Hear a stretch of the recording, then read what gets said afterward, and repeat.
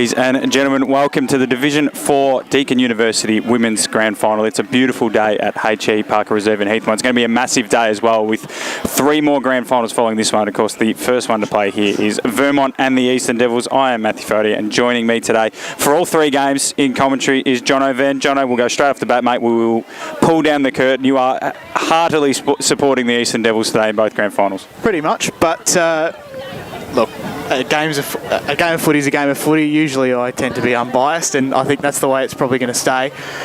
Good morning to everybody as well. What a fantastic day we had for football. Absolutely, we do. And it couldn't have been any better. Obviously, the week leading up, we were a bit worried about the weather. A lot of rain about during the week, but we've got a picture-perfect day today at Heathmont. So obviously, if you are tuning in looking for other games, you can, of course, if you'd like to watch the Division 3 Grand Final, which is going to happen concurrently at Croydon Reserve, head to YouTube. So the EFNL YouTube has all the games all streamed. Obviously, YouTube has the capabilities to stream more than one game at once, whereas on Facebook we are limited to just the one at a time. Jono, you're going to be doing ground announcing in just a second. You've got a couple of minutes, but I'll just run through quickly while you prepare for that. A few notes. So these two sides have played 4 times in 2022. Eastern Devils won the first one, and Vermont went on to win the next 3. The last time they played was the second semi-final, where the Eagles 5-6-36 defeated the Devils 2-5-17. Interestingly enough, it was the Devils didn't kick a goal until the last quarter, so Vermont had the wood over them pretty early. And on the ladder, these two teams finished 1 and 2, both equal on 10 wins, but Vermont with a heftier percentage and a better match ratio. Kelsey Reid is the leading goal kicker in the comp, but I don't think she's playing in this one today. All teams are in readiness to line up here in front of us in the commentary position. So I'll hand over to Jono Van, who's going to be doing our ground announcing. So good morning everyone, and welcome to H.E Parker Reserve for today's Deakin University Grand Final Day. We begin today by acknowledging the traditional custodians of the land on which we gather and pay our respects to their elders past, present and emerging. We extend that respect to all Aboriginal and Torres Strait Islander people here today. Today is the Division 4 Grand Final between the Vermont Eagles and the Eastern Devils. So now would you please stand and join with the players, coaches and the umpires as we stand for the National Anthem of Australia.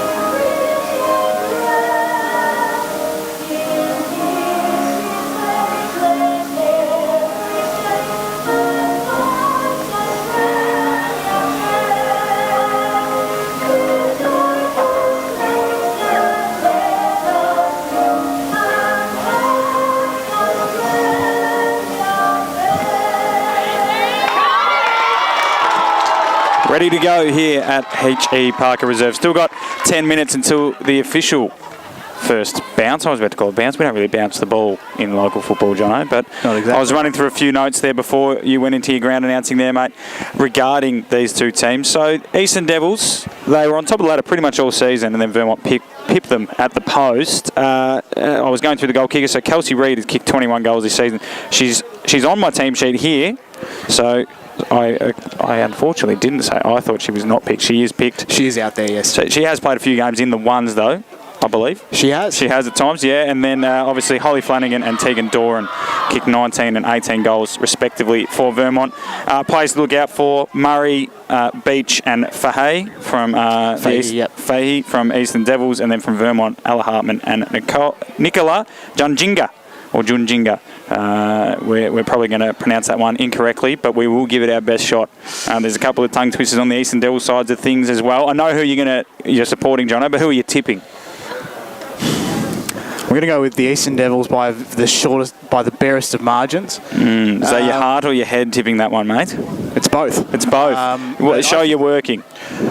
Well, it's a 3-1 scoreline across the season, and as I explained on the Women's Footy Focus podcast, when it comes to finals, in-season form is irrelevant because a grand final's a grand final, so it's anyone's game today, mate. Absolutely, absolutely it is. So it looks like, I'll tell you what, they're bloody quick to get things underway here. We're running ahead of schedule. So already for the first ball up of the 2022 Division 4 Women's Grand Final, up in the middle of H.E Parker Reserve. Hit out one down there by Rachel Walker of Vermont, and then we'll go for a secondary ball up. So 666 rule obviously in place as well today. So we go again. Walker won the hit out down, straight in the hands there of Romani Barnes. She hooks it towards centre half forward for the Eagles, collecting it on the run nicely. There was Thorne. She goes inside forward 50. It was just a bit of an up and under kick. Players converge once again. Devils do well to wrap this one up, and we'll have a stoppage. So already inside the Vermont forward 50. These two sides met at this ground 2 weeks ago. As I mentioned previously, the Eagles kept the Devils goalless until the last quarter, but there's been a free kick plucked out of that run contest, Jono, and it's going the way of Cassandra Stevens, and she might have just got a 25 here. She has, Jono, for pretty indisciplined play from Rachel Walker, so the Devils will get a chance to have a foray forward. So Stevens in the middle of the ground. The centre square assesses her options. Sends a kick forward, finds no one in particular, but Fox was at the fore of the ball. She laid a tackle, an opposition player, but there's going to be a ball up. Just a reminder, those folks that are looking for the Eastfield and Croydon North M-Lock game, that's also on YouTube if you want to head across there and find that stream. So footy goes up, no one gets the tap, but it's a free kick to the Devils. Stevens again. Umpire's favourite, Jono. Well, she's one of my favourites. Well, Jonathan, you need to keep a lid on her, mate. We've gone 1 minute here. Very true. So Stevens sends it inside 50 for the Devils, looking for Reed. But it's chopped up by the Vermont player. Marissa there. Lee down there. So Lee kicks across down the corridor. Nice kick. And finds Walker. Heads across further afield.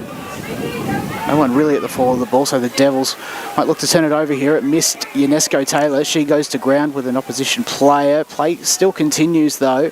Umpire just lets it go that little bit longer, and we'll have another ball up. So a bit of a obviously nervy start to this grand final as expected. Walker and Stevens go at it. Walker won the hit out again. She's been dominant early, and then a strong tackle laid there by Romani Barnes on her Eastern Devils counterpart.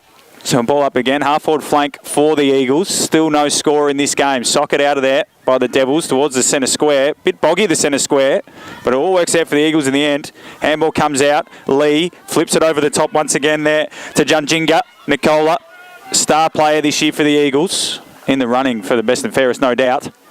Eastern Devils do well to get a handball out of there from Yusuf, who kicked one of their 2 goals in the second semi-final. Yusuf goes in again, slaps it clear of the pack. And the players will once again converge on it, and we should have another ball up. We will. So we've gone 3 minutes here in the first quarter. Still no score, and I suspect all grand finals will start like this today, Jono, with a bit of tentative play from both sides, as this one's socket out towards the boundary line, and it'll be the last possession rule, so that one is deemed a possession, and it will be a free kick going the way of the Eagles, and it'll be Matilda Burkett to take this one. She's about 65 from goal. There's a lead in the forward pocket. That's the direction she'll head. Doesn't get quite enough distance on the kick to get down to that initial lead. Stevens is wrapped up in a tackle, and now there's a clearing kick from Packham. But she's kicked that one out of bounds on the full this time, and Burkett will get another opportunity. So Burkett with another chance to bring it in for Vermont Gold. Just the top of the 50 though this time. Tuttleby's working hard. It goes over the line, and we'll have a ball up by the looks of things just on the edge of the 50. Where the lines intersect on the outer side. Up goes the football. Stevens missed it. It's another Devils player at the foot. Stevens tries to gather it again. Can't quite.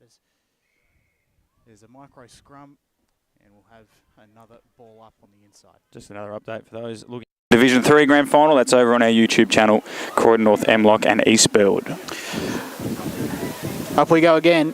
After the Rucks nominate, this time Stevens got the tap down. There's a free kick that's been paid to the Eagles.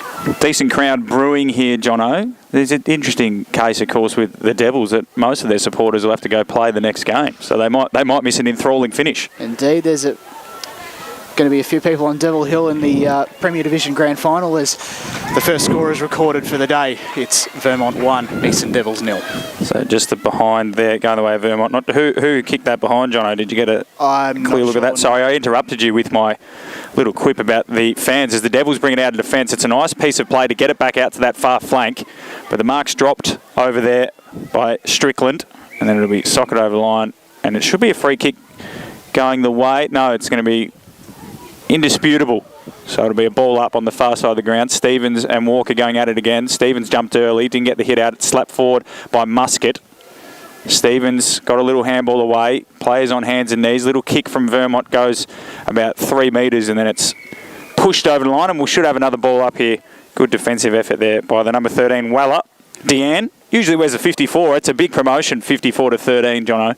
54 is the number of Ellie Butcher, who's team manager today. So there you go. So Muscat steps in and out of a couple of Vermont tacklers and put this one high in the air. Doesn't go far enough. She'll get another crack at it. Tried to go through the Junjinga Junjinga, and we'll have another ball up. So we're parked on the forward 50 of the Eagles. They lead 1-0. We've gone 6 minutes in this first quarter. As I said a couple of times, I suspect this is how this game will play out for a period. A lot of numbers around the football. Stevens with a just sort of disposing of Walker there, who was standing in her way of the football. Bit of tunnel ball going on here, and it's ended up out the back. Picked up there by Fox. And then we'll have another ball up 40 metres out from the Vermont goal. I don't see any sort of clearance happening from here, although Walker's just got a big tap away. Grabbing this one was Janesco Taylor, and now it's come into Burkett's possession about 20 metres out. She got a little handball off to the runner coming past. And now it's in the forward pocket for Vermont once again, although we should have a ball up. Well, the umpires let this play go on, and then it trickles out of bounds for a boundary throw-in. I think I saw a number 9 or a number 5 out there for Vermont, which is not on my team show. Oh, it was number 5, so we might need to get someone to chase up that one for us. Ball flicking around, and we will have another ball in. That was Tori Burns, of course, in the number 5. Apologies to Tori. Missed her there.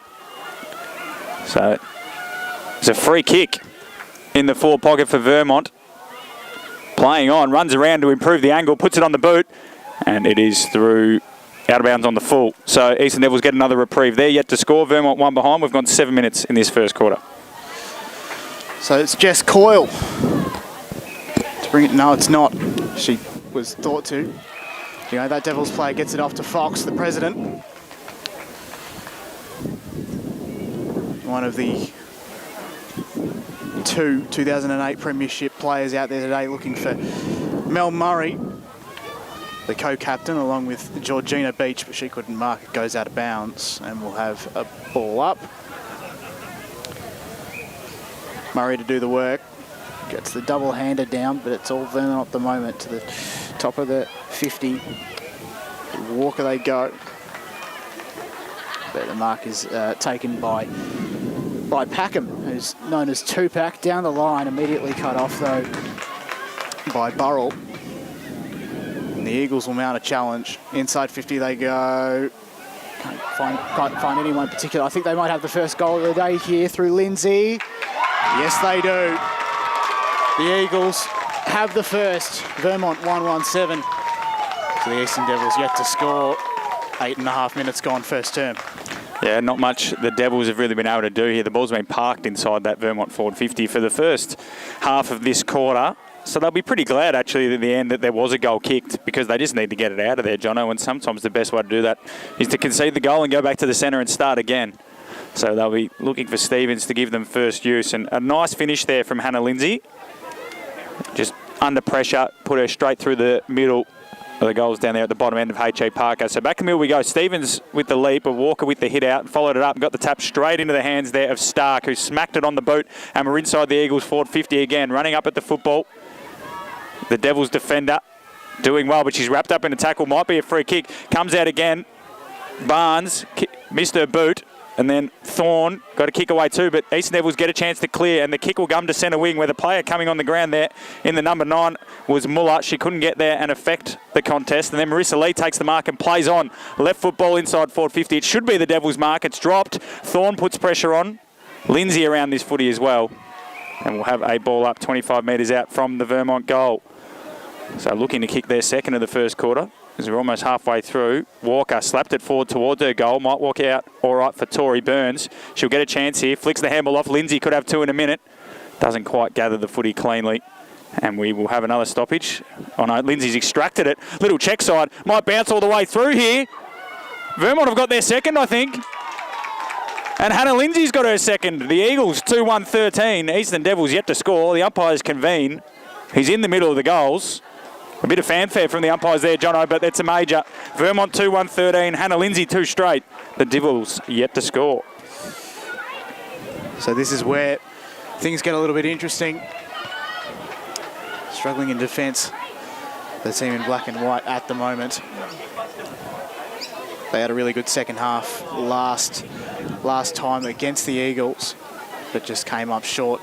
It'll be interesting to see what they can manufacture in the second quarter as well, but still a bit of time to go here in the first. It's all Vermont. Inside 50. Oh, no, not quite inside 50 they go as Stark picks it up, gets it off to a teammate.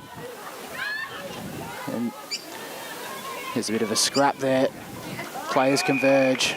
Underneath it all is Sugarmar. We'll have another ball up. So the ruck contest happens. And Muller's in there very hard, the playing coach. And what a great tackle that was. Umpire calls play on. She collects it and she's caught. Caught high.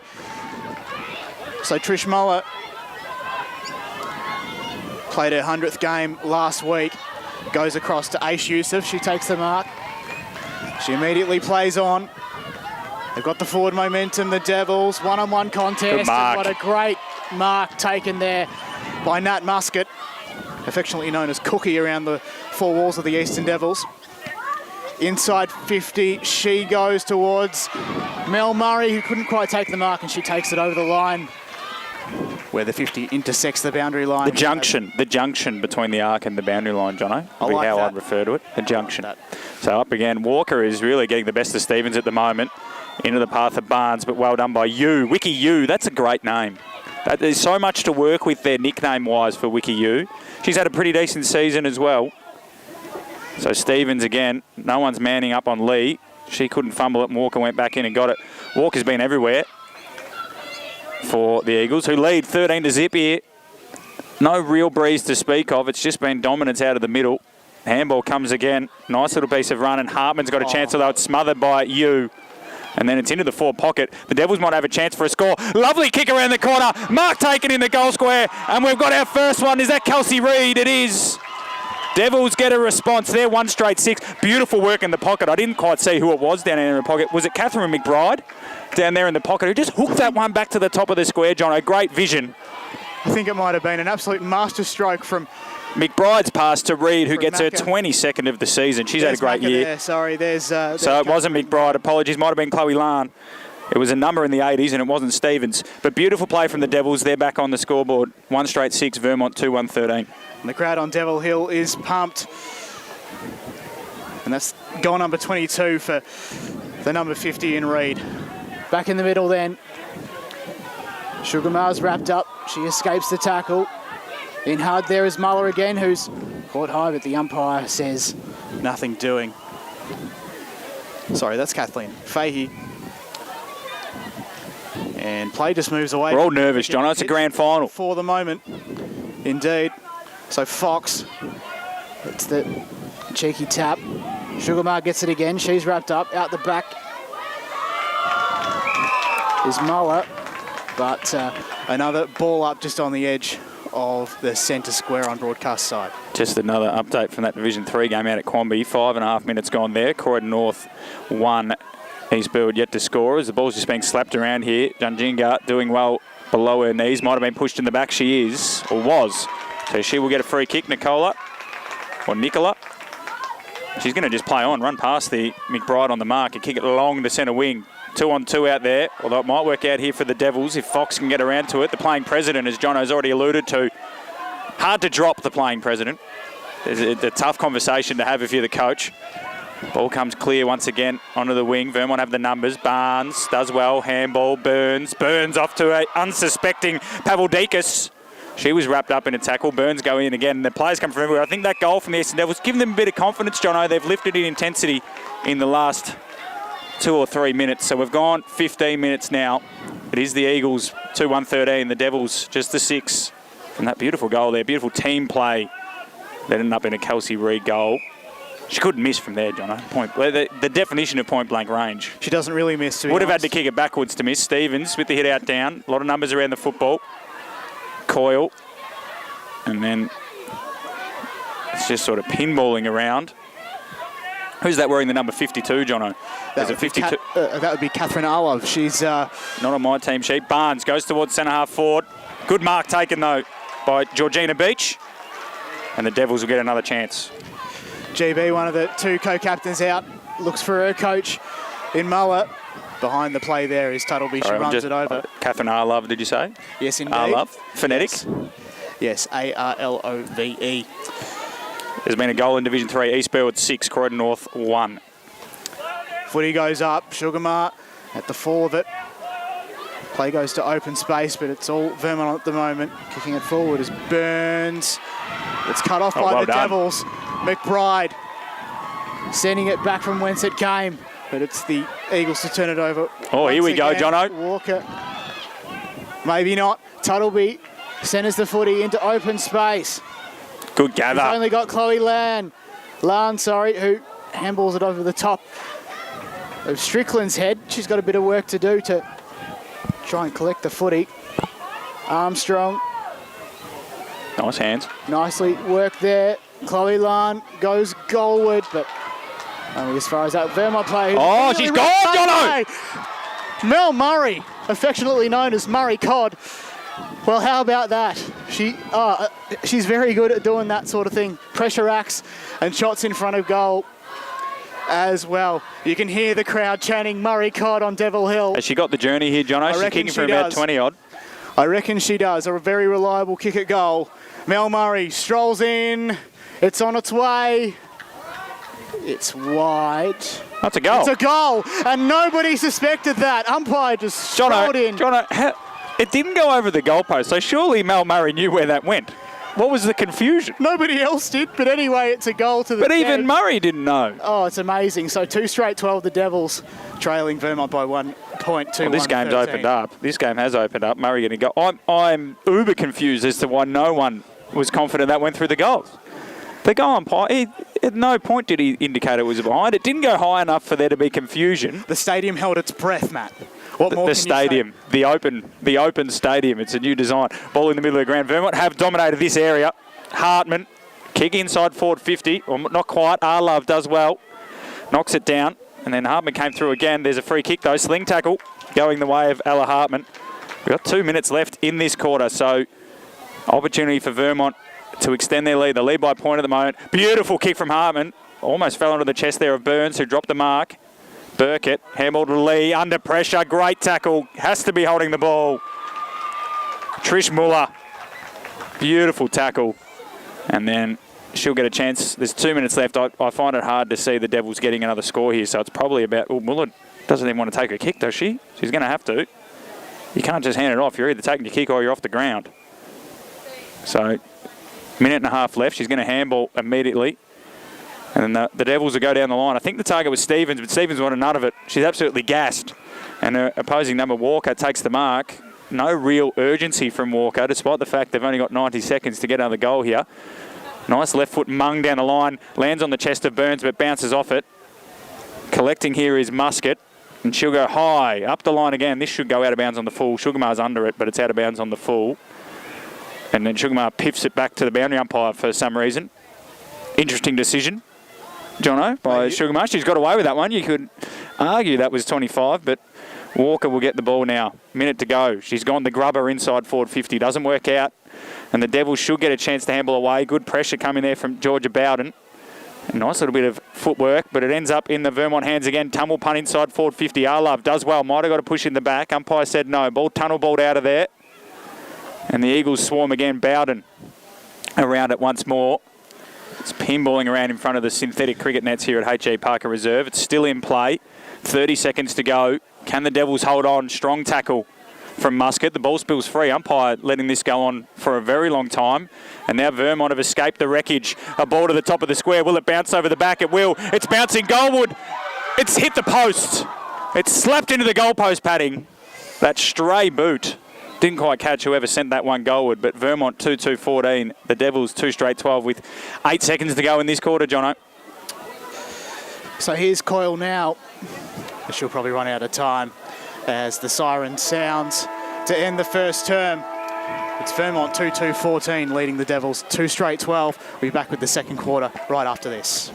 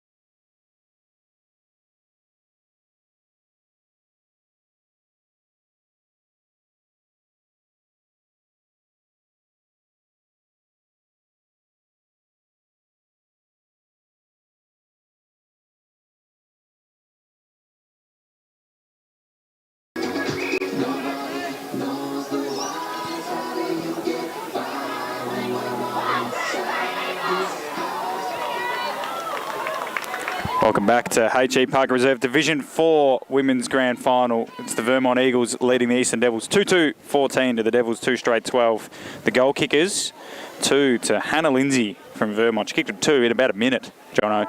And then the goal kickers for Eastern Devils, it was Kelsey Reid and Mel Murray-Codd, with a nice direct set shot from 25 metres out, but no one celebrated. No one knew it had gone through the goals. Interesting decision from all players. That's how nervous everyone is, Jono. They don't want to over-celebrate too early. Exactly, Matt. We completely missed it. It was like... Well, we didn't miss it, Jono. We assumed the way they didn't celebrate. I assumed it missed. But that's what I mean. We're going off the reactions of the players, Jono. And if they can't celebrate their own goals, how are we meant to? But it's all right.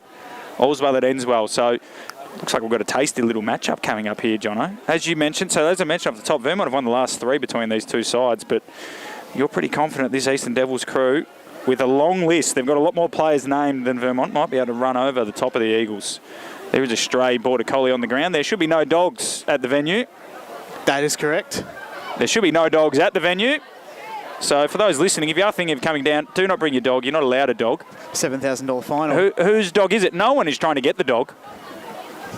It's whose dog is it? This is why we say no dogs. This is exactly why we say no dogs. There's another dog in the cricket nets as well. There is. That might be... okay, this dog's off the ground. Okay. This dog's... I hope that's someone... whoever's dog it is, they know what to do, because that dog has piss bolted. Anyway, back in the middle of the ground, Jono. Take us away. Let's get underway then. Stevens sends it forward. Fox. Really worried about that dog, Lockie. It's just run off. I don't know who its owner is. Go on, Jono, sorry. But here's I love Vermont. dogs. Well, it's going to and fro. And that's the captain, John Jinga, getting it as forward as she can. That's one stuff up at the pronunciation. She gets it back again. Only as far as Fox, who tries to pick it up, and then Dog's back. He's back. He's back. Pick it up, and we've got another dog on the field. No, it's the same dog. He's doing laps. This is incredible. Surely we stop the clock. This dog has a great engine. This is Look at it go. The dog's back on. This is unbelievable. It's getting involved in the game. Oh, here we go. We've seen this happen before in international rules at Croke Park. But it's down. Oh, this is comical. Meg, follow the dog. Goodness gracious me. This is incredible. So we've got a pause in play, have we? No, the dog, it just wants to sit. Come on, guys, get involved. Now, this is great, because the dog doesn't understand. Oh, no. Oh, no. Super coach. So the dog doesn't understand the context of the game. So it's out there, plenty of friends. There's a ball. Like, what else could the dog want? But whoever's dog it is, honestly, read the signs. No dogs allowed. Official EFNL hat on, no dogs allowed. Dog lover, fantastic to see. That dog looks familiar, but I hope it's not the dog I'm thinking of. Well, look at the Vermont runner too. She's not happy about it. Anyway, so we get a proper restart as seconds are slowly ticked off. We need a counter on how many times dogs entered the field of play today. We're at 2. We'll make it clear next week before the men's grand finals, of course. We've got the restart. Tuttleby out the back. She's immediately wrapped up, trying to advance forward, but only as far as that Vermont player.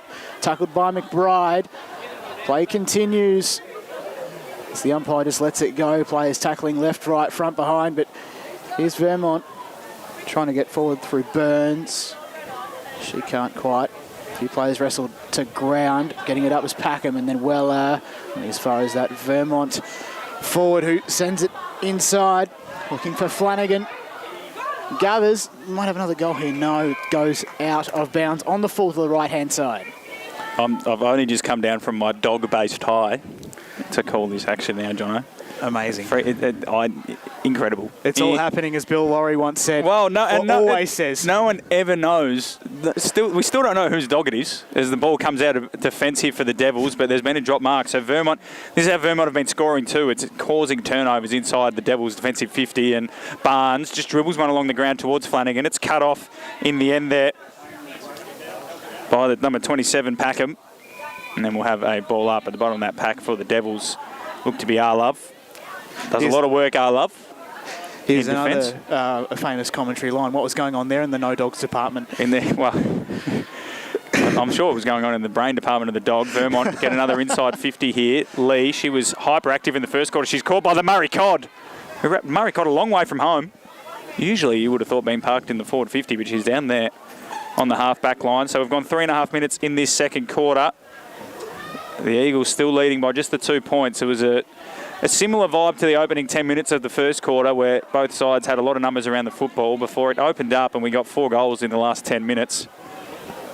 So such is the pressure of this game, Matt. it might be. So Hartman, though, little kick inside forward 50. Barnes gathers, swings onto the right boot. Packham's under pressure from Flanagan, which he does really well. Got a little kick away. Picked up nicely there by Fox.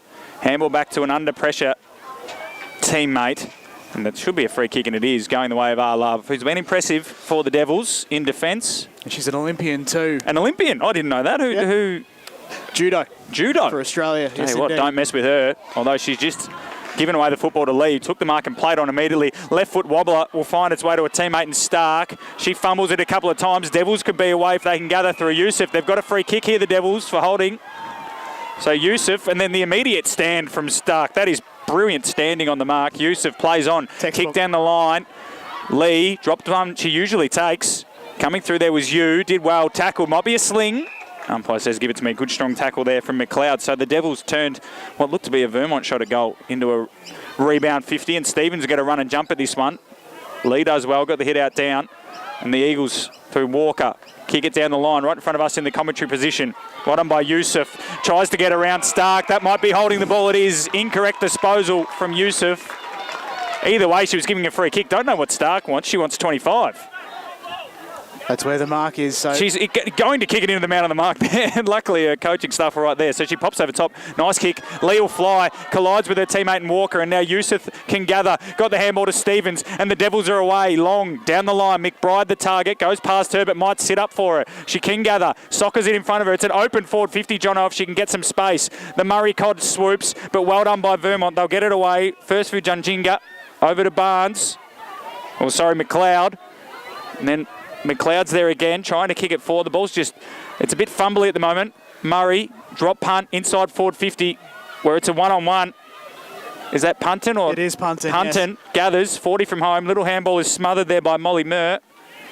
And the Devils, they've just not taking their chance at the moment. They've had this play for the last 2 minutes, and we're going to have a ball up 40 metres out from their goal. We've gone 6 minutes in this second quarter. 3 of those were interrupted by a stray dog. The other 3 have been thrilling football. It's Vermont 2-2-14, the Devils 2 straight 12. It's all locked up at the top of the 50. But Vermont will come out. Kick there was looking for Doran. The Devils might be able to find a way to turn it over. They do. Olov gets involved, lays the tackle. Open space ahead of a one-on-one. Beach gets taken out of it. And then Muller gets the footy and then is wrapped up just on the top of defensive 50 for the Devs. We go up again. Stevens just had the sit, probably should have just let it sit in her lap. Beach tries to advance forward, but only as far as that Vermont defender. Muskett's in there for the Devils, and so is McBride. Tuttleby left it behind for her coach, who's immediately wrapped up.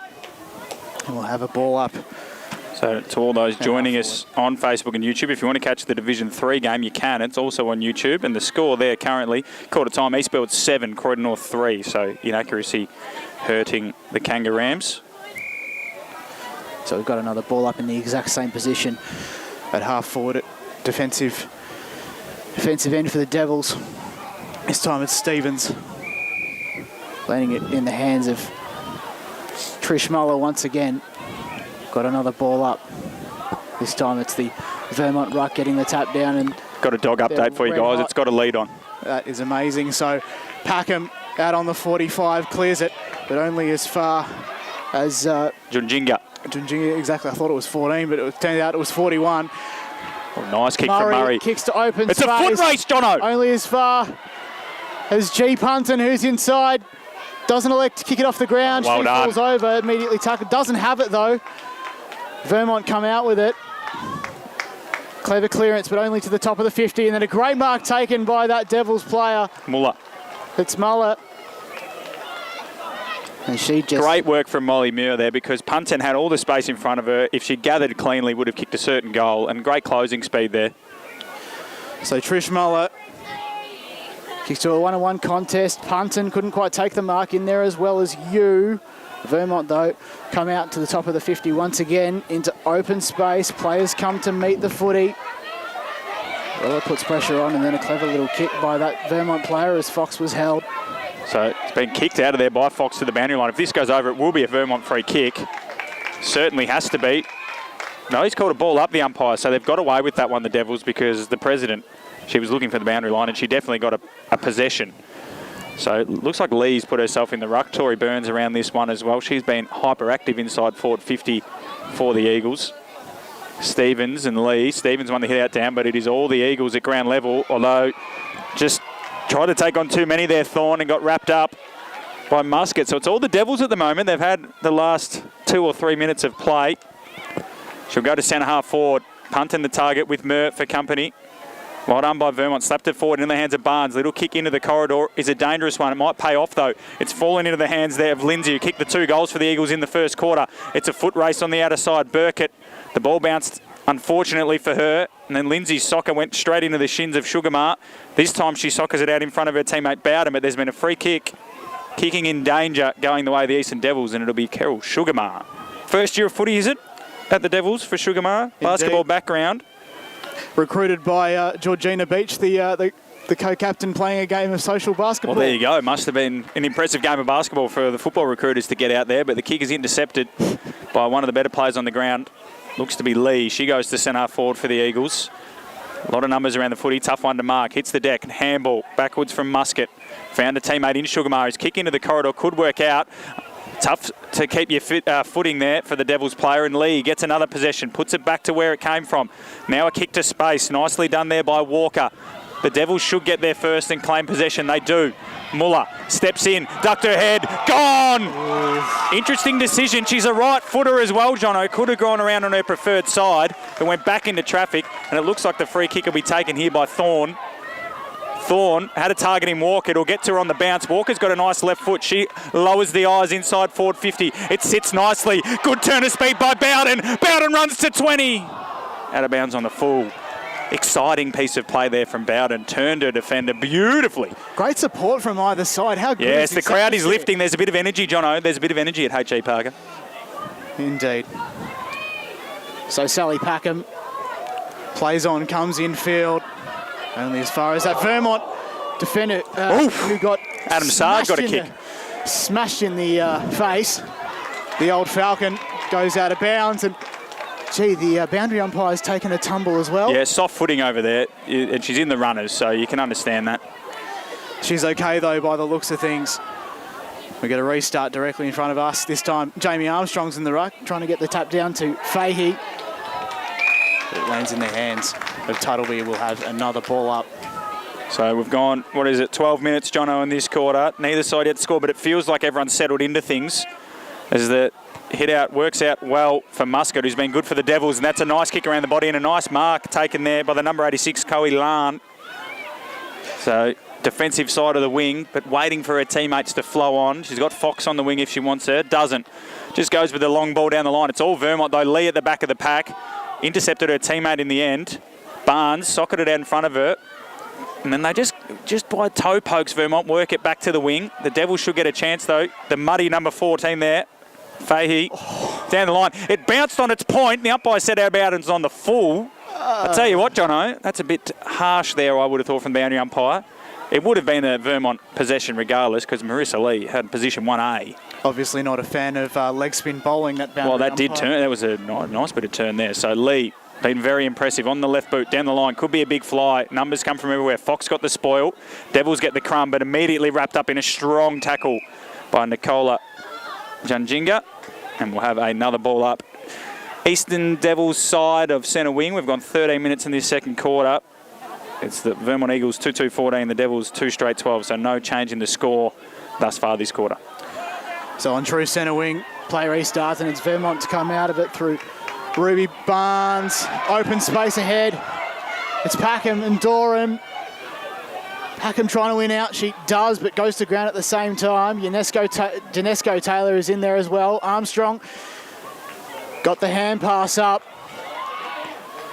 And then the Devils go through centre corridor, but only as far as that Vermont defender. Players trying to find the footy. Can anyone come out with it? It's the Devils this time into open space. Chloe Lahn manages to pick up the footy, immediately wrapped up though down to ground. Kelsey Reid with the grubber ahead. Rugby league style. Reid gathers the football. Oh, left foot ball. Advances forward, left foot, but only as far as that Vermont defender right. Guess who? Marissa Lee. Of goal. She's been spectacular, Jono.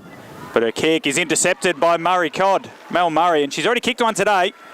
She's marked, what would you say, 30 metres out from goal. A proven goal kicker as well. Well, a proven goal kicker, not a proven celebrator, which we were hoping more from. But a really important chance here for the Devils to take the lead. They haven't been in front all day. So Mel Murray already kicked one today. Comes in, 35 metres out, 45-degree angle. Good looking kick off the boot. Jono, it's there! This time she celebrates. Devils hit the front. They're 3 straight 18. Vermont 2-2-14. We've gone 14 and a half minutes here in the second quarter. A beautiful set shot. Short run up, simple run up, beautiful kick. This time she knows, and Devil Hill knows it too. The troops were rallied during the week. I wonder what percentage of those are Premier Division players. I would say 95, but let's just focus in on that set shot routine there. I've seen many a senior player miss from there, not make the journey, spray it, but simple run up from Murray, a beautiful, simple goal kicking process and kicking technique, and she's got 2 now. So all of a sudden Vermont haven't kicked a goal in almost a quarter of football. So the Rucks will go to work. And there's probably a centre square infringement or a 666. 666. Going to go, 565 I should say, going to the way of Vermont. The home side listed today. They advance. Kick was looking for Barnes. That was a great grab. Mark taken by Stark. Stark, sorry. And they advance, but only as far as the tip of the 50. Armstrong almost had it. Ball in dispute. Vermont player grabbed it in there, and there's going to be a ball up at the top of the 50. That's Romani Barnes there at the bottom of that pack. There she is, called her name earlier. So Lee hit out down. Muscat got the clearing kick. She's been impressive too. Murray just disposed of that Vermont defender. Bang! And now Muscat will get the clearing kick, and if it bounces out here, Strickland's got plenty of space if she can get to it. She just taps it forward, Strickland. If it can sit up, she's away. Missed the second tap. Lee goes back to get it, got a handball away to a teammate, and the Eagles have a chance now. Kick down the line. Walker got a shove. Umpire says, Mark going the way of Emma Tuttleby. She goes out wide. Fox, the president, dropped the mark under pressure from Walker. There's a bit of beef here off the ball. Muscat picked it up, got met in a Vermont sandwich. And we'll have a ball up on centre wing. Devils 18, Vermont 14, 16 and a half minutes gone in this second quarter. Vermont haven't kicked a goal since about the 10-minute mark of the first quarter. Haven't really kicked a score. Thorne pushed after she kicked it. Umpire said play on. Tuttleby goes in and gets it against Barnes. Wrapped up in a tackle. And we will have another ball up. 2 umpires very close to each other, John. I'd like to see the senior fella just push a bit further down. Get out of the area here. As is the case. He's having a few words here with some players. Just not happy with some of the attitudes as we tick closer to half-time. Hit out should favour Tuttleby there. He's had a pretty active last couple of minutes. Coming up to collect it was Doran. You can see the Devils just got a loose behind the ball in Packham. And we'll go again in the ruck. Walker back in the ruck. Hit out down. Tuttleby, the ball just following her at the moment. Kick down the line is marked, though, by Nicole Marks, who plays on. Kicks it out to the wing. Fox for the Devils gathers. There's 2 Eagles, but if the kick can get out the back, it's all the Devils. It'll sit up nicely for Reach. He's already kicked one today. Runs onto the football under pressure there from Gray, who does well, but gathering. Muller, kick smothered by Burkett. And we'll have a ball up, half-forward flank for the Devils. It's been all the Devils since the 10-minute mark of the first quarter. They're 3 straight 18. Vermont 2-2-14. And the pressure ramping up from both sides. Vermont putting on a good defensive display. Footy goes up in the junction. No player comes to meet it. And we're going to have another ball up just 10 metres in arrears of the most recent one.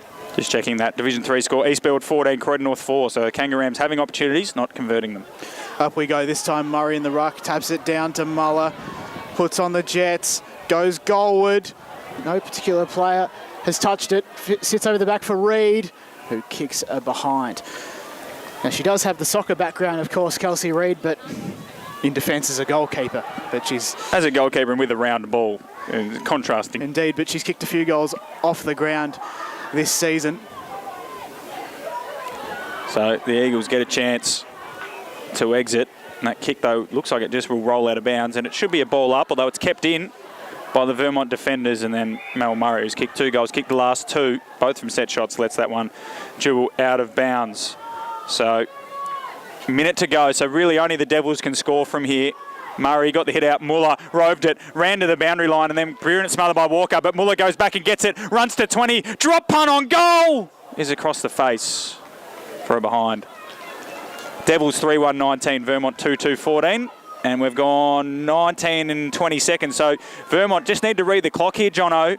They don't need to play on. Gone along to the outer side. It's worked out. Burkett dropped the mark. If she can lock it in, we could have a half-time score here. 30 seconds to go. The Vermont defenders there just need to have a bit of game sense. Let's just take as much time as we can off the clock because only the Devils can score from here as the hit-out's one down. Well done, though. The kick is a cross goal. It's a dangerous one from Hartman. It was looking for the player in Stark. She's got to push because Arlova gathered, was running into an open goal. But a free kick will come back to Alexandra Stark. And that should be half-time, Jono. There's 10 seconds left. But a brilliant quarter from the Devils. Kept Vermont scoreless. And have kicked 1-1 themselves as the kick comes out wide to Thorne. Wants her right foot. Comes back into the corridor. Nice connection. But that is half-time at H.E Parker Reserve. Vermont 2-2-14. Eastern Devils 3-1-19 in the Deakin University Division 4 Women's Grand Final. The goal kickers, Mel Murray has 2 for the Devils. There's a single to Kelsey Reid, whilst on the Vermont side of things, Hannah Lindsay has the 2 goals for them. We're going to go to a half-time break. When we come back, the second half from H.E Parker.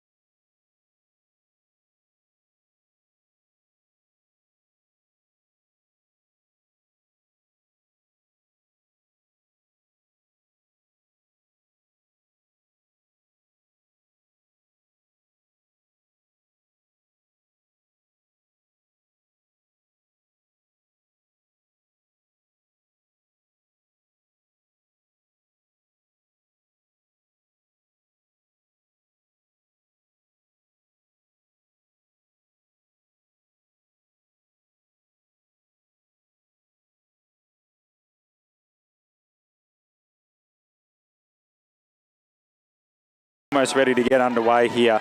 Division 4 Women's Grand Final brought to you by Deakin University. At the moment, Vermont 2-2-14. They kicked both their goals in the opening 10 minutes of the game. Eastern Devils 3-2-20. John O'Ven, Mel Murray has 2. What are your thoughts so far in that first half?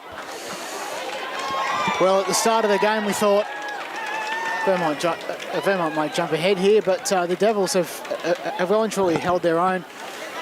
Again, it's important to mention with the 3-1 ledger coming into this grand final. Of course, Vermont won last time. The Devils have done very well, as you can see them run out now. Vermont are out on the field already. But, yeah, the Devils going all right.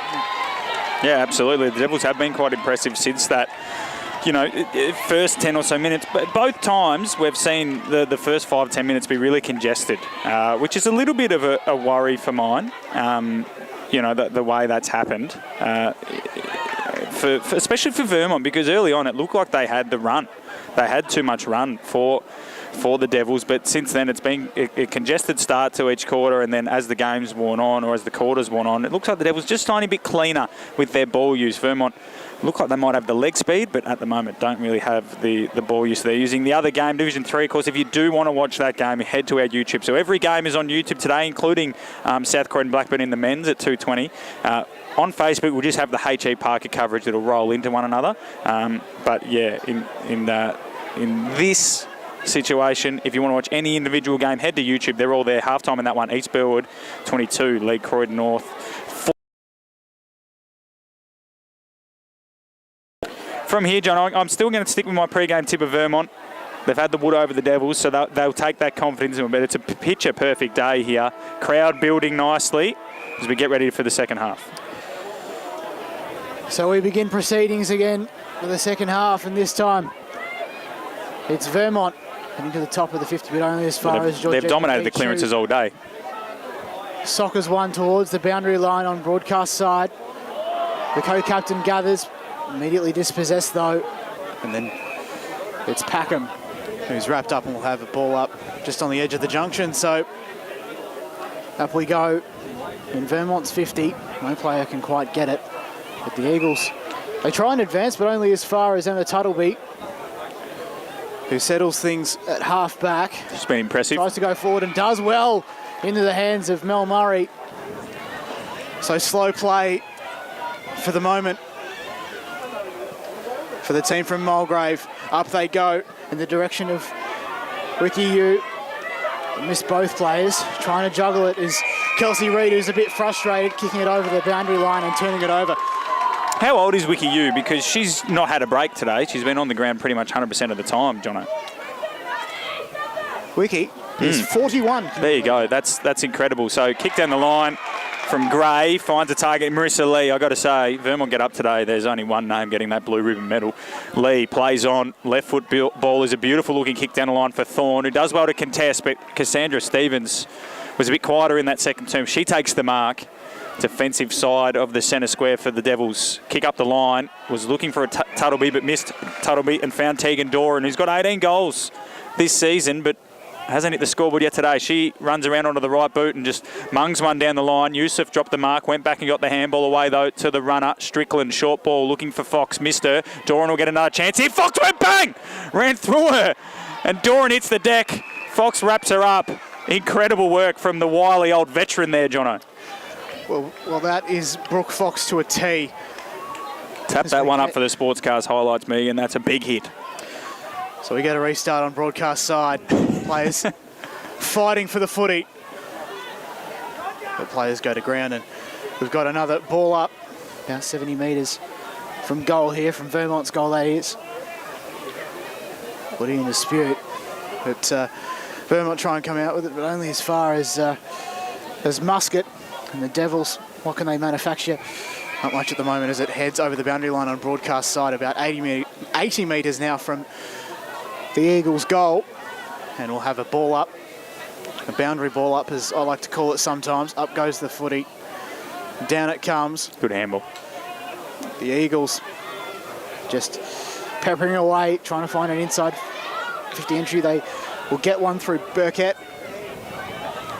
Trickles along the ground, that Vermont player. Oh, Burns, there's a bit of show, a bit of acting there, and it's worked. It's worked. Oh, give her the Oscar. Beautiful performance out there. So Burns has the free kick and subsequent shot on goal. A very tight angle. She's on the approach. A 6-point gap to level the scores.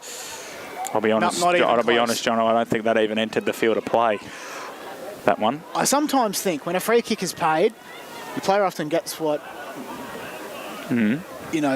perhaps what they deserve in the sense that, you know what... So you were saying justice is served there because she didn't deserve the free kick. Perhaps, right, yes. now I'm on the same page as you. Down the line. That's exactly what I meant. I tell you what, Eastern Devils need to avoid this player at all costs. Lee takes another intercept, played on. Her kick is intercepted itself, but then the kick is out of bounds on the full. And Vermont will get another chance, this time Walker taking it. So Vermont, as they did in the first two quarters, the free kick's going to go the way of Hartman. Hartman has a chance, as Vermont did in the first two quarters, dominate early proceedings, but need to make it count. Ball inside forward 50, a few targets. Big fly from Lindsay, kicked the only 2 goals of the game for Vermont so far. Muscat has the ball for the Devils. High up and under, Fox is the target. Got a lot of Eagles to contend with. Big collision.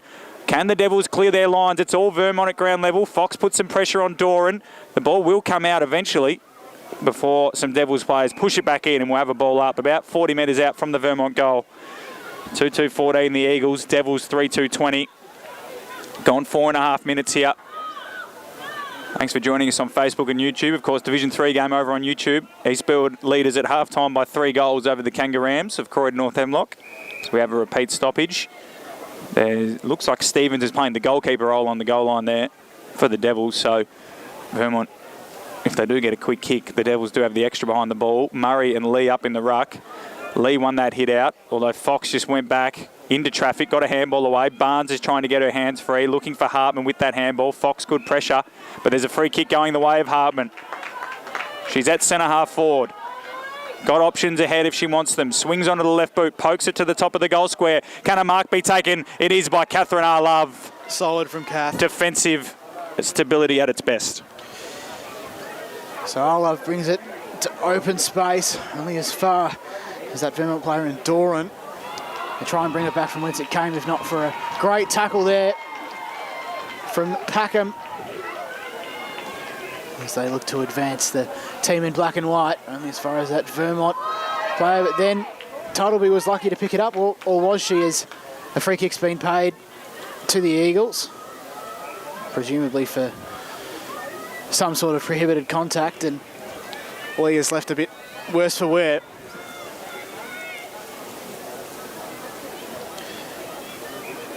And she'll have a shot on goal, but It's a beautiful kick of the football. Yeah, she is a beautiful kick indeed. Goes goalward to a contest. Players congregate. Out the back is a shot on goal, but it's only a minus score. Umpire hasn't signalled yet. We're just waiting for the all clear, because it might have been a free kick going the way of the Devils for kicking in danger, I suspect, Jono. I believe it was. So here's Georgina Beach.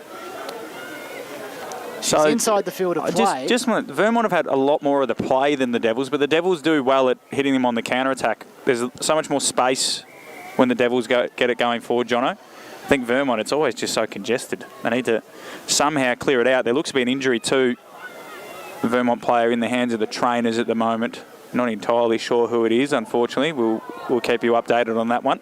So they send it forward, the Eagles. Burns missed it. And players converging. Magpie at the back of the scrum.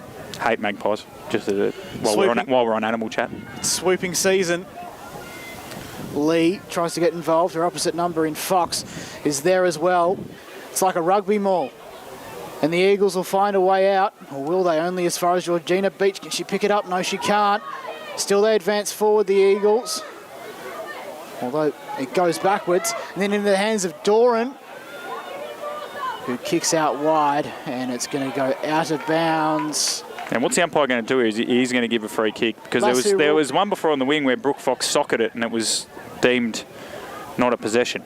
So we're going to wait for the footy to be brought back to Jessica Coyle, and she's got the kick in the pocket. While we're on magpies, genuinely petrified of magpies in swooping season. We almost got swept a couple of weeks ago here at H.E Parker. Genuinely petrified. Ball up the line from the Devils. Big fly from Muscat. Couldn't bring it down. And it's fallen into the hands there of Pavel Darkis. She got a handball away. Doran can't pick it up cleanly. Burns. Our Love came in from the side. All fair, says the umpire, and it was. Play on, and now we'll have a ball up. Our Love done a couple of those things for the Devils. You know, when Vermont have looked like they might get a goal, she's been there to save the day. Lee with the hit out down. Handball comes out wide to Yusuf. It won't get to her, though. It should be a free kick going the Eagles' way. Stark is around it. It is going to be a free kick. She's just wiping the mud off it here. Here's Alex Stark. So as you take the kick, I know that you... Paul inboard, sorry. Predicted a draw on women's footy. Did I? I said there would be a draw. Well, potentially it could go to extra time. That's what you said about this game. So any of those games I think could go to extra time. The Devils clear their lines up and under. Ball hits the deck. Well done there by Taylor Burrell for Vermont. Good tackle by Barnes. Umpire said she got rid of it legally. And now we'll have a ball up on the half-forward flag from Vermont. We've gone 9 minutes. Again, it looks like a carbon copy of the first two quarters. Vermont, all the territory, none of the score, and then the Devils get them in the back half. But great hit out from Lee into the path of Doran. High up and under into the pocket. Can someone take a mark? Ball off hands, hits the deck. Tori Burns is around it. She's got clean possession, but she's on her knees, so can't really do much with it. Ball socket out wide. Stark got a little kick on it. And then it looks like Sugarmar is wrapped up in a tackle. And we'll have another stoppage. We've ticked over 9 minutes now. It's the Devils by just a kick. 3-2-20 to Vermont 2-2-14. 45 out from the Eagles' goal as Yu applies the pressure on that. Wiki Yu, 41 years old. Could be a premiership player today. Forward. Well, I think she is already. The Devils have won premierships 2013, 2018 and 2008 as well. So plenty of premiership players out there. Has Wiki been around for all of them? Given her age, you would have thought. I believe she How many games? Should be closing in on 400. That's a good question. As play restarts and Dee Weller socks it off the ground, and despite the fact she kicked 1-2 over the line, well, I thought she had. See that one I would have said was in dispute. Yeah, I agree with you there, John. Kick. Hartman. So Hartman kicks forward to a contest off hands. Now, Vermont need to set up behind the ball here, need to make sure that if the Devils do get a clearing kick, they take the mark and they get another shot.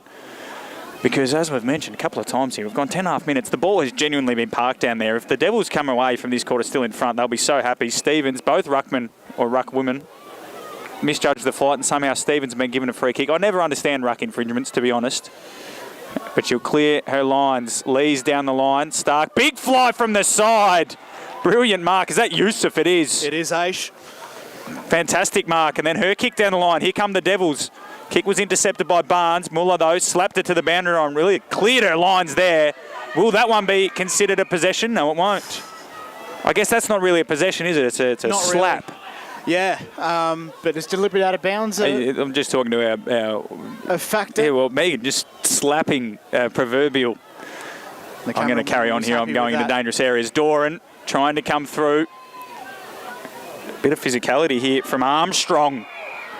Umpire says ball up. Bit of intensity in this one. The crowd starting to really big up here. Devils, of course, thinning out their crowd with the majority of their players heading in to strap up for the Premier Grand Final, which is following this one between the Devils and South Croydon as Burrell boots it down the line, but good strong mark taken by Tuttleby. She's been impressive in these last two quarters. She's got Stevens short. Direction she goes. Sitting underneath it is Hartman. Had a good quarter here for the Eagles. Ran into her teammate in Doran. Lee went back and got it. Wiki Yu comes in from the side. Collides with Barnes and locks it up. Beautiful stuff from the veteran. And we've gone 12 minutes here. Another stoppage. Vermont 2-2. Eastern Devils 3-2 in this one here. Division 4 Deakin University Women's Grand Final. We go up again and it's Muscat behind it. Doran gets involved. Forward of the footy. Burkett picks it up. Dodges one player very nicely. Inside 50 now. A one-on-one contest. Oh, here we go. Over the back. Pavlidakis. Good tackle. A great tackle laid. And then it's just tettering along the edge, but Vermont is still in possession of the footy. Kick forward to the advantage of Flanagan. Isn't marked, and she still works hard. Now, what's this one going to be given? This is going to be... the line. Now, I believe he's given the free kick to Eastern Devils. So there's an arm outstretched. And And here's Jess Coyle. Kicks down the line along the boundary, Collingwood style, looking for Armstrong. But it's Vermont to send it here we go. Bowden kicks goalward to the teeth of it. Play on. Play on is the call. And then over the back. It's going to go out of bounds, trickling along. Gee whiz. The early I tell you what, but that was a great attempt from the... They are putting the Devils under immense pressure, and the Devils' defence is standing up really, really strong, Jono. A great kick from the Vermont player. It was Flanagan who took the mark, but it wasn't paid, of course. Didn't go far enough. And now there's a discussion. This umpire, is he having a go at the crowd here? Good on him.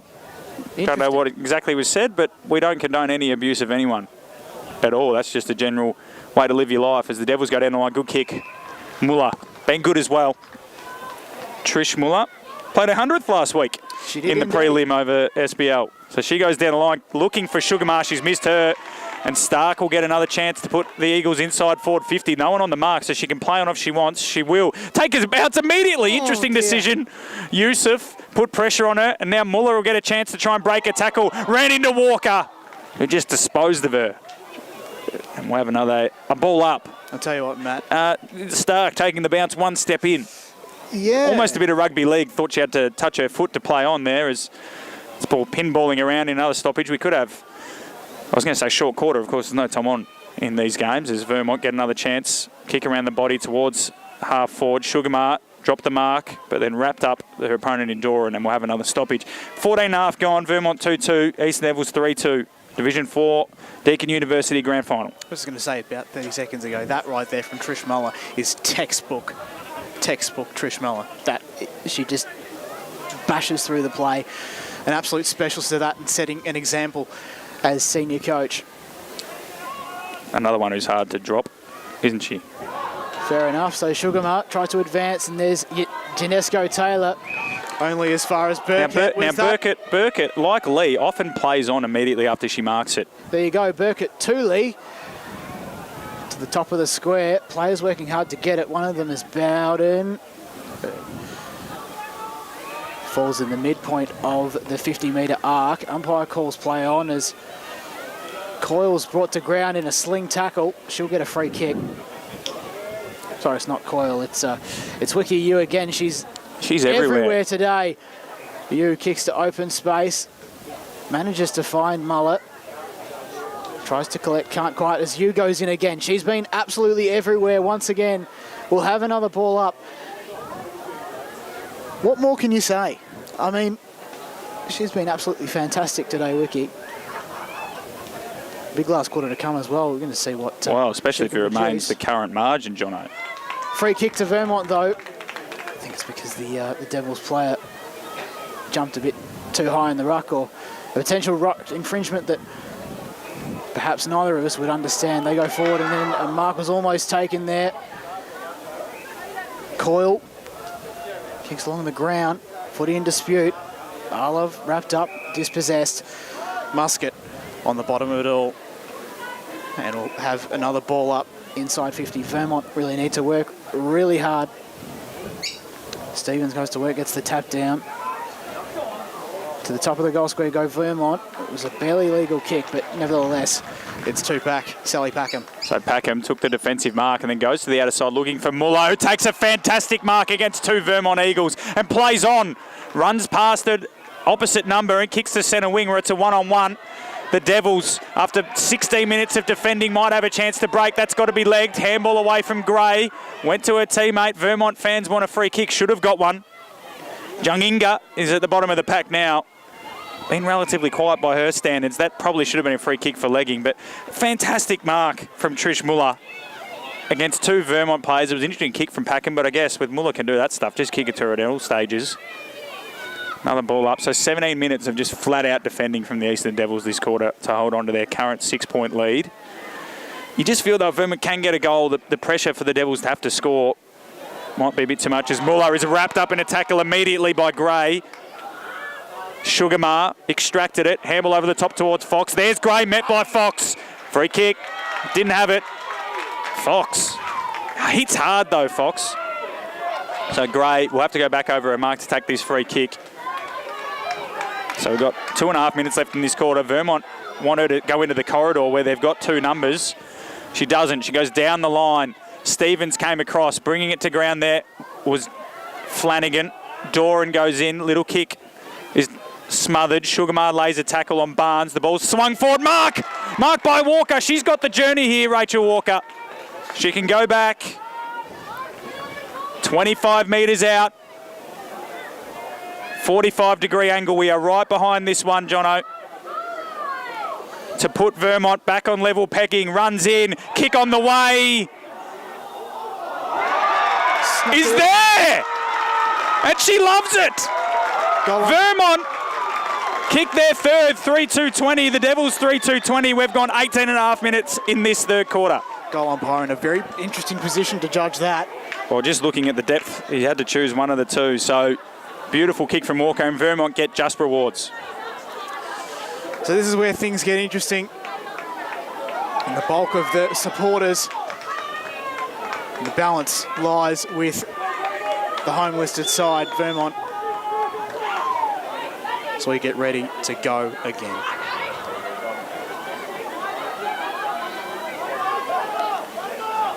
Stevens and Lee go to work.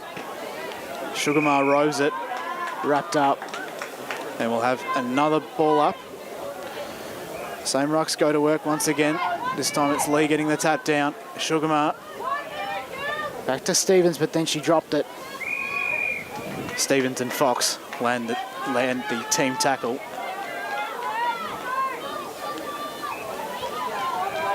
We go into the centre of the ground, keeping away from centre wicket. Vermont have the advantage, but only as far as H. Yusuf, who puts her head over the footy. And then buried underneath all of that is Tegan Doran. Going to get another ball up just on the edge of the centre square broadcast side. No player can clearly mark that as Armstrong collects behind play. The Eagles trying to manufacture a way out. They're going to do it through Hartman. To half forward now. Burns. Left it behind. As the siren sounds, it's three-quarter time. We're all tied up here. 3-2-20 apiece. A big last quarter to come. We'll just take a quick break and we're back with the last term.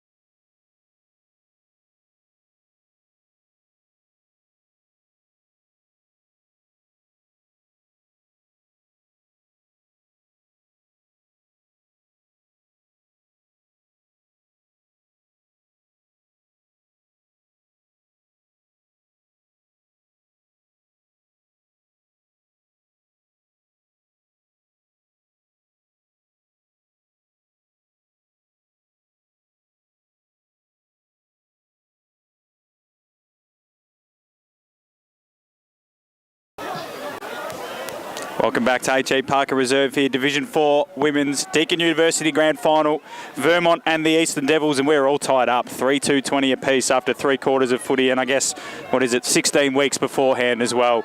Been a massive season for these two teams. Vermont have the wood over the Devils, but at the moment, all square after that Rachel Walker goal. John O'Ven to take us away in this last quarter.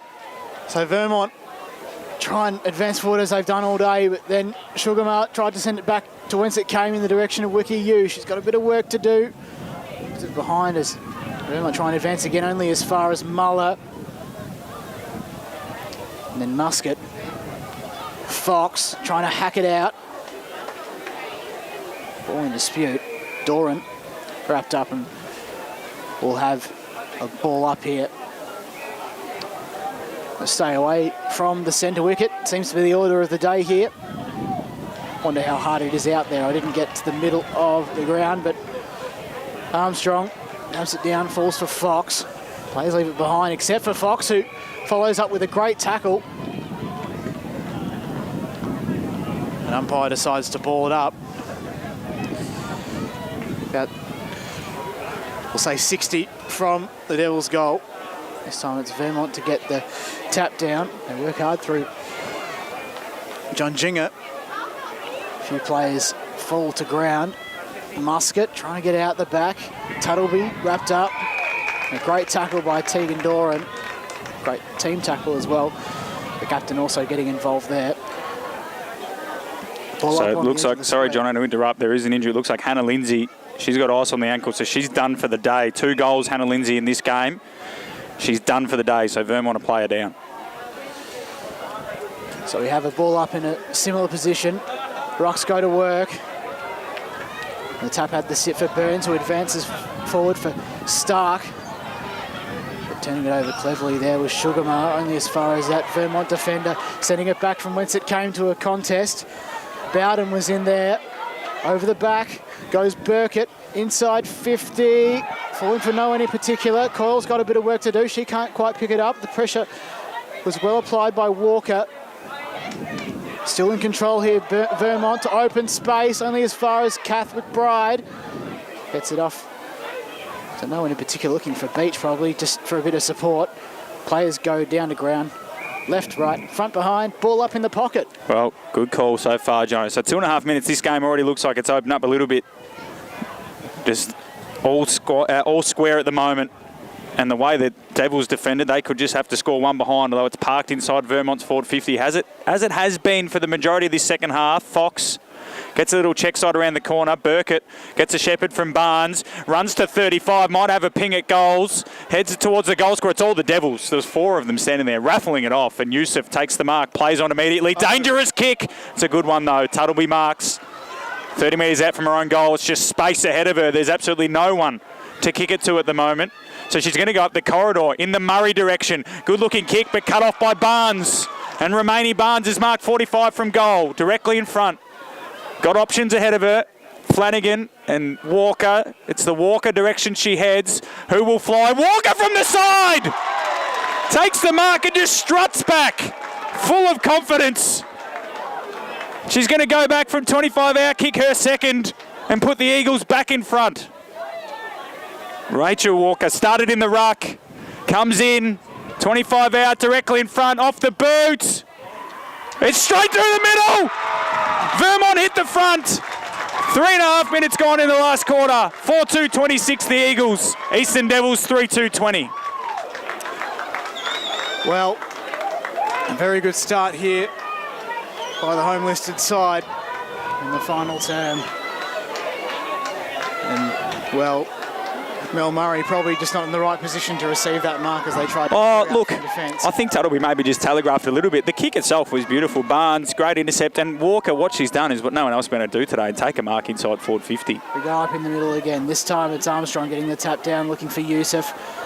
Players trying to rove it, but it's Vermont to advance forward. Well, that's got to be a shove, doesn't it? McBride shoved, goes over the line. Vermont play does well to keep it in. Right on by Stark. Ball up. And McBride appeals to the umpire and says, where was the free kick? And as the ball goes up, almost directly in front of us, Muscat had the sit. It's open space looking for Murray, who's got to pick it up cleanly. Immediately wrapped up, was hardly in possession of the footy. But illegal disposal. Didn't handball it, Jono, unfortunately. So, John Jinger to half forward. And there's Moller on the ground. Wrapped up, ball up, just... Well, the Devils now, they've got to the find something here, Jono, because they haven't really entered forward 50 for almost a quarter and a half. They've got to move quickly. Good tackle. Moller tries to move quickly, but Doran Great has wrapped tackle. her up in a great tackle. Still anyone's game at the moment as Vermont lead by 6 points. Out the back is Muscat into open space on centre wicket. Working hard there is Reid at half forward. Tries to kick it off the ground. Shoved Gray in the back. And we've got another ball up just on the edge of the centre square. So the Devils need to do something they haven't done in almost 40 minutes, and that's kick a goal. Fox around this one. Burkett met in a sandwich, but the ball spilled free to Doran, and she's away. Comes back into the corridor, a little high up and under, might work out. Barnes takes the mark in the centre circles. Just goes back as he's having a shot here. Just calming things down. Muller and Fox created that turnover, but it went straight to the runner in Doran. Barnes' kick is a bit of a floater down the line. Flanagan being quiet, laser tackle. Hartman got the handball back, and Barnes will have another crack here. Run down! That has to be holding the ball and is. Fox, the president, takes the advantage. I'd hardly call it running, Jono, but she's away. Puts it inside forward 50. Ball spills out the back. Can Reid get onto it? Laser tackle on the Vermont fullback in Murr. And we will have a ball up inside the forward 50. Fox did cleverly there. She knew it was slippery conditions, didn't try to sprint. Kept her feet, just made sure that she lowered her eyes going inside forward 50. So Murray gets the hit out down. Coming through is a Devils player, wrapped up by Junginga. The skipper, Nicola. Who'd you say it was? It was Punton? It's Punton. It was Punton. So Murray will go up again. Won the hit out down. Burns is there for Vermont. Tackled by Muscat. And is that the great Wiki U on the bottom of that pack? It is. As always. It's honestly a marvel. Now, a lot of 41-year-olds that aren't playing as well as Wiki. Ball down there is Wiki. Might have been given a free kick. Yes, she has! Wiki U! Gets a free kick 20 metres out directly in front. Has she got the journey here, Jono? I reckon she does. This is the spark to ignite the Eastern Devils. She's been leading from the front all day, Wiki. She has been fantastic. And let's see her go back here, 20 metres out, directly in front. Players congregate on the goal line. Wiki U. She's got Yusuf there asking for the handball, but Wiki's going to go back here. Couple of steps. Didn't come off the boot beautifully. Can a mark be taken? Fist from the Vermont defenders. Can they run it out? Left foot ball. It's all the Devils down the line here. It might work out. Burns comes from left of screen. Puts some pressure on. Muscat. Handball over the top looking for Hay. Strickland's there. She just handballs it. Burns off the ground. Our Love is back here sweeping and gathers. She's on centre wing. Steadies herself. Inside forward 50. It should be all the Eagles. And Barnes takes the defensive mark. So Barnes to bring it in, just rallying the troops. Sending one down the line. Devils have the numbers though. Sugarmart picks it up, immediately wrapped up by Doran, who's been very solid around the play as an on-baller. Footy goes up. Murray tried to tap it down, Muscat, and then Sugarmar, who's kicked it out of bounds on the full directly in front of her. Heads over the fence. It's a bit of frustration in the crowd. So what do we got, John? We got 11 minutes left here for Vermont to hold on to this goal lead. If they get another point, that's 2 kicks for the Devils. So that would be the pressure that they're trying to create. Doran under pressure. They managed to keep it in. Burns, hand past it. No one in particular. Here we go. Tuttleby enters the 50, looking for Punton. They got a 2-on-1 here. Reid. 2-on-1. Reid. She's a trusty left boot. She shoots. She scores! Kelsey Reid. Another goal. And it ignites the crowd here at H.E Parker. A trusty left boot.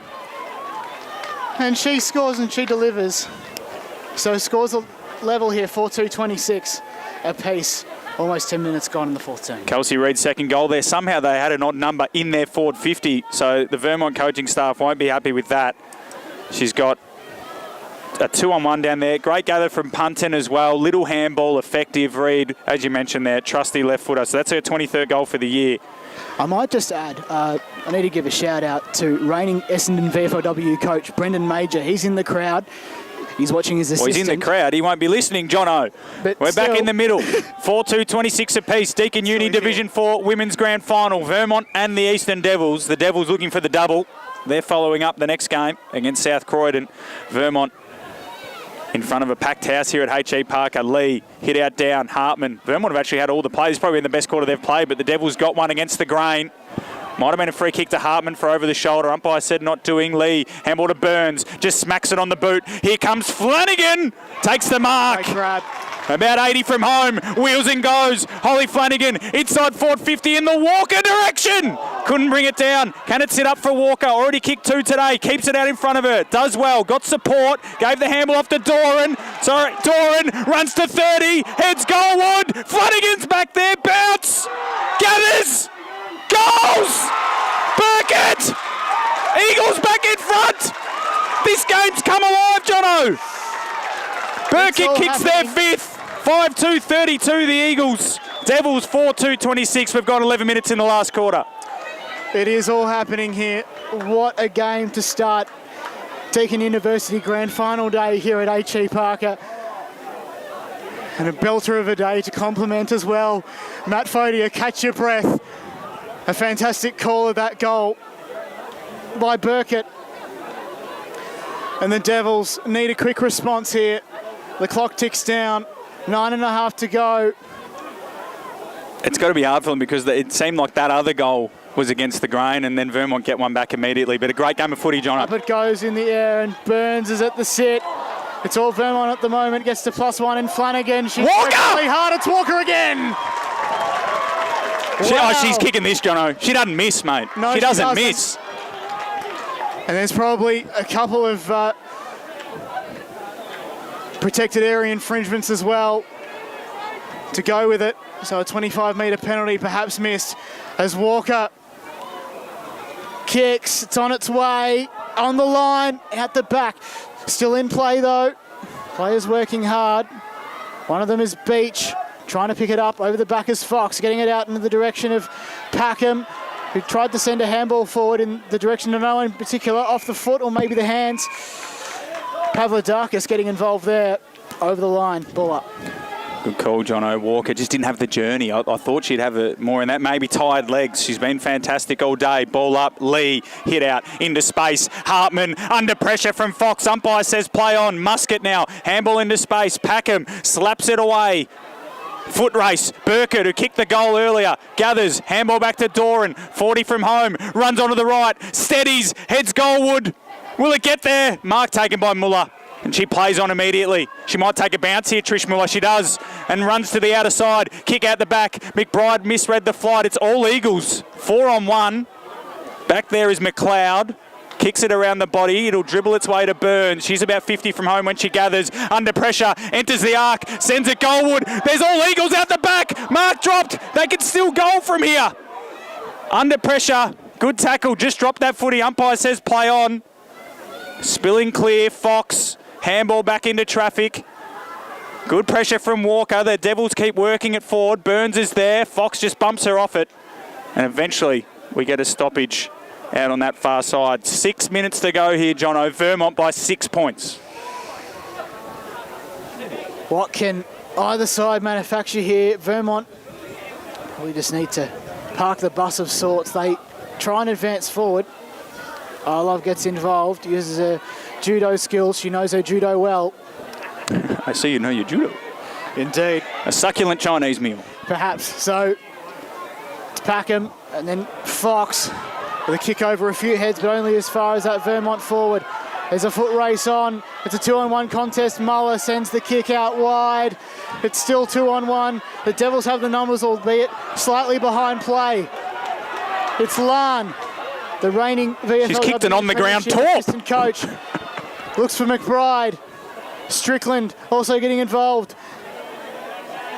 Murray, good kick out wide. They've got the numbers here, Jono. They've got the numbers. Here's Tuttleby. Time is of the essence, has to tap it along the ground. Fahey's providing the option. Good kick. Outlet. And a great kick in the direction of Chloe Lan. There is a blatant. Oh, and there is the 25. There. And the 25 is awarded to Chloe Lan. Just an update, sorry, Jono. Muscat's on the ground, she's off the ground and she's on the ground in the hands of the trainers. She's been massive all day, Natalie Muscat. Lan's got options forward, and one of them is Murray. She's got to come around here, but this to level the scores once again. We go into red time. 5 minutes to go. I didn't factor in a draw, Jono. I got places to be this afternoon. Yes, you did. On Women's Footy Focus, you predicted it. To level the scores, Murray. Handy point. Handy point. All the Devils need to do is lock it in and score a goal. Can they do it, Matt? Handy point. Inside Devils forward 50. They trail by 5 points, Jono. 5 points. Vermont 5-2-32. Eastern Devils 4-3-27. The kick out is not a good one. Under pressure of the Eagles. Ball spills free. Reed! Another Misses. 4-4-28. And the LKL media people. Now the handy points are gone, Jono. That point's not handy. They needed a goal. 4 minutes. It's inside the Devils forward 50. They trail by 4 points. Junginga, the skipper, she's going to take it upon herself to take the kick-ins. Runs her full measure and comes to the outer side. Kick to a big pack of Vermont players. Burns and Yusuf. Burns gathers, wants her right boot, gets it. Dangerous kick though because it's the centre half forward for the Devils. Can Stevens meet it? Good slap. Stevens collects, heads towards goal. On the last line, mark taken down there by McLeod. Great. She's got numbers on this side of the ground. She'll head that way. Underneath it's Burrell. Under pressure from Murray. Umpire said mark to Burrell. Taylor Burrell's got it. 3 minutes to go. Got Lee on this side. The kick heads that direction. Yusuf will fly. Lee brought it to ground. Umpire says play on. Didn't want to picking up. Doran turns the other way. Did really well. Got her kick away down the line, but Packham should mark for the Devils. She's dropped it under pressure from Burns. Boundary line could be the Eagles' friend here. Tuttleby handball away. Packham's kick. Lee couldn't get there. Out the back. Devils collecting, and Murray is tackled by 4 Eagles. And now we'll have a ball up. 2.5 minutes to go. Vermont 32, Eastern Devils 28. 55 out, and it all comes down to this. The Devils, they need to be clean, but they won't. Only as far as Barnes, who delivers a centering ball. Leeson getting involved, and then there's Beach. Players go to ground. A ball up. 2.5. Anything can happen. Both teams need to be clean. Who comes out with it? Footy goes up. Footy goes down. Stevens with the tap. Ball in dispute. Ball up once again. Well, 2 minutes, Jono. The ball up is Vermont's friend. 100%. This time it's Stevens trying to get the tap down over the back. Ball still in dispute. Muller getting involved once again over the back though is Vermont. Barnes inside 50. Here's Flanagan. Holding the ball! Okay, here we go. Packham's got the footy for the Devils. Great tackle laid there on Flanagan. Kick to the outer side where Trish Muller gets her kick around the body. McBride is it? It's McBride. Inside forward 50. Tumble punt 2-on-2. Reed's there. Already kicked 2 goals. Tapped it out in front of herself. She's in the pocket. Barrel's back on the goal line for Vermont doing well. Ball socket forward. That could be a free kick to Vermont. It could be a free kick to Vermont. It is. So the Devils have got 1 minute and 15, so they've got 75 seconds to kick a goal. Vermont cannot concede one. 4 points the difference in favour of Vermont. Oh dear. Burrell just goes long down the line. That's out of bounds on the full. Out of bounds on the full. There's a player down at centre half back for Vermont. The umpire won't stop play now. Who's the free kick going to? Is that Strickland over there, Jono? It is Dom Strickland. So Strickland's got it. 30 from home, puts it to the top of the goal square. Will a mark be taken? Ball hits the deck. Murray around it, gathers, tackled by Lee. Got her handball back towards Strickland under pressure. She handballs further back. Muller is it? Tries to get on the right boot. Breaks through a couple of tacklers. Dropped the footy. Umpire said play on. Vermont Crowdbot holding the ball. We get a ball up. 30 seconds to go. Devils need a goal. Cramp at centre half back. 25 seconds. Ball up. Hit out down by Stevens. Burns is there for Vermont. She's wrapped up by 8 players. The Devils need to spread the contest here, Jono. But this will be it. 15 seconds. Last chance saloon for the Devils. Stevens goes up, wins the hit out. Bursting through there was a Devils player, Muller. We've got another ball up. 3 seconds, 2 seconds, 1 second. Siren, Vermont are premiers. What a start to the day, Jono. Vermont win the Division 4 Deakin University Premiership 5-2-32 to the Eastern Devils 4-4-28. What a game. What a start. Congratulations to the Eagles. Well, Jono, we've got to catch our breath. We've got things to do on ground, so we're going to leave you with these images of the celebrations. In a couple of minutes, you'll hear Jono's voice once again as we do some on-ground presentations.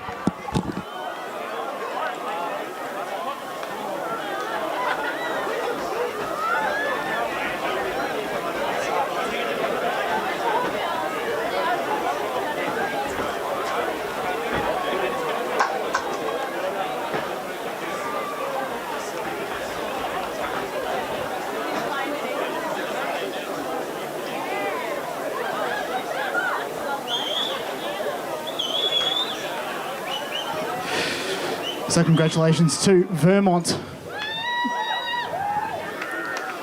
Presentation still to come.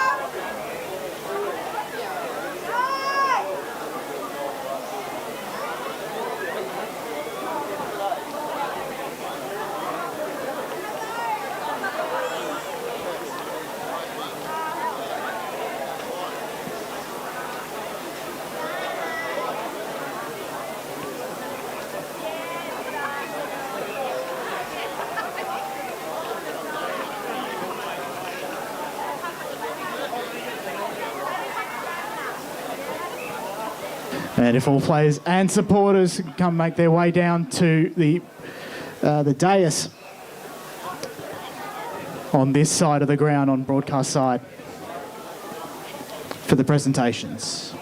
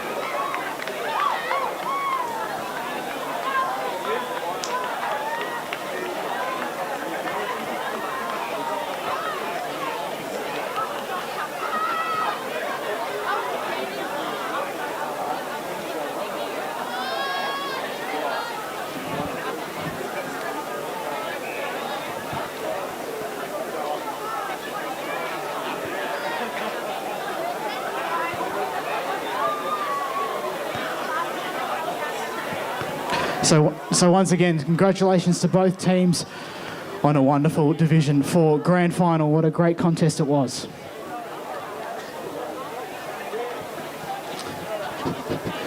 Presenting the medal today is Dean O'Neill of the Eastern Football Netball League. They will be presenting the medals today. We begin with the Blue Ribbon Medal for Best on Ground. We begin with acknowledging the umpire's contribution to today's match. Can one representative please come up and collect the medals?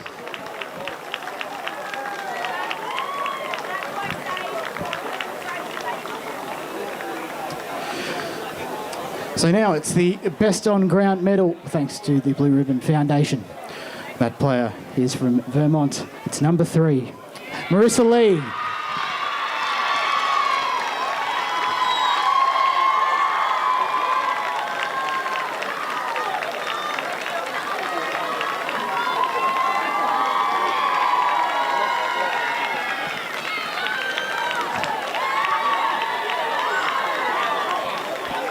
Now, without further ado, we present the Premiership team. Starting with number 1, Matilda Burkett.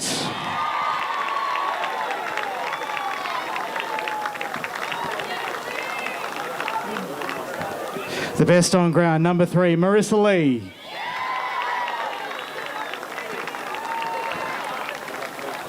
Number 5, Tori Burns.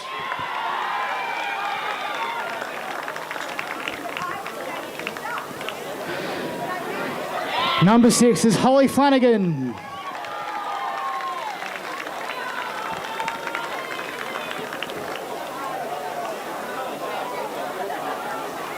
Number 10, Alexandra Stark.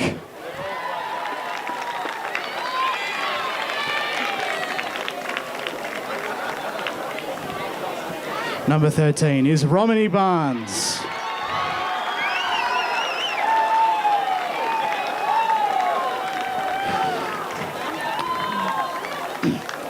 Number 15 is Madison Gray.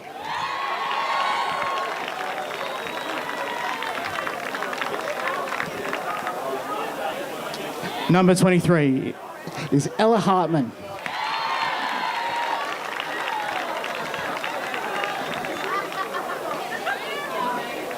Number 25, Rachel Walker.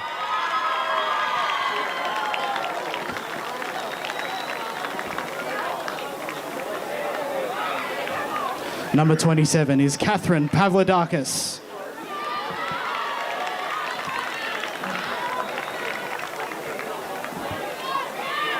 Number 28 is Bridget Thorne.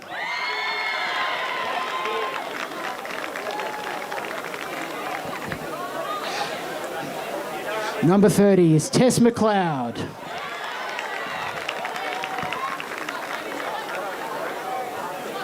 Number 35 is Taylor Burrell.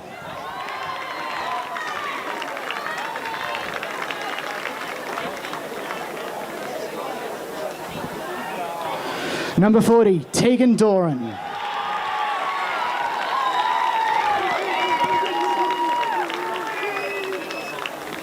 Number 42 is Nicole Marks.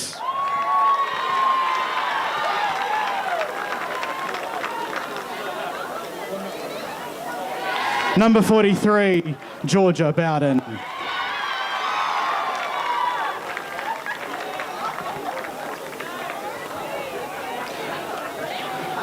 Number 47, Hannah Lindsay.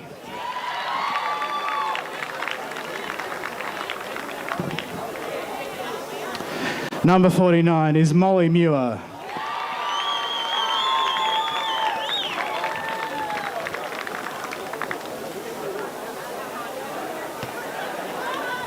We're coming out to the off-field personnel in the assistant coaching role as Rowan Munyard.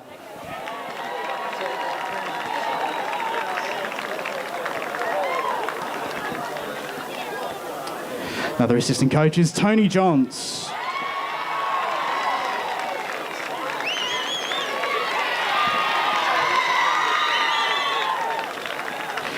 Craig Gislingham.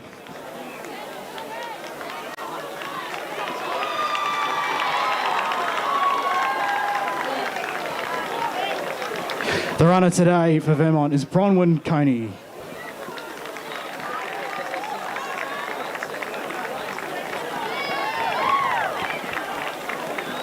The team manager is Josie Payne.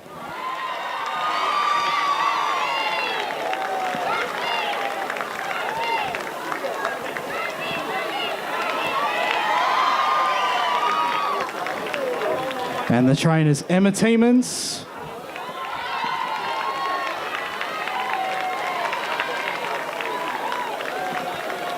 and Gemma Martucci.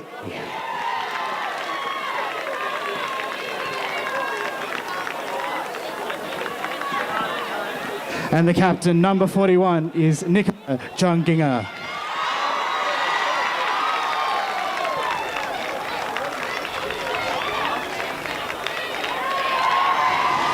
And the premiership coach, Brett Munyard.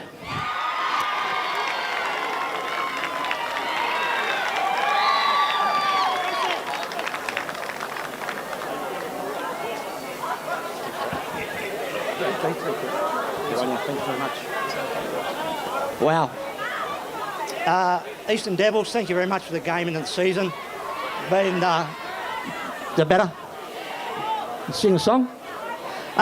Just thanks very much for the whole season. It's been amazing. We'd love to learn a lot from you from the first game, and just been fantastic. So thanks for the game today. To the Vermont Football Club, thank you very much for supporting the women's program. Danny Ross here tonight, the president. So just for today, fantastic just to have you here. To all the coaches, Tim, Giz, Brett Cullen's there, Boxy, TJ. That's just been an amazing journey, you know. The start of the season, we didn't think we were going to get a team up, and here we are standing up, taking it out, winning the premiership. So there's one person, Rhonda Johns. We owe a lot to you for everything you've done and got the team up and running. So we just want to thank you very much for everything you've done. But to the EFL, Heathmont Football Club for putting on a great event. Girls, time to celebrate. Thanks.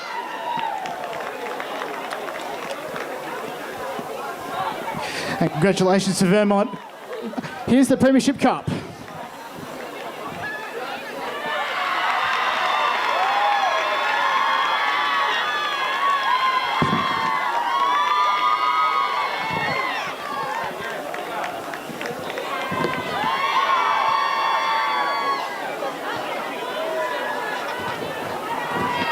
So commiserations to the Eastern Devils. Next up, it's the Premier Grand Final between the Eastern Devils and South Croydon.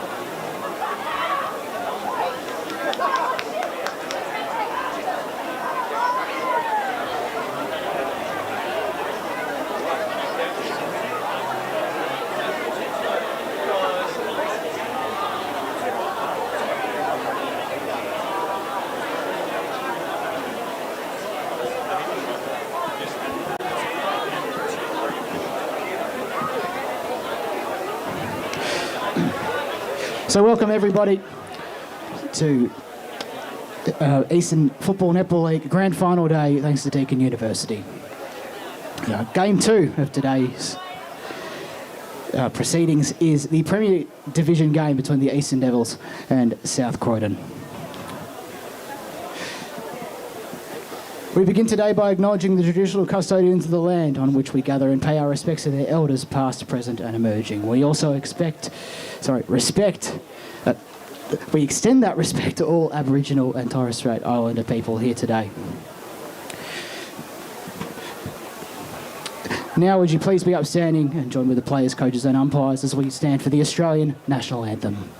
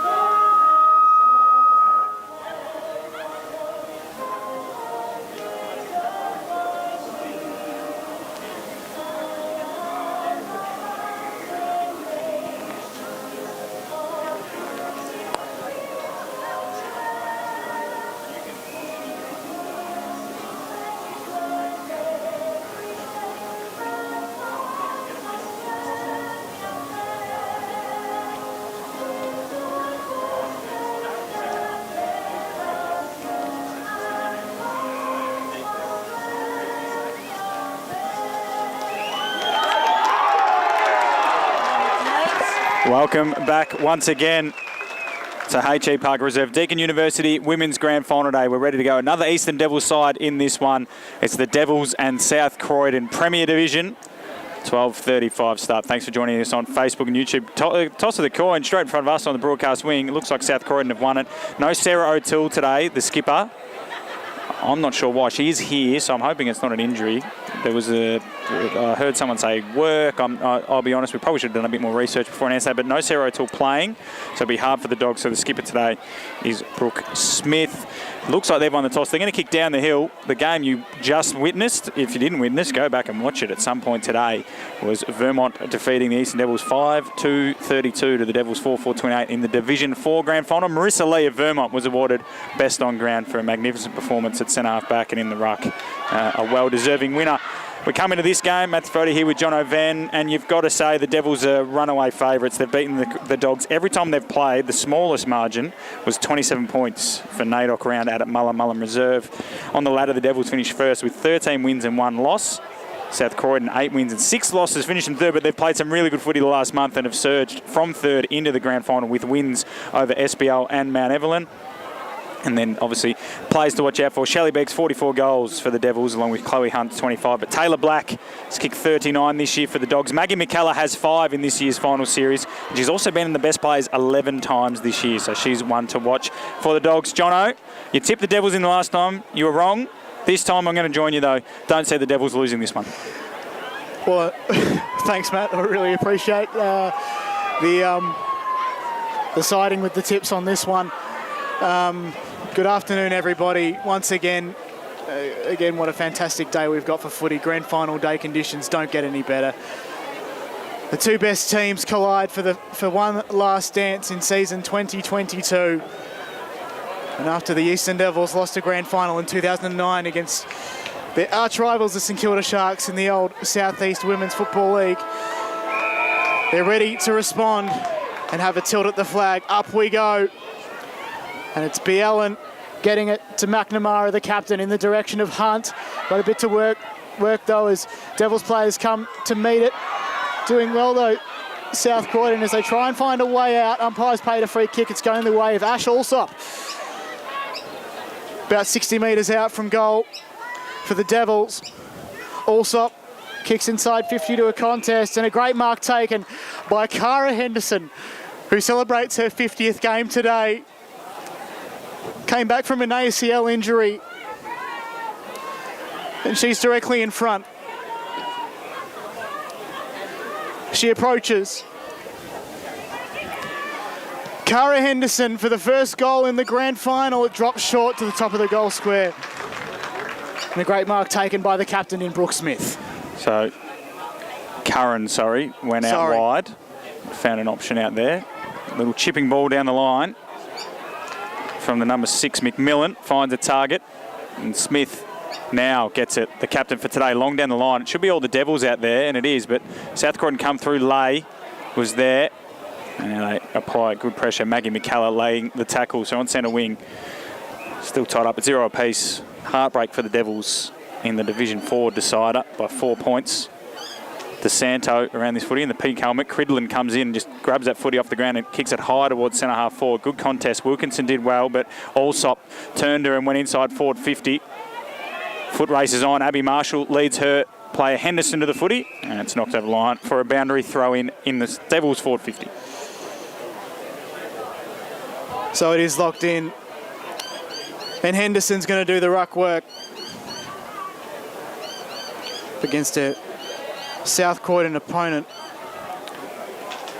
But it's Whitnish to win out. Out they come the Dogs. The intended target was missed. And B. Ellen comes down to meet it. Sarah McNamara, she's in for a dose of leather poisoning in the direction of Henderson. She can't quite get it. Her opponent strips. Getting involved there was McMillan as well. Still inside the Devils 50. But they come out the Dogs through McKellar. It's all Devils to meet it at the moment. Scrappy play outside 50 in the Devils half. Henderson gets the tap, gets the hand pass out rather to Jazz Harrison, only as far as McMillan again. The Devils come inside 50 regardless. It's got to be a battle at ground level. Getting involved there is Beggs as well. What can either side manufacture here? South Croydon are getting to work as she's met by a solid tackle by Chloe Hunt. They might have the first goal of the day, the Devils. No, they don't. I think that was Shanice Stratton who registers the first behind. It's Eastern Devils 1, South Croydon 0. So good start for the Devils as expected. Had most of the play, and Brooke Curran, one of the stars of the Dog side, is to bring the ball back into play. 3 minutes gone. Haven't really strung anything together, the Dogs, as Curran takes a bounce and runs to about 30 before putting one out onto the defensive side of the wing for Brenda Lay to chase after. Doing well there was McNamara, kept it out in front of her. She's under pressure now by Whitnish. She kept it forward. Cridlin just sort of tried to trap it like a soccer goalkeeper. DeSanto picked up that crumb. Her kick towards half forward will bounce awkwardly. Wilkinson attacked it. Allsop took the footy and was tackled by Curran. Kate McCullough's got rid of it. Pushing the back, going the way of the Devils. I think Curran knew it. She didn't remonstrate. She knew that was a free kick, and Ash Allsop has started really well for the Devils. Has got it about 60 from home. She's a beautiful kick of the footy, Allsop. She wants some targets. Beggs is on the lead. That's the direction she heads in. It won't get to Beggs in the end. The mark will be taken by Stratton, who kicked the first behind of the day. And she'll kick from just outside the arc here, or just inside the arc at H.E Parker. So not sure if she's got the journey. She's got an option there. Leading lane. Curran should cut this off. Ball gets out the back to Beggs. On the right boot. She doesn't miss these. Devils get the first of the day. Shelley Beggs. They're 1-1-7. South Croydon yet to score. Well, the last time the Eastern Devils was featured on an EFNL match of the day, the callers in Trent Callan and Josh Ward, who are over at Quamby Reserve at the moment, all they could say when Shelley Beggs got the ball was guess who, and guess who indeed. And the veteran number 16 kicks the first for the team in black and white. Rucks go to work. Whitnish got the secondary tap. Footy goes down the ground. Getting involved was McMillan again. They try and advance forward, the Dogs. But the Devils with the great defensive effort. The kick goes in the direction of Cridland. She left it behind, and Stratton's working very hard. Cridland might be on here. She grabs her opponent very well. Stratton contributing to the contest as well. Trying to find a way out was Whitnish again. She's been very good early. But it's Taylor Hammersley to see the football over, and we'll have a ball up on true centre wing. Crowd now genuinely large here at H.E Parker Reserve, and it'll probably get bigger given Park Orchard and the Rowville fans haven't really rolled in yet as the Devils get a clearance. And Ash Allsop again, she's been dynamite to start this game, takes a mark on the lead. There's options deep. She'll head for one in the long sleeves and the orange boots. Curran sits in the hole. Great mark, Brooke Curran. That's a fantastic mark in front of the leading Chloe Hunt. She's been important for the Dogs so far. She's got an option in the middle of the ground. Ignores that, goes short, hits a target there in the corridor in Prendergast. Alana, she dropped the mark, and then the high up and under will suit Ang. Ang takes the mark, wasn't paid far enough, and now getting the clearing kick there. Might have been McKellar. It wasn't, it was Ruby Kelly. And then this Devil's kick should suit Chelsea Wilkinson, who will take the mark, and she went to play on, but smartly held her ground. Defensive side of the wing for the Dogs. She's got numbers on the far side. She heads in the direction of McKellar, or O'Donnell. So it was Maggie McKellar, apologies. Couldn't get there, and it was cut off. Now Eastern Devils will control the ball with Stratton now on centre wing. She's got Ang out wide. Pops it up for Ang or DeSanto. Well done coming across the front there, Prendergast. Got the ball to ground. And then we'll have a ball up right in front of us here and a vocal South Croydon crowd. No, free kick going the Devil's way. Thought the umpire could just call the ball up earlier. Allsop, beautiful vision. Kicks it out wide for the runner there in McElvina. She just flicks it between her legs. Gathers 30 metres out under pressure there from O'Donnell. O'Donnell does really well. Locks her up. And the whistle needs to be blown. It's just, you can't let it continue for this long. Beggs hooks it around the corner. Hunt has the front spot. And the ball goes out of bounds. And it will be a free kick to the Dogs. So the usual suspects standing up for the team that trains at Garnet Road. But for the moment, it's Abby Marshall to kick in on the left-hand goalpost. She comes in, but it's a dodgy-looking kick, only as far as Wilkinson rather. Gets it off to a teammate who kicks down the line. Here's Tassari, looking to send it back in the direction of DeSanto, but finds Carew. Gets it down to Jordan Rule. But she left it behind. She might put in the second effort. In comes Carew again. Oh, how's her head, umpire? How's her head indeed. There was pinged her. That's holding the ball. That is a very contentious decision so early in the game. And dangerous to do it in front of Dogs fans. Here's Carew looking for Hunt. She couldn't quite take the mark. Spills it. Allsop looking to get the handoff to Carew. Ball in dispute. Henderson getting involved once again. The Dogs come out through half forward. A mark was almost taken by Tobin, and they're out here only as far as Olivia Ang. So Ang takes the mark. Hot start for the Devils. South Croydon hanging on. Allsop, she's had a ton of it. Got leather poisoning already, Ash Allsop. She's got options inside forward 50. She's looking for one of them. Hunt came through, was never really going to make a mark, but wanted to make a mark on the contest. Picking it up now is O'Donnell. Kick over the top. The Dogs have the numbers here. Smith, the skipper today, in the absence of Sarah O'Toole. Now under pressure there from McNamara. Plenty of speed on the ball. McElvina whacks on the boot. 2-on-2 down there. Marshall and Hunt. Marshall got a fist. Curran reads the crumb better and breaks away and gives the Dogs some respite. Outside of the boot to O'Donnell. Awkward bounce for O'Donnell. She's under pressure. Handball back to the runner in Smith. Here we go for the Dogs. Out they go through the centre corridor. Centre circles. Big contest. Good mark. Played on immediately, did the Devils defender, and puts it back inside forward 50. Sitting underneath it and taking a strong mark down there is Ruby Kelly for the Bulldogs. And she can go out wide to her skipper in Smith, which is what she does, Jono. Smith couldn't quite take the mark. It goes to open space. Black will do a bit of work. Kick short and finds Caitlin Adams. Sending it back from whence it came to a contest. No one can quite take the mark. Here's Amelia Pegg. Goes in the direction of Henderson. She spilled it. The Dogs creeping ever so forward, but again, Olivia Ang, who almost tried to mop up. Bolding, and then McNamara inside 50 to Carew. She couldn't quite take the mark. Umpire calls play on.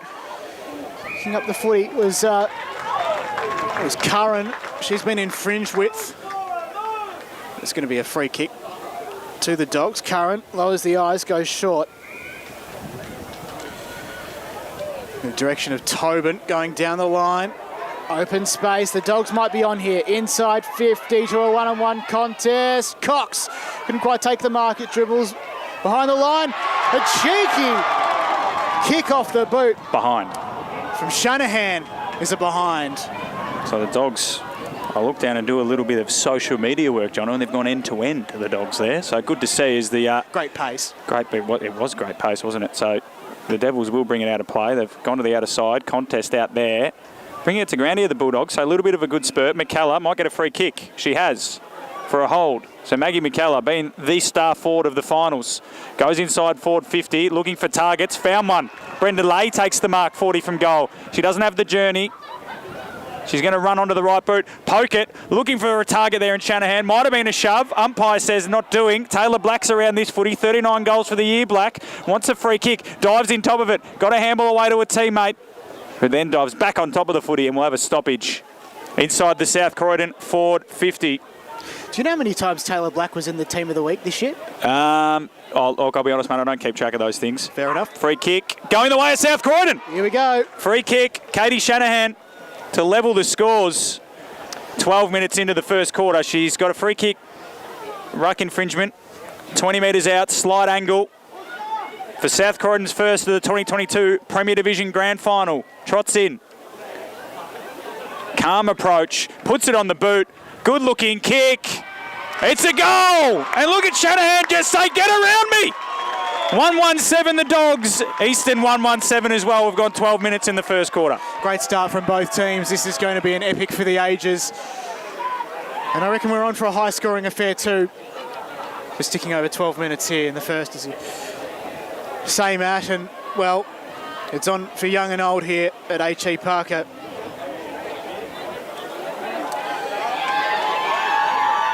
We've got even support from both teams now. I reckon South Croydon might be slightly bigger in their support. Baker gets the tap down for the Devils, but it's all the Dogs at the moment. Got the numbers inside the centre square. The Devils, though, win out. Baker gets it off Boulding. Inside 50 now for Carew, maybe. No. Allsop out the back into open space looking for Beggs. She takes the mark. And she'll have another shot on goal and go for her second. It's going to be a nuisance. She's very reliable. So we've seen throughout her 200-plus game career. She's a one-club, well, not quite a one-club player.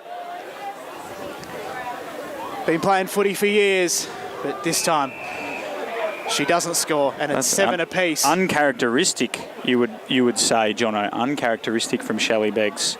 45 goals for the year now, including this one. Katie Shanahan at the other end has the one for the Dogs. Curran plays on. Long kick. Beautiful kick. Lands on the chest there of the running McMillan.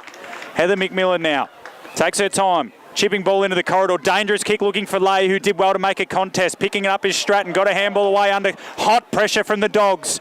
In the centre wicket, Cox. Handball. DeSanto. Players hurdling over each other. And we'll have a ball up. So it looks like South Croydon got that goal and they've steadied a little bit, Jono. The umpire not electing to move out of the... No, he's just going to use the corner. His umpire low. As we throw it up again, Whitnish, undersized, got the hit out. Stratton started well for the Devils. Little left foot ball around the corner towards the Allsop direction. Good spoil from Wilkinson. To be honest, unlucky to give away a free kick. It was there, but not much else she could have done. She'd been got a big job as well, does Chelsea Wilkinson. Numbers out on the far side for the Devils. Rule is the target. Well done by Smith, or Fogarty, sorry, came across the side. Little chipping ball over the top. That's a push. Umpire didn't see it. Play on. That was more of a push than the last one. Curran steps around one. Brooke Curran, the candy shop's open, ladies and gentlemen. 4-on-1 for the Devils, though, and they'll get a chance to re-enter forward 50. Stratton, nice kick, finds a target. And the mark is taken there by the number 8 in Price. She hasn't got the journey, wants a target. Hunt is a leading one. Kicked it straight into the player on the mark in Whitnish. Can the Dogs make them pay? Picked up there by Hammersley, and she's wrapped up. Scores level, 1-1-7 apiece. 15 minutes gone in the first quarter. It's red hot from either side. The Devils just edging closer inside 50. BLN gets the tap down into the Boulding direction. A free kick's been given away. Free kick to the Dogs at half back. Taking the free kick is Taylor Black. So she will have no choice but to kick down the line to Sari with the spoil behind. Trying to chase it there was Alana Prendergast. Sees it over the boundary line for a boundary throw in, a boundary ball up rather, on true centre wing. But gee, that was a good rugby throw from the boundary umpire. Up it goes. Beerlin with a tap down. Boulding high up and under in the direction of Allsop. She can't quite take the mark. Chasing it was McMillan. Gathers, goes on the 45 into open space. She's got one player out there. She manages to pick it up on the edge of the centre square, but only as far as Amanda Tassari. She switches the play. Looks like Jazz Harrison, isn't it? Here's Jazz Harrison, of course, a teammate by association of Matt Fodia's. Let's not forget Stratton. Had a lot of it, Stratton. Goes in the direction of Riley Cridland, but sends it back from whence it came. Only as far as Stratton this time. Bit of aerial ping pong, and this time the Devils can consolidate through Cridland. Centering ball. So Cridland went in the Allsop direction. That's another strong mark from Ash Allsop. Far and away best on ground, I think, at the moment, Allsop. Maybe Stratton for company. Cridland wants it back. Looks bemused that she didn't get it back. She goes short instead. Does Allsop to a leading Boulding. So Sophie Boulding has it forward of the wing. She plays on.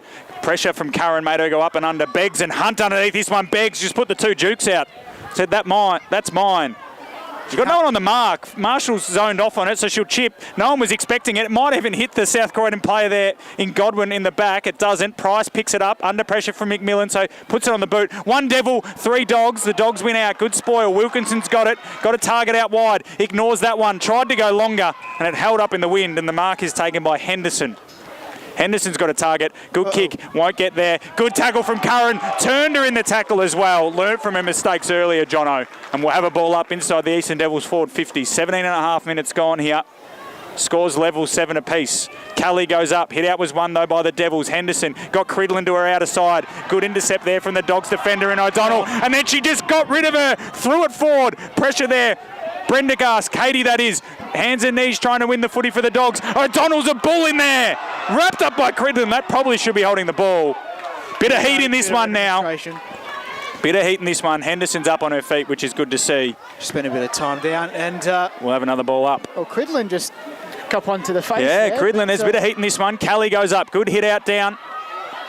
Dogs will get the clearance through O'Donnell straight into the guts of Cridland. She's been in the wars for the last minute. And we'll have a ball up again, so 18 minutes gone here. Premier Division Grand Final, 7 apiece. A great start to this Grand Final, no doubt. Absolutely. Goal kickers Shanahan and Beggs. So on true centre wing, Bellin slaps it forward. Price with the defensive effort. Down to ground it goes. Riley Cridland's got a bit of work to do. She's got Smash Ang for support. Free kick though in the direction of the Dogs. Taking the free kick here is Ashley O'Donnell. Directly in front of us in commentary position. Got to hold on to it now. A minute and a half to go. Let's just kill the clock here. Lots of players scattering as opposed to forming a pack. Well done by Black. Ball in dispute. Beelan's in there. Flattens her opponent, and we'll have a ball up on true centre wing. Absolutely. So into the last minute here of the first quarter. Can either side score again? Tied up at 7 apiece. Comes out to Cridland, who went to sock it off the ground, then chose not to, and it allowed the Dogs player to come in and collect. That was Katie Prendergast. So we'll have another ball up. Minute to go. Kelly and Bielen. And it's a repeat stoppage. So one-on-ones all over the ground except for Heather McMillan, who's standing in the corridor by herself. So if the Dogs can get it into the corridor, they could be on here. Katie McCullough got a little tap forward. Black picks it up, but allowed Smith to come through. Sorry, not Smith. Alana Prendergast to come through. Now Fogarty. That's out of bounds on the full. There'll be a free kick to the Devils. 30 seconds left. Player taking the kick will be Amelia Pegg. Similar to Beggs. 2 G's, an E. Peg. Perhaps. I find it hard to see 20 seconds. The Devils getting it down there. Hunt will fly. She's made a lot of contests. Hasn't clung to one yet, Hunt, but she's going to be a nuisance. Kick forward. Henderson got her hands on the footy a fair bit today. That was a throw. Umpire was blindsided. Ball inside forward 50. Beggs might get there. Bounces up. Well done by Abby Marshall. Just shepherding her off the footy. Should knock Beggs out of play. Beggs keeps it in. She'll get a free kick for high and does. And she'll have a shot after the siren. The siren should go at will. Shelley Beggs. Kicked 45 goals this year if you include her one earlier to open the scoring. Will line up. Dogs fans everywhere to give them the lead. 2 steps, kick on the boot. Has missed. Dead ball. Dead ball. So quarter time here at H.E Parker. Premier Division Grand Final. It's the Eastern Devils 117, South Croydon the same.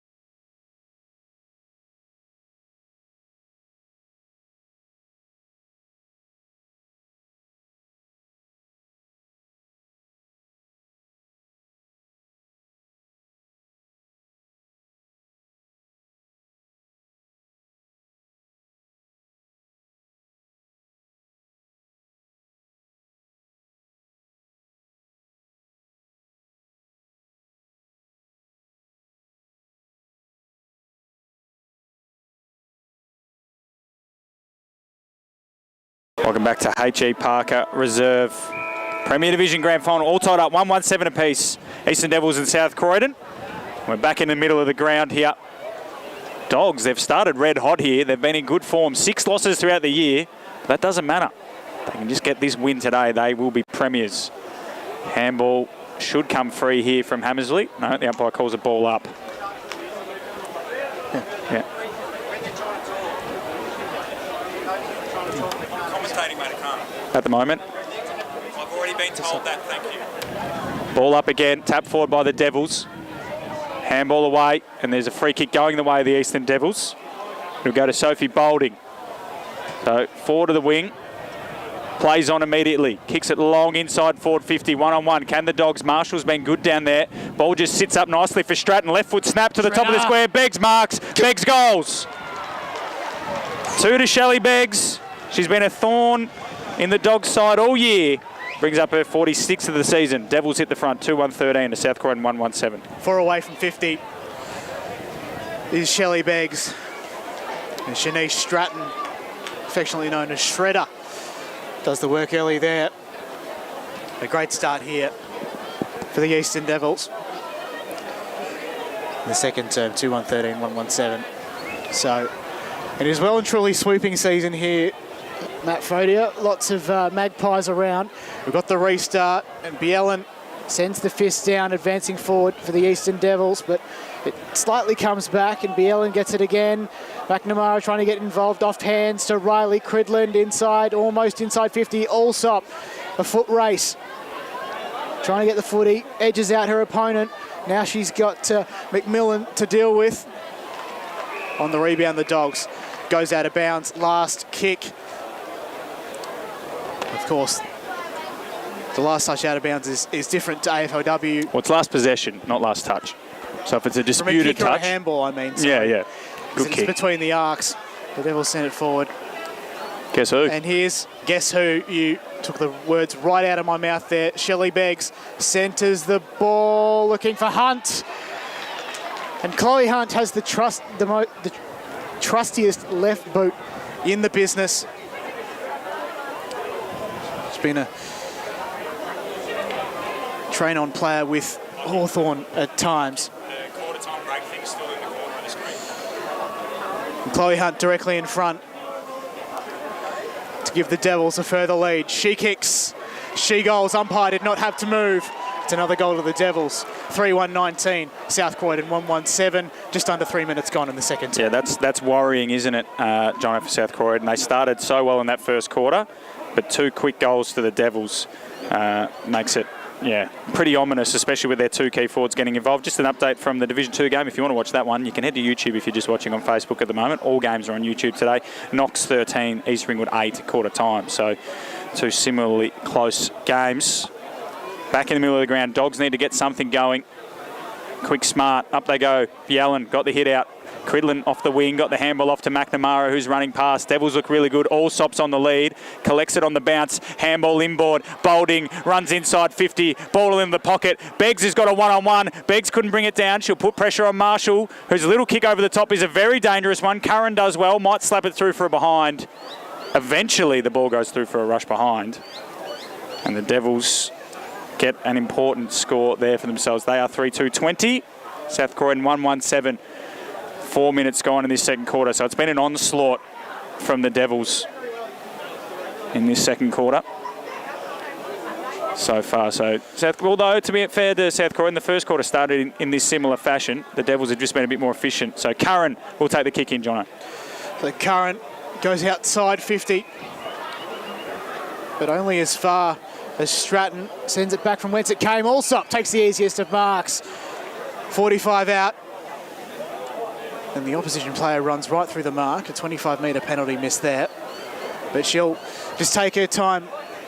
Allsop, a former VFLW Southern Saint.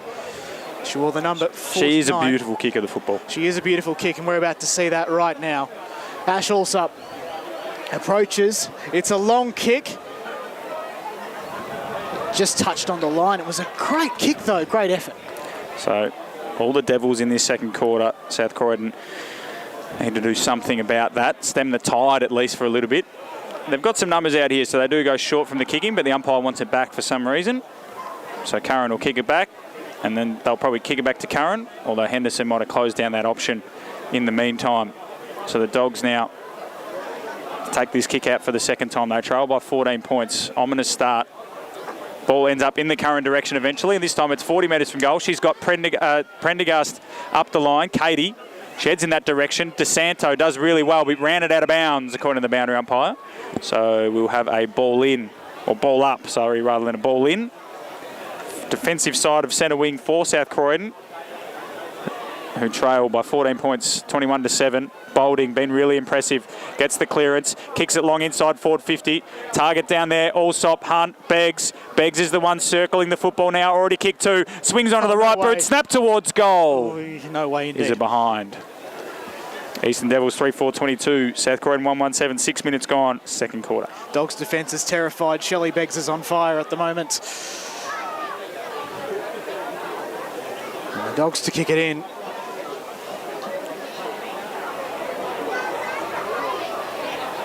Inside the square, blowing the eyes.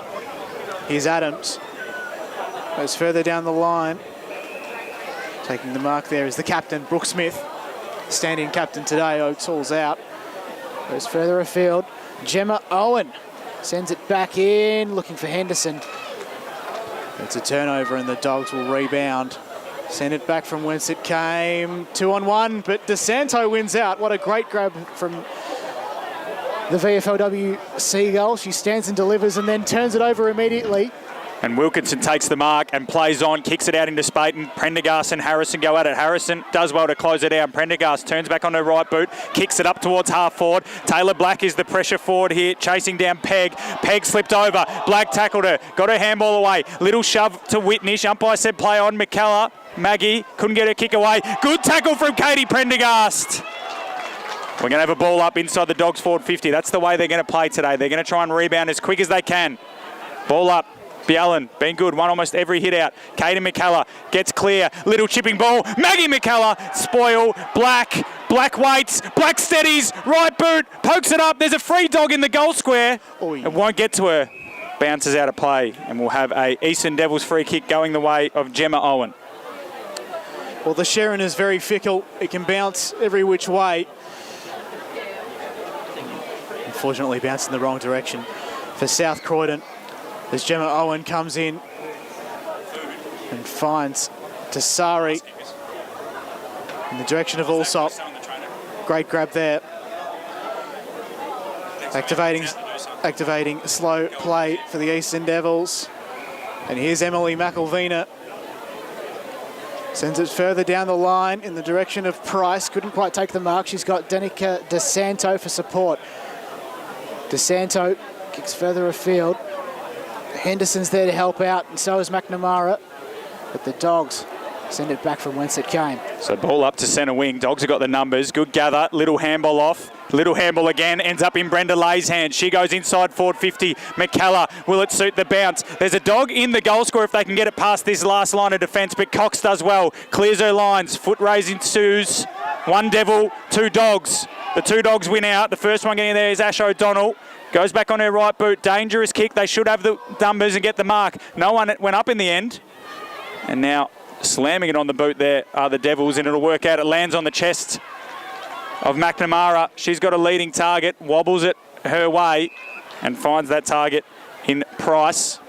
Price chips it up the line. This is good ball use. And the leading target takes the mark. Swinging onto the left boot. Look to be Carew, and then finds the target in Allsop, who wants the mark. The umpire says, give it to me. We have a ball up 40 metres out from the Devils' goal. So the Devils continue their forward momentum, and it's Henderson to go to ruck for the team in black and white. Baker left it behind. McNamara sent it forward in the direction of Carew and McElvena, but it goes through for a minor score. So the score now, Eastern Devils 5-23, South Croydon 1-1-7. Peppering the goals, aren't they, Jono? And here's Brooke Curran to bring it in. They are indeed. Okay, she'll probably run. She's got to take her yards here. She does. Comes to broadcast side this time. Good kick. 1-on-1 contest going to fall in favour of the Dogs, although the intended target couldn't quite take the mark. And that's red hot there from Aang. How's her head, umpire? Great defensive work, but how's her head indeed? Umpire says nothing doing, ball up at the top of the Devils 50. Just efficiency by foot. I think that's the difference between the two sides. Hit out, down, into the hands of DeSanto. Handball off to Price. Toe poke to the top of the goal square. Numbers from everywhere. Mark taken. The Devils have a chance to kick their fourth, third of the quarter. They've really blown it open this last 15 minutes. A bit more efficient. And it's Emily McElvina, who'll go back from 20 metres out directly in front to put them 22 points in front. Oh, she's hooked it. Came back a little bit in the end, but they're behind. So they're keeping the Dogs in at the Eastern Devils with inefficiency in front of goal. 3-6-24, they lead by 17 points now. South Croydon 1-1-7. We've gone 11 minutes in the second quarter. Brooke Curran's had a lot of the footy because of those kick-ins. So she plays on once again. It's clear she wants to come to this side. Will the Dogs go with her? Good kick. Found its way through to Griffin. She dropped the mark. It should work out if Hammersley can pick it up. She can't. Beggs a long way from home. Gathers. Kick to Cridlin, who just held her width. She marks 60 from goal. Directly in front. Got a target short. Ignores that. Had two targets short. Ignored both of them. We'll go the third option. To the top of the square. Dogs have the numbers. Marshall spoils. Out the back. Godwin wants her right boot. Nice poise under pressure. Kick down the line. Finds a target in Prendergast. That's Alana. She gets her kick away. She's looking for Grace Tobin, who does well. Holds out Harrison. McKellar will join her for support. She got shoved. Well done by the Devils defenders. And we'll have a ball up. Just defensive side of the wing for the Dogs. They trail by 17 points. Great work by Amanda Cesare, just putting on the pressure. And the forward pass from the boundary umpire is a good one. We'll get a restart. Up it goes. Rachel Baker didn't really contest that. Falls almost in the hands of Stratton. The involved there was Kelly, but it goes out of bounds, and we'll do it all again just a little bit closer to goal this time. Update from Division 2. Knox 14, East Ringwood 14 at a similar point. So close game out there at Quamby Reserve Division 2. If you want to watch that one, head to YouTube. Up it goes. Same rucks go at it again. Falls in the favour of no one in particular, but it's a free kick. It's going to go the way of South Croydon. So they've got to score soon here, John. I think a 3-goal margin at half-time would be a hard one to overturn. So they reload from 55 out on the defensive goal. Taylor Hammersley takes the mark. Got options further afield. But then Chloe Hunt comes out of nowhere. Got Harrison for support. Players in, left to the right, to the front, to behind. Footy goes to ground. We'll have a ball up from true centre wing. The Macarena there, Jono, or was that the Nutbush you're describing? Left to the right, to the front, to behind's an in-joke that not many people understand, but some people who know me will totally understand. Good to use that on a broadcast, isn't it, in-jokes? As the ball goes up, soccer off the ground, could have been in danger. Umpire says nothing doing. Cridlin's under pressure. She keeps knocking it forward. Now a second Dog joins the chase, and in the end the Dogs went out. Brooke Curran's got the footy. Steps onto her right, kicks it to space. And it'll be a free kick going to the Devils' way. That's a clear last possession. And it'll go the way of Emily McElvina, who missed that set shot before. So at the moment, it's the Devils 24, South Croydon 7. High up the line. Hunt came from the side. Wilkinson will get a free kick for a hold. She's been good as well, Chelsea Wilkinson. Plays on to the corridor. Maggie McKellar's the target. Reaches out. Good spoil in the end. Kate McKellar tried to slap it forward. Little shove came from Tassari. And then we're going to have a ball up. Umpire might have missed the knock, but was blindsided. So we're going to have a ball up.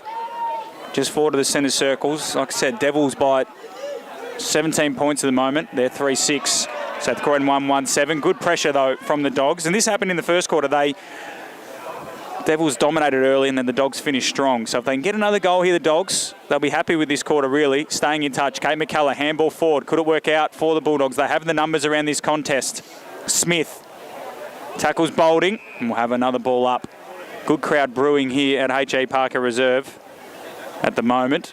Eastern Devils, obviously, fans hanging around after watching their Division 4 side unfortunately go down by 4 points to Vermont. As the ball goes inside forward 50, McKellar's got the front spot. Black gathers, Black turns, got her kick away. 1-on-1 in the goal square. Down there is Shanahan, free kick. Already kicked one today, Katie Shanahan. And she takes a set shot now from 50 metres out directly in front after getting a hold.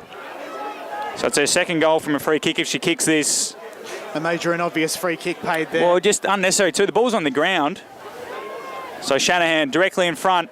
The dog squad will go off here. Oh, it's a shocking look kick off the boot. Might not even make the journey. McKellar's going to mark it. Grab. Maggie McKellar's marked.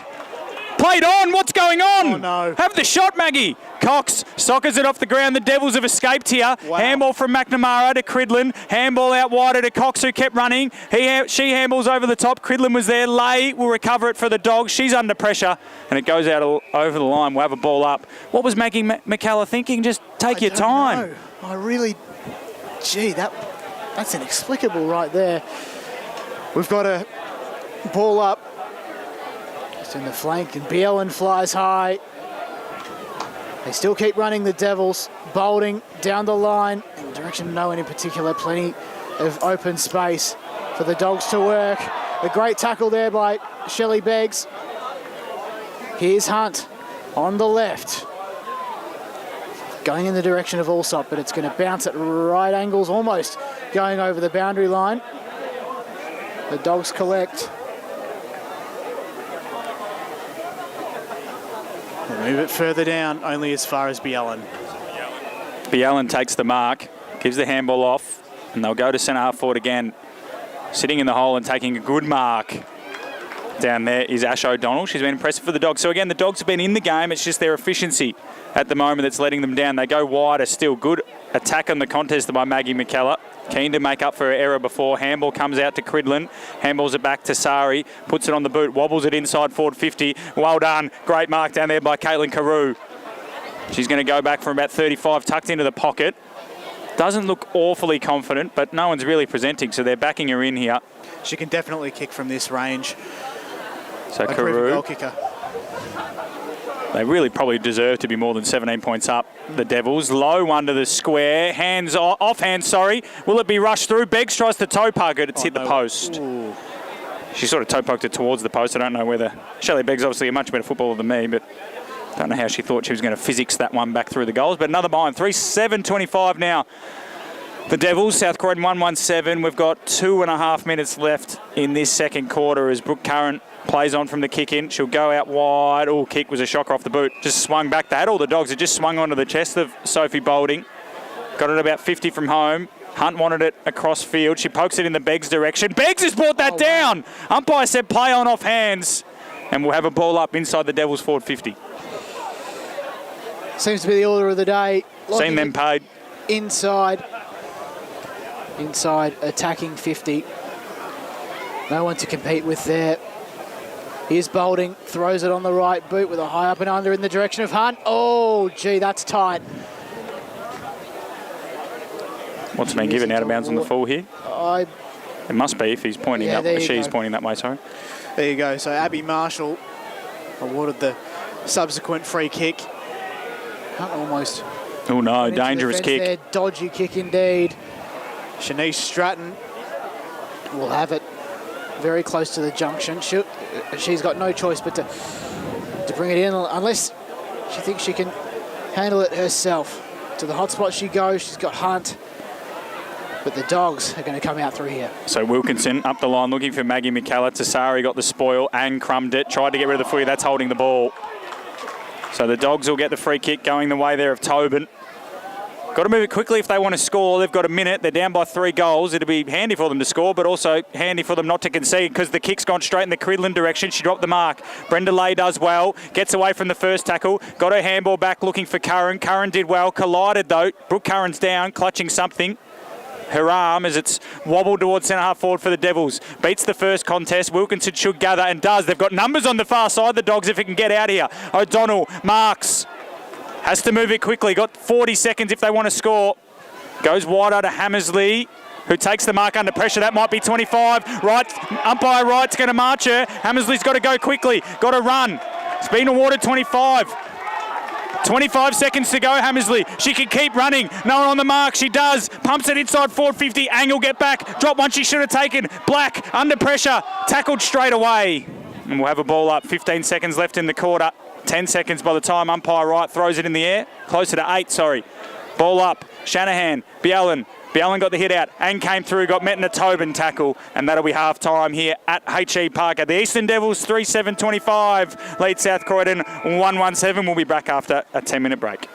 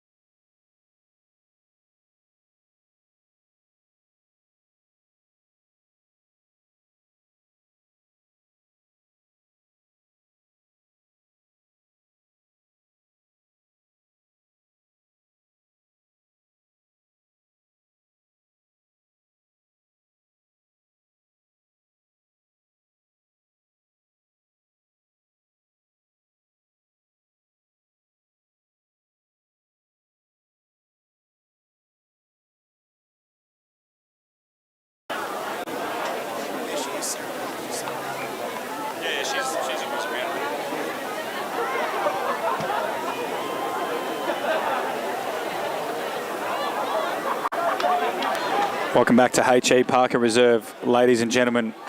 Premier Division Women's Grand Final day here at Heathmont. It's the Eastern Devils leading by 18 points at half-time. 3-7-25 to South Croydon, 1-1-7. 2 goals to Shelley Beggs, 1 to Chloe Hunt. And the 1 goal to Katie Shanahan for the Dogs. John O'Ven joins me, Matt Foddy, in the commentary position. We've already had one game today, if you haven't caught up on that score. Vermont won the Division 4 Grand Final by 4 points, 32-28. John O'Ven to take us away in the second half here. Beelan flies with the fist, and it's all a bit of a scrap in the middle, just with both teams trying to find a way out of that centre wicket area. The ball advances towards South Croydon's end. So Beelan got a bit of help from McElvina. Footy goes to ground though, players scrambling to get the footy out, just to the edge of the square.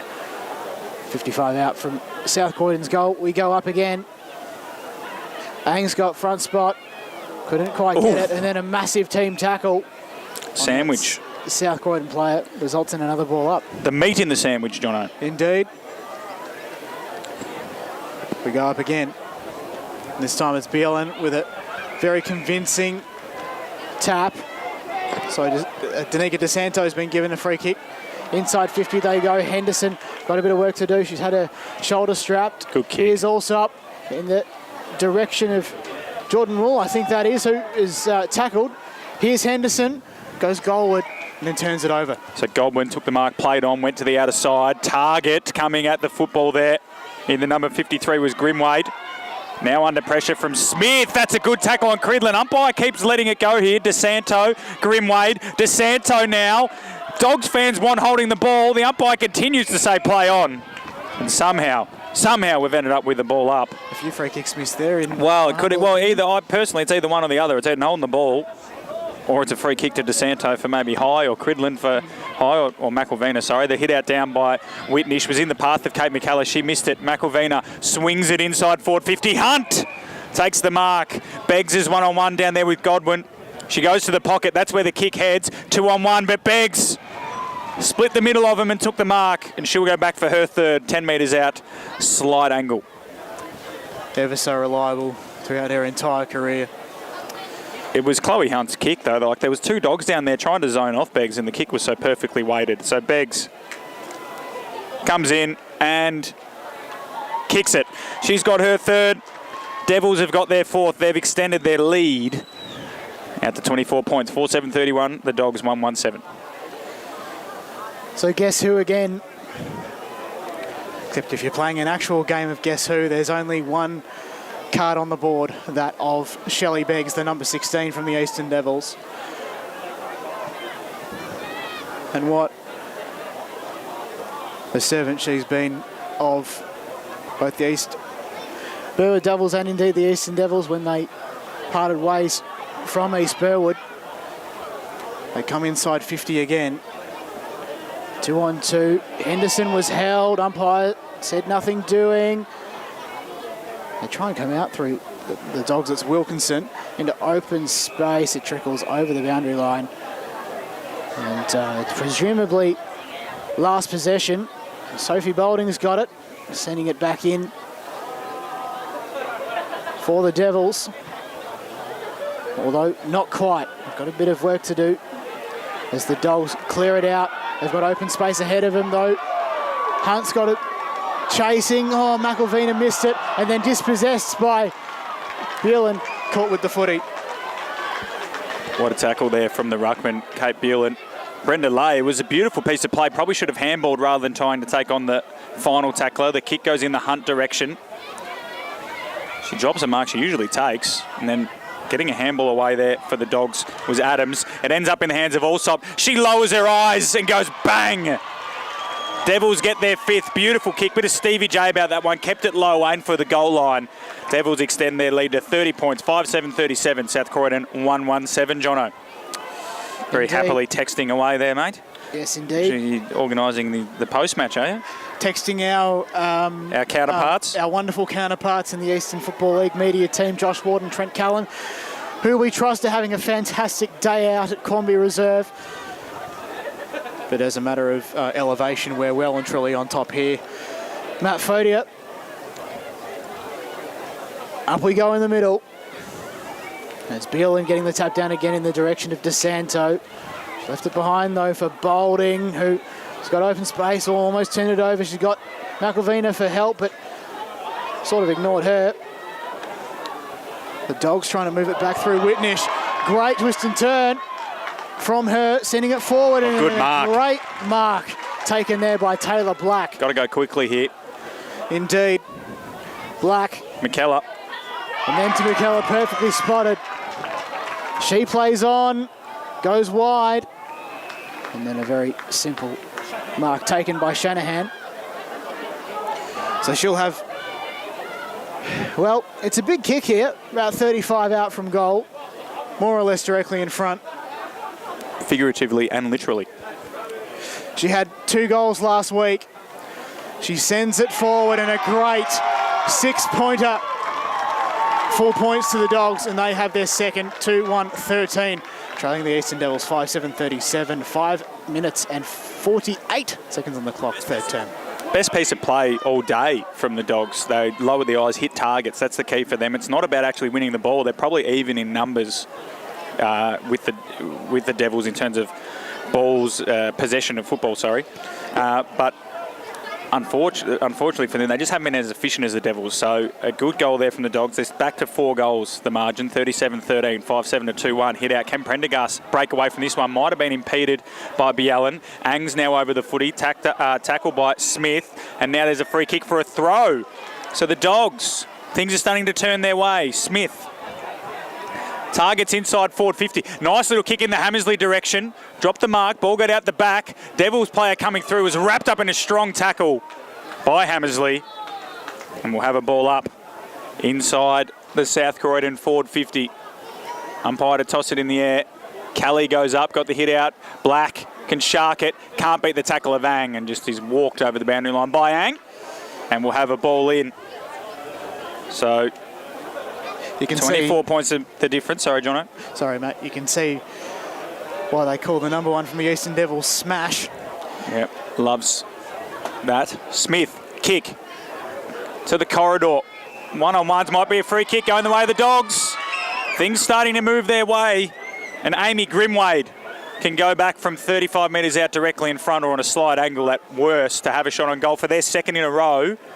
I don't think she's got the journey in her, Grimwade. So she's going to come in, couple of steps, send it goalward. Ooh. Good looky kick off the boot, it's high, tough one to mark. Fist comes from the Devils defenders, ball hits the pack, bottom of the ground. It's just being socked around by the Dogs players here. Worked it across goal, Maggie McKellar's there. Tassari will try to rush it through from behind and does. So the Dogs 2-2-14, Eastern Devils 5-7-37. We've got 8 minutes in this third quarter. So it's Tassari up to her old trick. She comes in. The field of play, this time the Devils go on the broadcast side and Hunt takes the mark in the junction looking for Allsop, who can go out the back door, shrugs off her opponent very well. Down further afield, it's a downfield free kick. And Nicole Price will presumably have it, although it's being... So the umpire says, no, it's your free kick. And so she's got it almost directly in front of us. Does Price. Swap the big number for a small one in the off-season and finds Stratton very comfortably, 70 metres out. In they go now, the Eastern Devils. Carew was shoved out. Ang over the back. Prendergast immediately tackled. And we'll have a ball up 45 out from the Devils' goal. Good pressure there from the Devils. The Dogs had the numbers there. They'd be disappointed not to take the intercept mark. Tap down. Ang came through. Wilkinson overran the footy. And now gathering his Price. So the umpire says, give it to me. We'll have another go. So almost halfway through this third quarter. Premier Division Grand Final. Devils by 23 points. 2-2 the Dogs. 5-7 the Devils. Hit out down. Sharking it is Curran though for the Bulldogs. Kick smothered by Cridlin. The players come in. Tunnel ball from McKellar. DeSanto tried to beat the tackler, did. Got it to McNamara. She dropped the handball. Went back in to go get it. The Dogs should clear now. Kate McKellar. Little grubby kick towards Maggie McKellar, who taps it back into the corridor and follows up her good work. Socket it forward to Black. Clean hands. Handball over the top to Katie Prendergast. Kick around the corner was slightly touched. And now the Devils will clear. Beautiful kick. Looking for Cridlin. Couldn't quite get there on the full and then overruns the footy. And we will have a ball up just in front of the South Croydon coaches box. They want it. They want the free kick because it was an Eastern Devils last possession, but umpire Wright, believe she's made the right decision to ball it up. So Kelly will go up here. Against her opposing number. Ang almost came off the bench to collect that one. Goes back, got a little shove from Kelly. Kelly went to pick it up. And then we'll have a ball up as McNamara dives in on her. So the Dogs, a couple of periods of play where they just can't get that final link in the chain. Thrown up again. Baker won the hit out down. Tobin does well. She'll go in to get it. Meeting the sandwich once again. Stratton came through to lay the tackle. McKellar's there. Curran comes through. And we'll have another ball up. 10.5 minutes gone. Third quarter. Eastern Devils 5-7-37. South Croydon 2-2-14. Beautiful day at H.E Parker. Big crowd brewing. And of course, at H.E Reserve, it's Knox and East Ringwood in the Division 2 Women's Grand Final. At the moment, it's East Ringwood 26, Knox 24. Exciting one out there. Handballs flying around here. And Baker wraps up Grimwade, and we'll have another ball up. So on the edge of the Devils 50, Baker almost tucked it to advantage there. Ang tries to get involved. The Dogs clearing the footy, but only as far as Baker, who had the sit, and then she knocked over her teammate Peg as well. She still might be able to get the ball back, Baker, instead putting pressure on her teammate. Sling tackle, Dogs free kick. Sling tackle. Here's Chelsea Wilkinson, or no. Kelly. It's Kelly. Just decided to centre the kick slightly, did the umpire, to a contest. Ang's there to meet it. Dispossessed, gets it back still. Hands it off to Peg. Peg goes to Cridlin, but she's got a bit of pressure on through Whitnish. Good Shepherd. They still advance forward, though, slightly, the Devils. The Dogs are there to provide some great pressure and then some great, that's harsh. bump from... She got the handball away there. She got the bump away. To be honest, there was no tackle. Well, there was a tackle. I think he's paid the tackle just for laying it there. He didn't give Baker enough time to get the handball away, Jono, but the free kick goes the way of Chelsea Whitnish, and she goes down the line. Looking for a target in Shanahan. Got hands to it. Ball out the back. Brenda Lay's got some toe if she can get onto the footy here. DeSanto might have given her a little shove. Umpire this time says nothing doing. We'll have a ball up, this time on the South Croydon half-forward flank over at H.E Reserve. Third quarter, East Ringwood lead 26-25. 8.5 minutes gone. Over on YouTube if you want to tune into that one. Over here on Facebook and YouTube. So the Devils by 23 points. 12.5 minutes gone, third quarter. Good hit out from Whitnish. Grimwade gathers, runs to 30, chipping ball, looking for a target in the goal square. Black should rove this, has time to gather, wants her right boot, gets onto it, creates some space, runs to 30, snapper goal is there! Taylor Black kicks her 40th of the year, and the Dogs get their third. 3-2-20 South Croydon, Eastern Devils 5-7-37, 13 minutes gone, third quarter. Well, if this was a regular season game, she'd be in the best of the votes. With 7 times she featured in the best 6. And fair enough too. She's had a great season, Taylor Black. And the South Croydon Bulldogs just edge a little closer.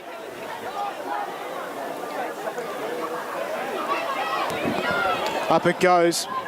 Down it comes. Players come to meet it. Dev's trying to make find a way out through Marlena Ginocchio. 2 goals in a row for the first time today, South Croydon. There you go, scoreboard adjusted here for those folks at H.E Parker. Indeed, so here's Ginocchio again. Carr coming forward, she's been tackled, holding the football. And it's Griffin. Dogs are away here, handball to Curran. Kick wobbled, didn't mean to go to Hammersley, but Hammersley was the target in the end. She dropped the mark. She wasn't expecting it. It wasn't meant to go to her, Jono. And will be a ball up here. Magpie again, he's getting awfully close to us here in the commentary position. Getting very angry. I do have a half-finished burger here, so that might be why. Hit out down by Bialan was very good. Whitnish is, you can see I'm on edge there. The Magpie was nowhere near me and I've shuddered. Luckily nothing happening. DeSanto getting up from the bottom of that pack. The pink helmet must get her a few, I was about to say Brownlow votes, best and fairest votes. Hit out down in the direction of McKellen, but picking up his lay. Good speed. Kick bounced up for O'Donnell. She couldn't crumb it, or gather it, should I say. Going in, Biallen, little kick to the corridor, might work out for Price, but it's 2-on-1 if she can't get there first. Curran does well, got a handball to Wilkinson. She'll run through the centre square, kick out wide. Who's the target? Might be Prendergast. Well done by Harrison, got a spoil, but Prendergast will go back after it. Gathered it, handball back to Wilkinson. She can go back on her right boot and does. Kick to the corridor, Whitnish. Doesn't take the mark, might get a free kick. Smith plays on, got a handball away. Umpire said play on. McCullough picks it up. Handball intercepted. Dogs around it. Smith flicks it forward. McCullough from 40. Top of the goal square. Shanahan's down there. Mark taken! Umpire said play on. Handball to Black. Black over the top. Shanahan marks. Wowee. Frantic footy. Thought that had to be a mark paid down there to Jamie Field. But now Katie Shanahan can have a shot at goal and make it 3 goals in a row to the Dogs and bring this margin back to within 2 kicks. Shanahan comes in, kicked it. South Croydon fans love it. South Croydon 4-2-26. Devils 5-7-37. We've gone 15 and a half minutes here in the third quarter. So it's up to the Devils to respond from here on. 25 minutes left in this match before the premiers of the Premier Division will be crowned. And they need an immediate response here. The black and white, and sometimes teal over the years. Up we go then. It's Bielin trying to get the tap down. Well, she does, but I mean, as far as a couple of South Croydon players, trying to get it out there. Was that South Croydon player if she wasn't met by Danica DeSanto? And we'll go again this time. We'll escape the centre wicket area and we'll go up again. So Bielin gets the tap down.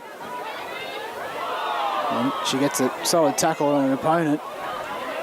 As DeSanto scrambles to pick up the footy. Met solidly by Prendergast. Of course, Katie Prendergast reversed it. Wowee, that is poor. That's a coach killer. And Katie Prendergast has it on true centre wing. Prendergast, good kick in the McCullough direction, but getting across the mark of it. It's getting volatile here, I feel. McCullough, or McLavina. So makes up for her error there in giving away the turnover, the reversal. Oh, so the Dogs, obviously, there's 3 minutes left in this quarter. The Dogs don't want this quarter to win. Great mark taken by Caitlin Adams. Under pressure from Chloe Hunt. And then Adams will poke it up the line. McElvena is going to take this mark, though. Disappointing. Disappointing for the Dogs. But they're all over the Devils at the moment. Kick again, up the line. Chloe Hunt brought it to ground. Ang, tackled by McCullough straight away. That's Kate McCullough. Wilkinson dives in after it. Handball towards the corridor. Bolding's around it. Little soccer. Harrison slipped over. Coming through was Tobin. Free kick. He'll go the way of Bolding. Interesting signal there by the umpire. Perhaps it was paid out of zone. No. It was Madeline Wright, just over the shoulder. There you go. So the free kick to Sophie Bolding, who had a good start to that second quarter. Down the line looking for Hunt. Great mark, that is Chloe Hunt. Extended the Dukes. Beggs one-on-one down there. Kick in her direction. Can the defender do well? She can. Alana Prendergast. And now Abby Marshall leads the foot race. She's under pressure from 2. Devils Marshall taps it towards the boundary line. Begg applies the pressure. And we will have a ball up. 18 and a half minutes gone. Third quarter. Back to 11 points here. Got a thrilling final term set up once again here, Jono. We keep mentioning the ill-fated draw. Indeed, I'm getting a shake of the head from ground manager Dean O'Neill. As it taps down, handball out. Dangerous spot, but it might work out for the Dogs. Prendergast came across, hit her shin. DeSanto got past the first tackle, hooked it to the top of the square. Beggs got a 2-on-1, does well. Really well done by Prendergast, the Lana that is, getting the spoil. Ball falls into the hands of Stratton. Her handball comes out wide. Here come the Dogs. Smith, that's holding the ball. Great tackle. That's Sophie Bolding with the tackle. Let Brooke Smith know about it. And she can go back, Jono, 40 metres out. 15-degree angle to steady the Devils. Indeed. She got the leg? I think so. Well, DeSanto doesn't. She's cramping in the third. Oh, dear. It is a hot day out here at H.E Parker. It's a sweltering 16 degrees. A very hot day at ground level. So Bolding doesn't care about her teammate getting treatment, pops it up to the top of the square. They'll all fly. Hunt's a good chance at marking this. Went out the back to Begg. Left foot snap. That's a great goal, Shelley Beggs. She's got 4, 2 in the quarter. Wow. She knows where the goals are. She does. She does. And absolutely fantastic performance from Shelley Beggs today. The good news is that for the Devils that Danica DeSanto has got up in the hands of the trainer Lucia Perich. She's all good. We're going to get a restart here once again. That'll most likely be three-quarter time, though. By the time they restart this game, the siren will have gone, I reckon, Jono. So 5 seconds.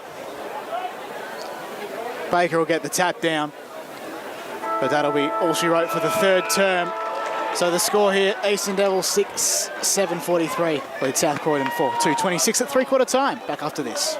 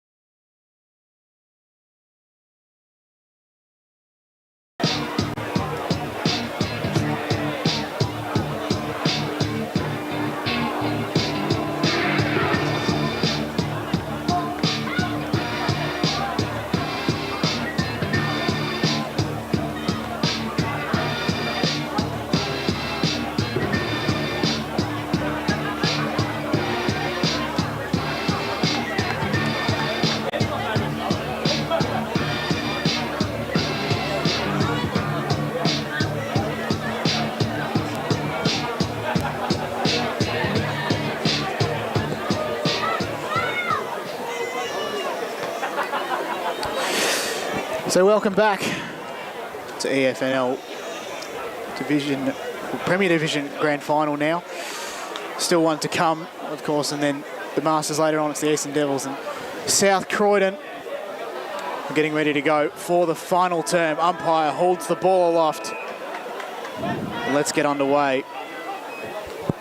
Up it goes. Beelan, strong as ever in the ruck. It's the tap down, but only as far as the South Croydon player in Tobin. Look at there. Play continues and goes in hard. McElveena's in there as well. Ball comes out the back. Boulding inside 50 now. Beggs almost had the sit. Henderson tries to pick it up, leaves it behind. Fair scrap inside the Devils 50 now. Stratton did well to keep it in. Inside 50 that is. She's wrapped up. Ball up inside the Devils 50. Here's Matt Fodia. So South Croydon, they trail at the moment by 17 points. So 3 kicks, 4-2-26 the Dogs. Eastern Devils 6-7-43. Devils have lost just one game all season in the Premier Division. The Dogs have come from third with a comfortable win over SBL, Wolves, and then a tight win over Mount Evelyn last week to make their way to the grand final. And there's going to be a free kick going the way of skipper for today, Brooke Smith, with Sarah O'Toole not playing. Smith goes down the line. Target is Grimwade. Takes the mark. Good start here for the Dogs.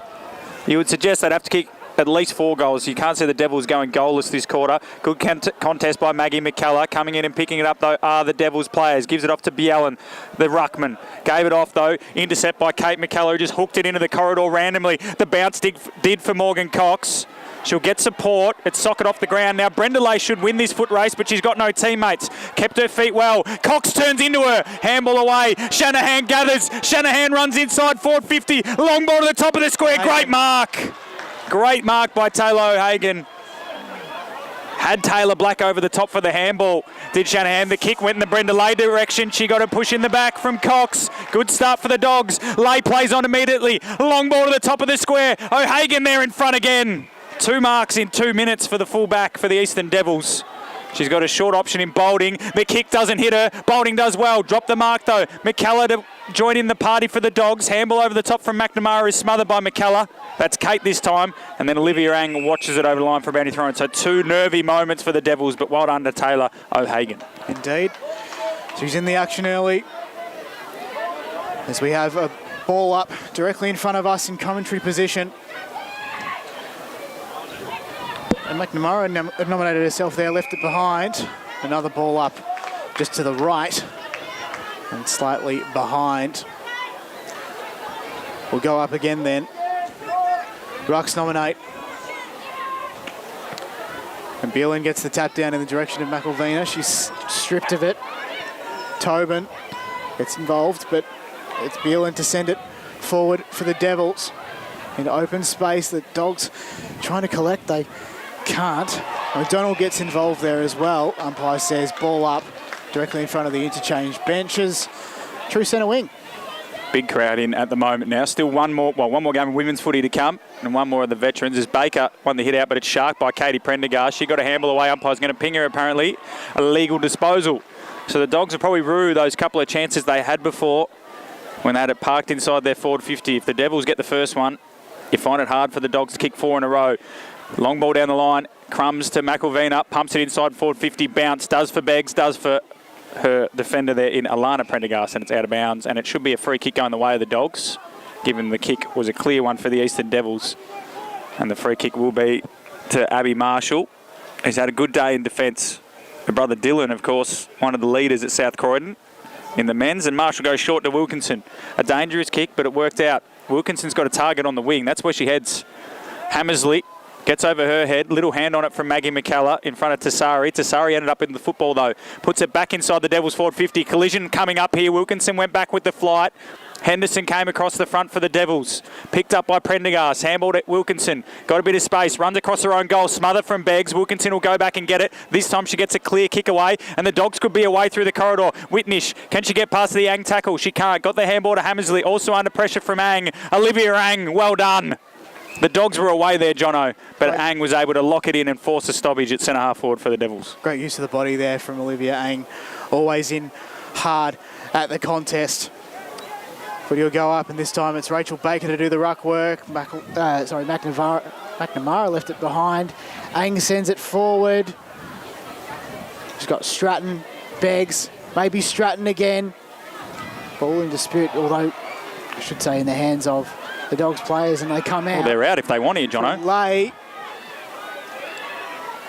And move it down into open space. Oh, Only no. as far as Morgan Cox. It went over her head. She gathers the football though. Riley Cridlin chases the ball down, and then a shonky kick off her boot. Only advances forward. McNamara twists and turns. On the edge of the 50 now. Here's Olivia Ang. They send it inside 50 now to Emily McElvena. A very trusty kick of the ball. She moves on quickly, finds Hunt. She doesn't quite mark over the back. Play on's the call. The Dogs have it. Handballs left, right. Oh, there's a chance for the Devils in it all. But the Dogs, they look to come out here out to broadcast wing. So Karen got the kick out towards Katie Prendergast. She's got a 2-on-1. Might have got a shove. She did. Didn't need to do that. Did Gemma Owen. So Katie Prendergast has got the free kick. They've got numbers down the line. She'll head in the Ruby Kelly direction. Kelly marks strongly on centre wing. Taylor Black is all on her own. If she can turn and go, Kelly, she does. Kicks it to Black's advantage. She'll get it on the second bounce. Picks it up. Wrapped up immediately in a strong tackle. And we'll have a ball up right in front of us here.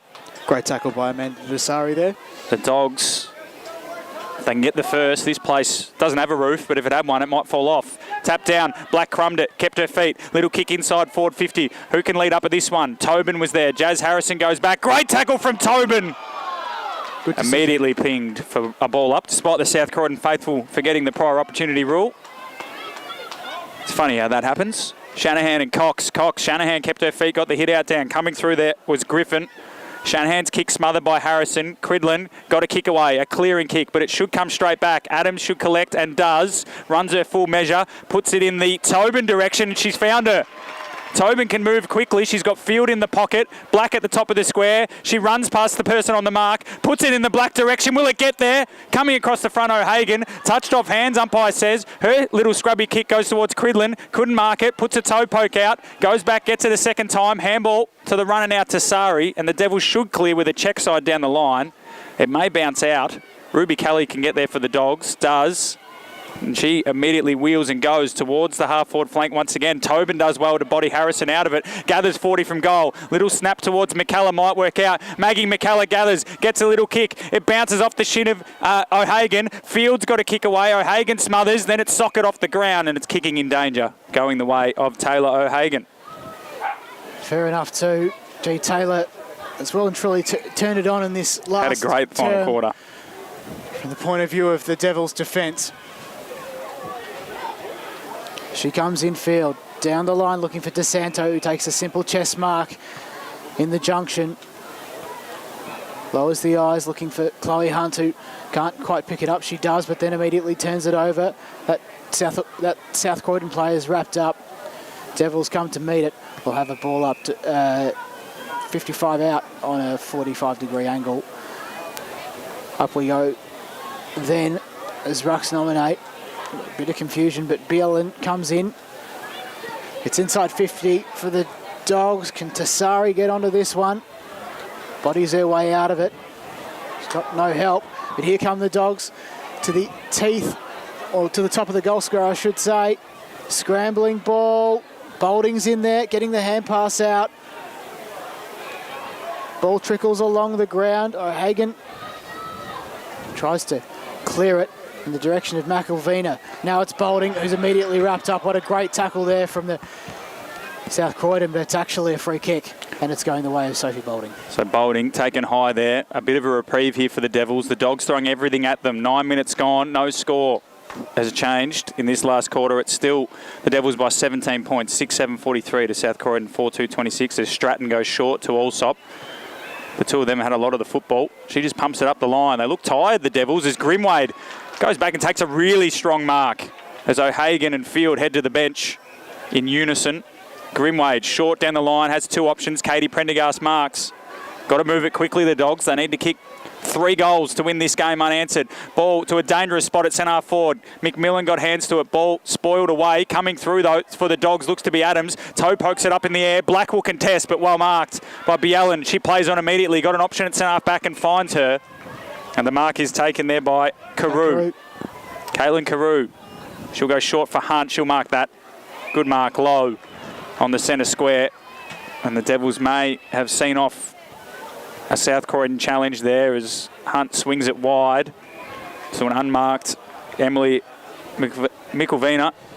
She pokes it shorter still. This is beautiful ball movement from the Devils.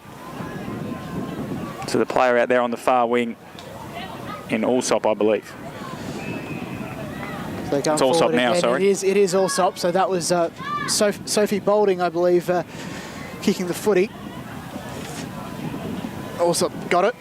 Called to play on. Hunt almost had the mark. The Dogs come out. One bounce. As usual, like, not many options presenting though. Sarah Mack is hot on that player's tail. Manages to clear it though to centre wing. It's met by Rule. And then Bielen. Over the back is Harrison. Gathers, gets the offload to DeSanto. Needs to pass to Pinocchio. Does. In the direction of Shanice Stratton, but she's missed it. A turnover results. So Ruby Kelly will take the resulting free kick for the Dogs. Things need to link up here. They've had moments. Kelly under pressure, kicks high in the air. It's all Dogs, but Bielen got the first hands to it. Hammersley falls over from the pressure from Olivia Ang. And we'll have a ball up. Defensive side of the wing for the Dogs. There's a bit of just quiet tension in the crowd at the moment. No real voice. Nothing's actually happened for 11 and a half minutes. You can tell, though, if one goal happens here, it'll be joyous celebration for each other. Whichever side does score, as Ang's kick is out of bounds on the full. So the Dogs will get another chance to rebound. Free kick is right on the junction there where the arc meets the boundary line, and it'll go the way of Alana Prendergast, who's got the job on Beggs. She goes down the line looking for Smith. It got through a number of hands. Ang went back and got it. Gave her handball off. That should be holding the ball for Hammersley. And the umpire's actually given a holding free kick. Interesting. That's a dubious one. I think if you say it's play on, you just got to let everything go there. But Boulding goes out wide, and the mark is taken by Price. Price assesses her options. Goes inside 50. Oh, well, more or less a turnover, but Allsop's there to tackle as well as Sarah Rohde. And she gets the just reward. Great tackle. Came back from injury, spent a bit of time in the reserves and has earned a senior spot in the famous number of Lou Watson. As part of the coaching personnel at Hawthorn. Allsop dispossessed, still managed to keep it in, was held. Umpire said play on. South Croydon, though, clear it out only as far as the 50. Here's Baker. Goes to ground. Ang was crunched. Let's find a way out here. The Dogs, they're well and truly on through the centre corridor. Open space, though. Who can get there first? It's Morgan Cox. Also there is Tobin. Tobin lays a good tackle here as the Devils try to repel one more South Croydon attack. Hands and knees, should be a free kick going the way of Adam Shorley. Brenda Lay appears with the football. She slipped over in the mud. Got the handball away to Smith, the skipper. Slams it on the boot. Hand on it from Boulding will work out. Pegg. Under pressure from Shanahan, just disposes of her. Smothered by Pegg. Could work out for the Dogs, though. Smith will get a chance. Handballs it to Black. Black uses her speed. She's got a target out wide. Little check side might suit for O'Donnell. O'Donnell steps back into traffic, goes bang on Ang. And we'll have a ball up. No, O'Donnell stripped her of it. Gave it to Smith. Smith gave it back to O'Donnell. Players dive in on the football. O'Donnell still got it. The umpire has to call the ball up and does. 14 minutes gone. 17 points the difference. Eastern Devils leave. We've had no change to the score this quarter. Devils don't have a loose around the footy too much. Whitnish got the tap down. Taylor Black's there. Boulding came out of this. Been good in the last quarter. High ball to the centre circles. Chelsea Wilkinson goes back. It bounced on her hands. It bounced on her head. Brenda Lay got it. Gave it to Curran. Curran wants some space. Uses the check side to grubber the ball through to O'Donnell. O'Donnell needs a shepherd from Hammersley. Gets it. Swings onto her right boot. Kick smothered by Boulding. Smith got a little hand on it. Brenda Lay gets it back. Handball to O'Donnell. It was too hot for her to handle. Little shove is a good one by Price. Price's underground handball finds it way through to Boulding. Little kick over the top and Allsop marks. So Ash Allsop marks at half back. Probably has to kick down the line. as options present. Loads up to a pack. Henderson, not quite. Footy goes to ground. They're out the back here through Curran, I think. Yep, now McMillan now. Now it's McMillan at half-back who tells their players, spread out, spread out. Quickly off the mark they go, but only as far as Amanda Tassari. What a great take from her. Solid in defence all day. Goes on the 45 and finds Jordan Rule, who needs to find an option forward. Just slows the play down and then off the side of the boot she goes. Emily McElvena still passes, and then Jordan Rule gets the hand pass back, and then Hunt on the paint of the 50 gets the mark, moves on quickly. Who's there? Price was down on the ground. Infringed with. Still inside 50 though for the Devils. Rhodey's there. Price is there as well. Tackle was laid. Now Henderson trying to pick up the footy. She can't. McNamara gets in there as well. She's wrapped up. Back to Henderson. And Henderson kicks perfectly to Ash Allsop, the star of the show today. Great kick by Cara Henderson on comeback from her ACL injury. Spent a lot of time out. It feels fitting that the Devils should get this goal because it's been 16 minutes of just South Croydon attacks that they've repelled, and this is the icing on the cake. So with 4 minutes to go, this might be just the icing on the cake, as Matt Fodia said. Ash Allsop kicks. The kick is on its way. It's there. And you'd reckon the Devils are there as well. 7-7-49 leads South Croydon 4-2, 26, 16 and a half gone. Final term, Matt Fodia. She'll be in the running for the blue ribbon medal. Will Ashley Allsop started like a house on fire. Sophie Boulding will give her a red hot run for her money though. Great goal, good kick. She's a beautiful kicker. The footballer's Ash Allsop. 7-7-49 is South Croydon 4-2, 26. It would take a minor miracle now for the Dogs. They'd have to kick 4 goals in 3 minutes. They've kicked 4 goals in 3.5 quarters, but it's been a good game of football. As the tap's gone down, Kate McKellar, quiet by her standards, is wrapped up in another tackle as Baker and Ruby Kelly go at it once again.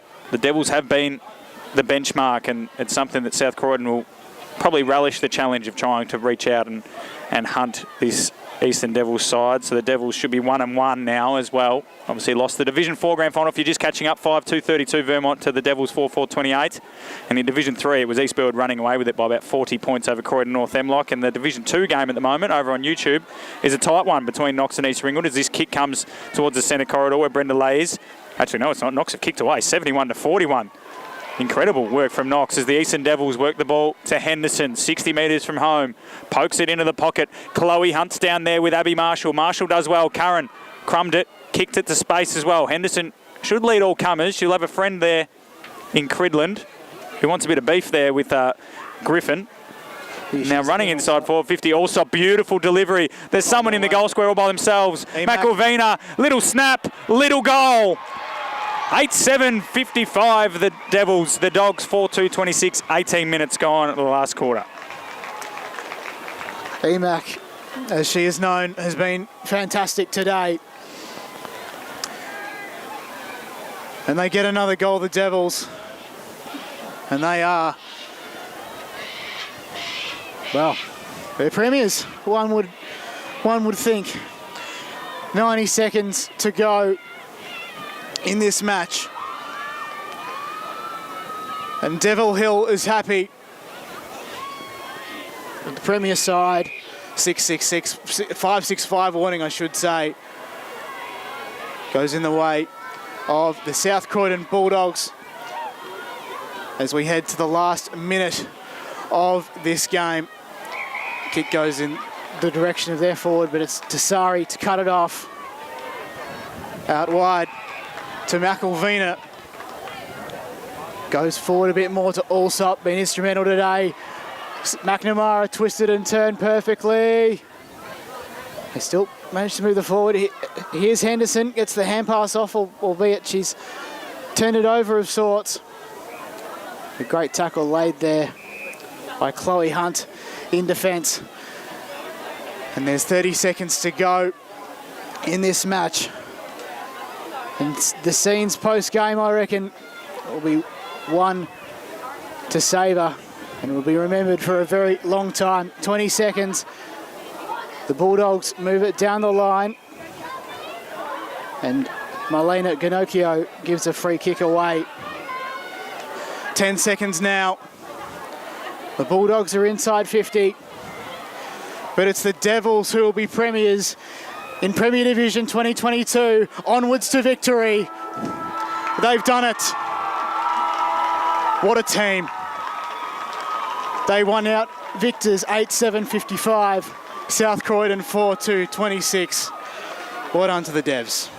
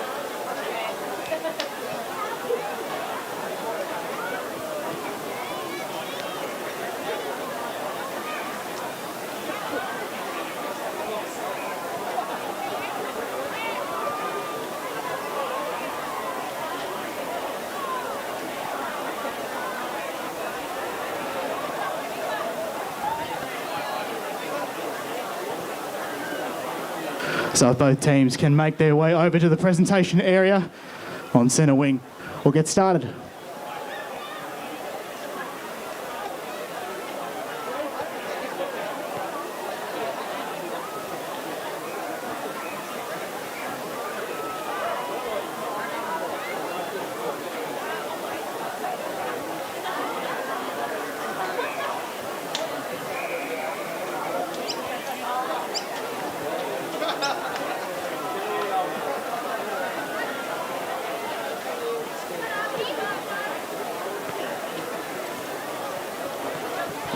Eastern Devils players, please make your way down to the presentation area.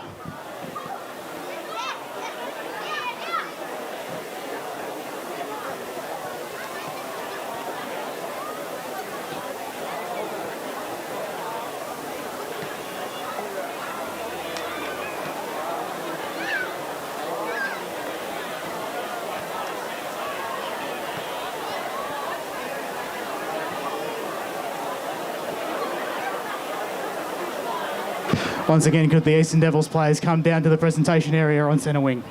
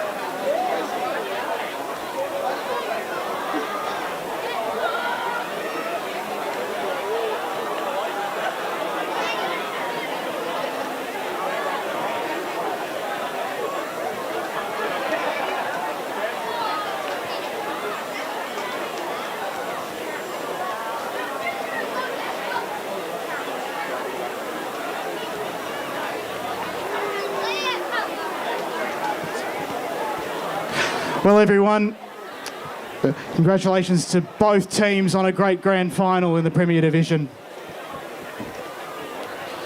We begin our presentation by congratulating our umpires for today's game.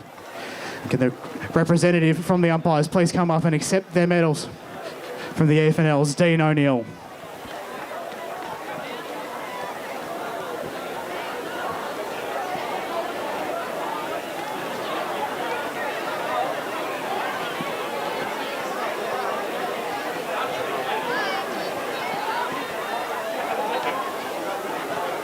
We now come to the presentation of the Best on Ground, thanks to the Blue Ribbon Foundation.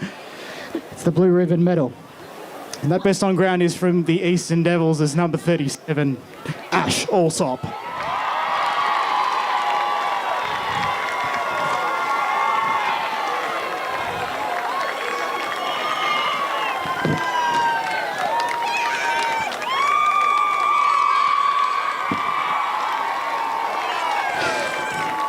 Congratulations, Ash.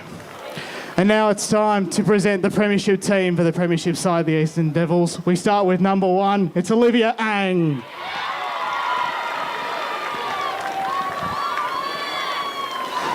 Number 8, Nicole Price.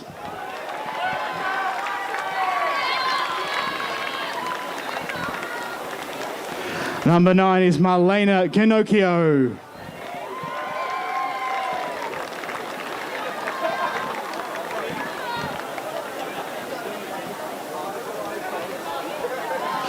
Number 10, Gemma Owen.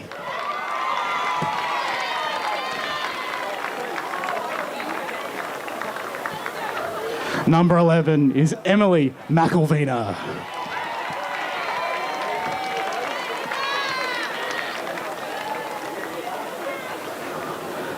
Number 16, Shelley Beggs.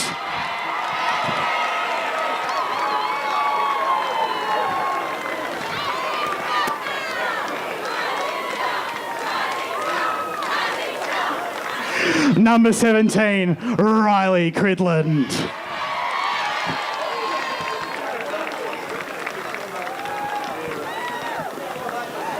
Number 19, Sarah Rohde.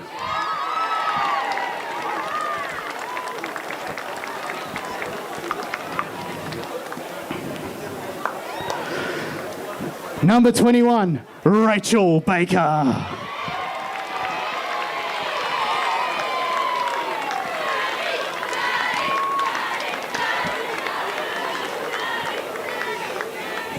Number 22, Morgan Cox.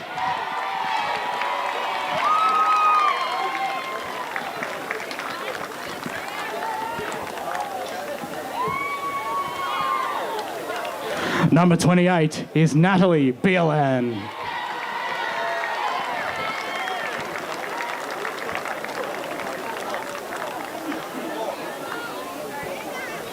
Number 29, Chloe Hunt.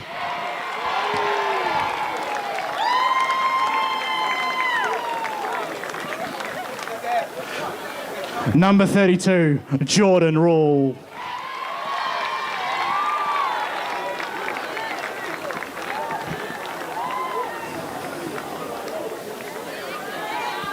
Number 34, Cara Henderson.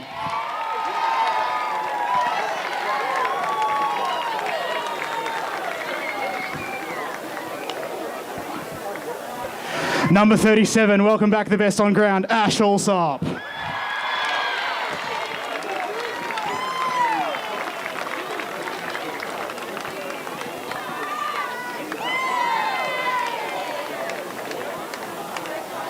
Number 46, Taylor O'Hagan.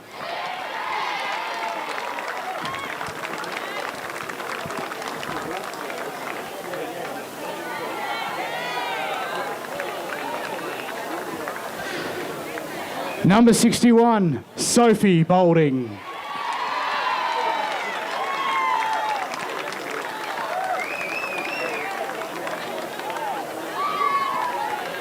Number 70, Amanda Tassari.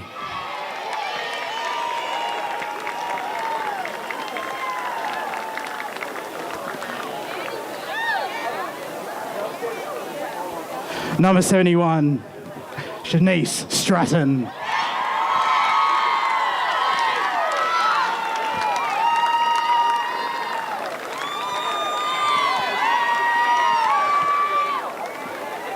Number 74 is Amelia Pegg.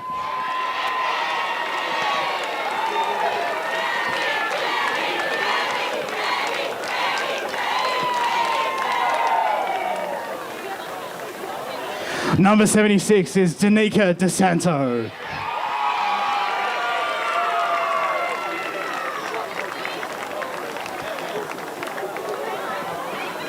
Wait. Number 78, Caitlin Carew.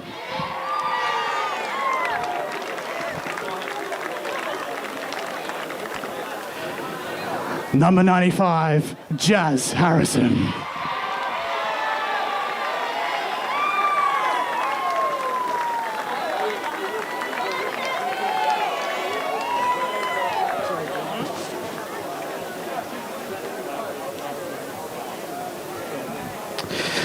Let's go into the off-field personnel, the assistant coach, John Law.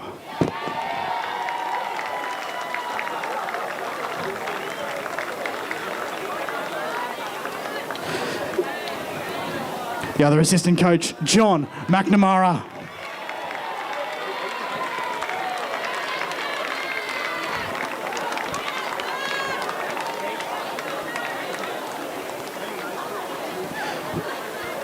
The runner for the Eastern Devils is Megan Paul.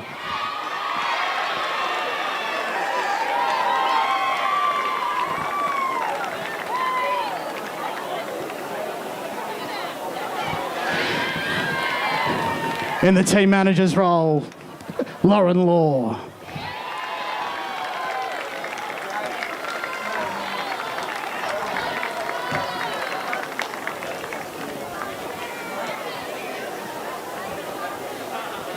The captain of the Eastern Devils, number 53, Sarah McNamara.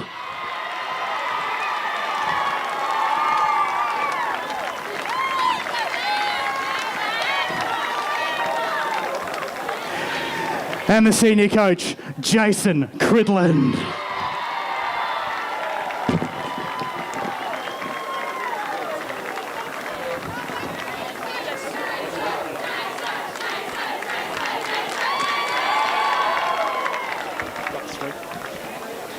Firstly, congratulations to South Croydon. You're a club I've got an immense respect for, and I know all our players do.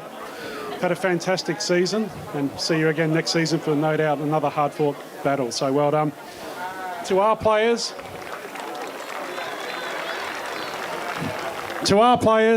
there we go. Couldn't be any prouder of what you've done this year. You're a talented group of players, but you're a better bunch of people, and you've worked really hard to achieve what you have. So well done. And now for the moment that you've been waiting for, the presentation of the Premiership Cup and Premiership flag to the Eastern Devils.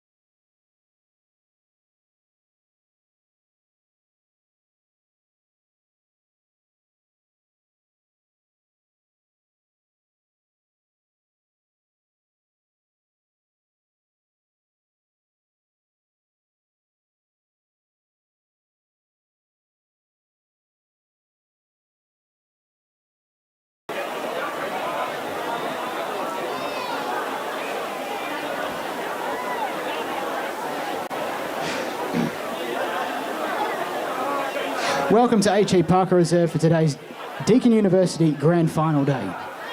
Competing in Game 4 is the Division 1, Game 3 is the Division 1 clash between Park Orchards and Rowville. We begin today by acknowledging the traditional custodians of the land on which we gather and pay our respects to their elders past, present and emerging. We extend that respect to all Aboriginal and Torres Strait Islander people here today. And now would you please be upstanding and join with the players, coaches and the umpires as we stand for the Australian National Anthem.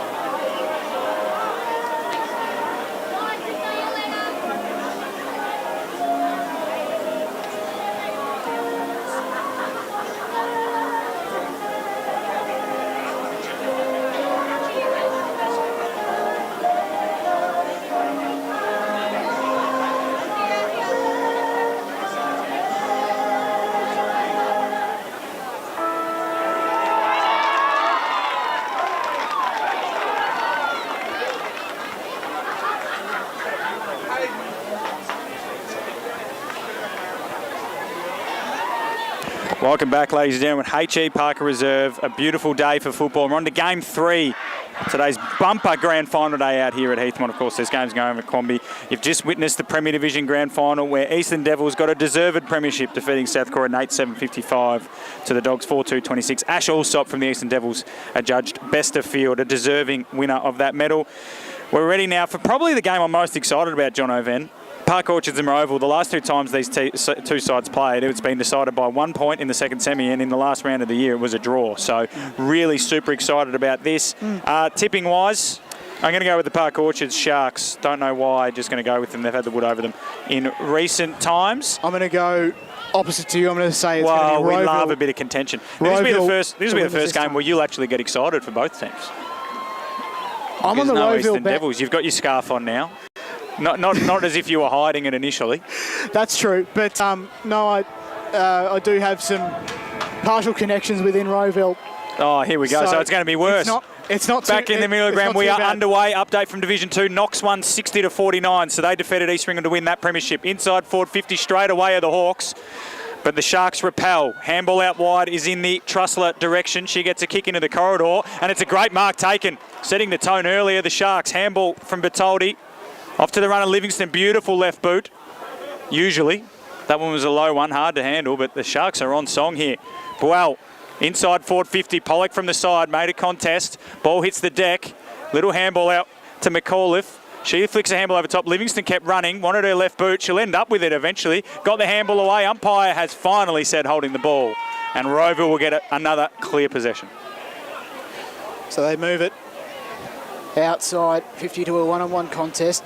Almost fell for Taylor, didn't. Park Orchards. A few handballs, left and right. They go back inside. Only as far as a handful of Rowville players. I think one of them was Jade Wise. Bookaroom couldn't quite take the mark. There's Jade Wise there and Bookaroom as well. Denny gets involved in there as well. But the umpire has it in his hands. The Rucks are nominated and we're going up again. This time it's Panzer for Park Orchards. Wise is there trying to get it out. Goes towards the mud pit of the centre wicket area. Bertoldi.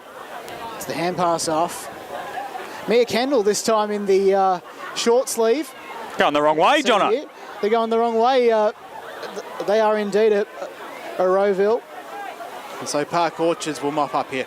So mark taken on half back. She was running before she took the mark there, the Rowville player. Steams away, kicks her high up and under, but it's all the Sharks. Mark taken by Brianna Clark. She's got Rukavina to her right if she wants her. She ignores that, goes up the corridor. Got a target there. Boel went over the top of her. Should bounce and sit up nicely for the defensive player there for Rowville in Walhooter. And now there's been a ball up. Centre half forward for the Sharks. Early stages, Division 1 Grand Final. No score from either side. Two evenly matched sides. Nixon with the hit out for Park Orchards. And then a good strong tackle. That's holding the ball. Lucy Nixon gets the free kick. 40 metres out from goal. She's going back with a bit of purpose here. She might back herself.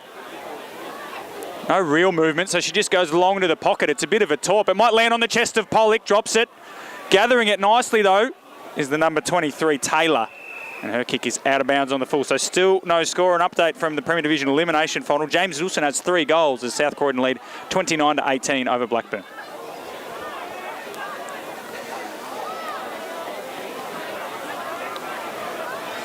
It's taking her time at the moment is that Rowville defender, and the crowd gets onside almost at the full there. It was the number 22 in Nixon. Close to the top of the 50, and that was a great mark taken there by Brianna Clark. She plays on inside 50 again. Pack of players comes to greet it, but ultimately it lands in the hands of Simone Notman. So swing it to the outer side. Shay Denny takes the mark on defensive 50 and plays on. She's got Logan O'Connell-Webb down the line, but she set her a task. She set that so high in the air it allowed Brianna Clark to come across from the side. She might have had a little shove. Umpire Henry says, give it to me. Ball up. No last possession there. Definitely shoved out. It's all right. We've probably been a little bit hypercritical of the umpires today. They have done a good job overall. They have. So ball up. Clark going in the ruck there against Kite. Kite won it down. And then the tackle is laid immediately by Georgia Haysom. Sorry, not Georgia Haysom. It was Mia Kendall in the 45.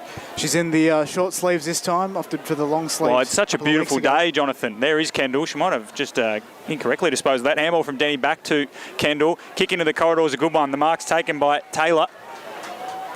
Or Taylor, if you wanted to get a bit I think it's French. Taylor, maybe. Taylor goes out wide. So just zigzagging across the field here. The Hawks. Shay Denny had a lot of it early. Takes the mark on the wing. Plays on. Kicks over the head of Rukavina on the mark and goes to a one-on-one contest down the line. Danielle Brotto takes the mark. 33 goals this year, leading goal kicker in the competition. She goes down the line further and another strong mark is taken. This time, it's Rachel Seedsman. She's got a leading target. It's a beautiful kick. It's out in front. Beautifully weighted onto the chest. And the Hawks will have a shot at goal. Can't quite see who that is taking the mark. I think it's Caitlin Bell. She's going to go back from 30 metres out directly in front. A lot of purpose. Kicked a lot of goals this year, has Caitlin. Good looking kick off the boot. Might have the journey. Park Orchards have the sweeper on the line. And it's marked by Rukavina. It was Caitlin Bell with that shot on goal. There you go, mate. Always a lucky guess. Oh, Rukavina no. moves across. It's kept in. Looking for Hutchinson. Couldn't quite find it. It still is kept in, though. Rowville might have the first chance of the day. It's come and hit the post. Almost sat perfectly for Danielle Brotto, and she couldn't take the mark nevertheless. Beautiful effort from Haneen Karam, sorry. Indeed. That would have been goal of the day, Jono. We've seen a lot. Already, yes. So in we come. Park Orchard send one high. Kendall almost at the set. Georgia Livingston also getting involved there. Now here's Trussler. But it's all the Hawks at the moment. Seedsman sends one to the teeth of goal. Just misses Brotto again. Another minus score. 5 and a bit minutes gone. Well, it's actually on 6. 2-0. So 6 minutes gone. 2-0. Hot start if you're a world football fan. Slow start if you're an AFL fan or Aussie rules fan as the kick-in's taken by Flynn Peters. Gets it out wide and the Sharks, when they get speed on the ball, Jono, they look the goods. Panzer's handball is intercepted and the Hawks have got possession back. That was incorrect disposal. And umpire Henry's on the spot. Might not even be umpire Henry this time. The free kick going the way of Kristen Bertoldi. Got an option down the line, ignores her and goes into the corridor where she's got a 2-on-1. Livingston, though, had to battle against the Hawks defender. Ended up winning the contest but losing the footy. Panzer goes in and gets it, and she's been taken high. And we'll have a free kick. So Park Orchards go towards centre half forward again. Mark taken by Mia McAuliffe. She plays on. Got one-on-ones inside forward 50. Ran to the arc, poked it into the pocket. Looking for a target in Pollock, who wraps up the Rowville defender. And there's going to be a free kick going the way of Walhuta, who's got the job on Pollock today. She goes to the outer side, where the target was Caitlin Bell, but it didn't get to it. It's going to be a free kick going the way of the Sharks. Bridget Walhuta certainly has a big task ahead of her against number 30 from the Park Orchards. Very good 2 weeks ago in the qualifying final. All comes back into play. Park Orchards have the set. Chance for the first goal from them is behind.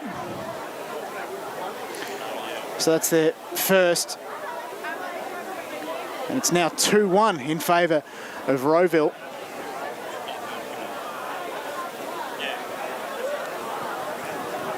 And they'll bring it in now. This time, a run out of the square, come to broadcast side. Packer players form. Taking the mark easily was Monique Trusler,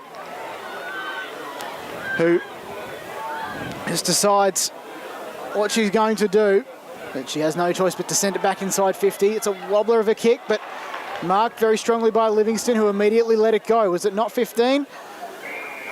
Players converge. One of them was Cornish. Will have another ball up, almost in the pocket, 45 out. That was a free kick actually going the way, Jono, of Lucy Nixon. She pokes it short, looking for a target and finding a target. Play on, says the umpire, not far enough. So the handball came across there from Taylor. And now there's a free kick going the way of Rowville for holding the ball. So all's well that ends well for the Hawks. Under a bit of pressure early there from the Sharks. At the moment, though, it's 2-1. Enthralling game of football this so far. It has been high intensity, high octane. The goals will come.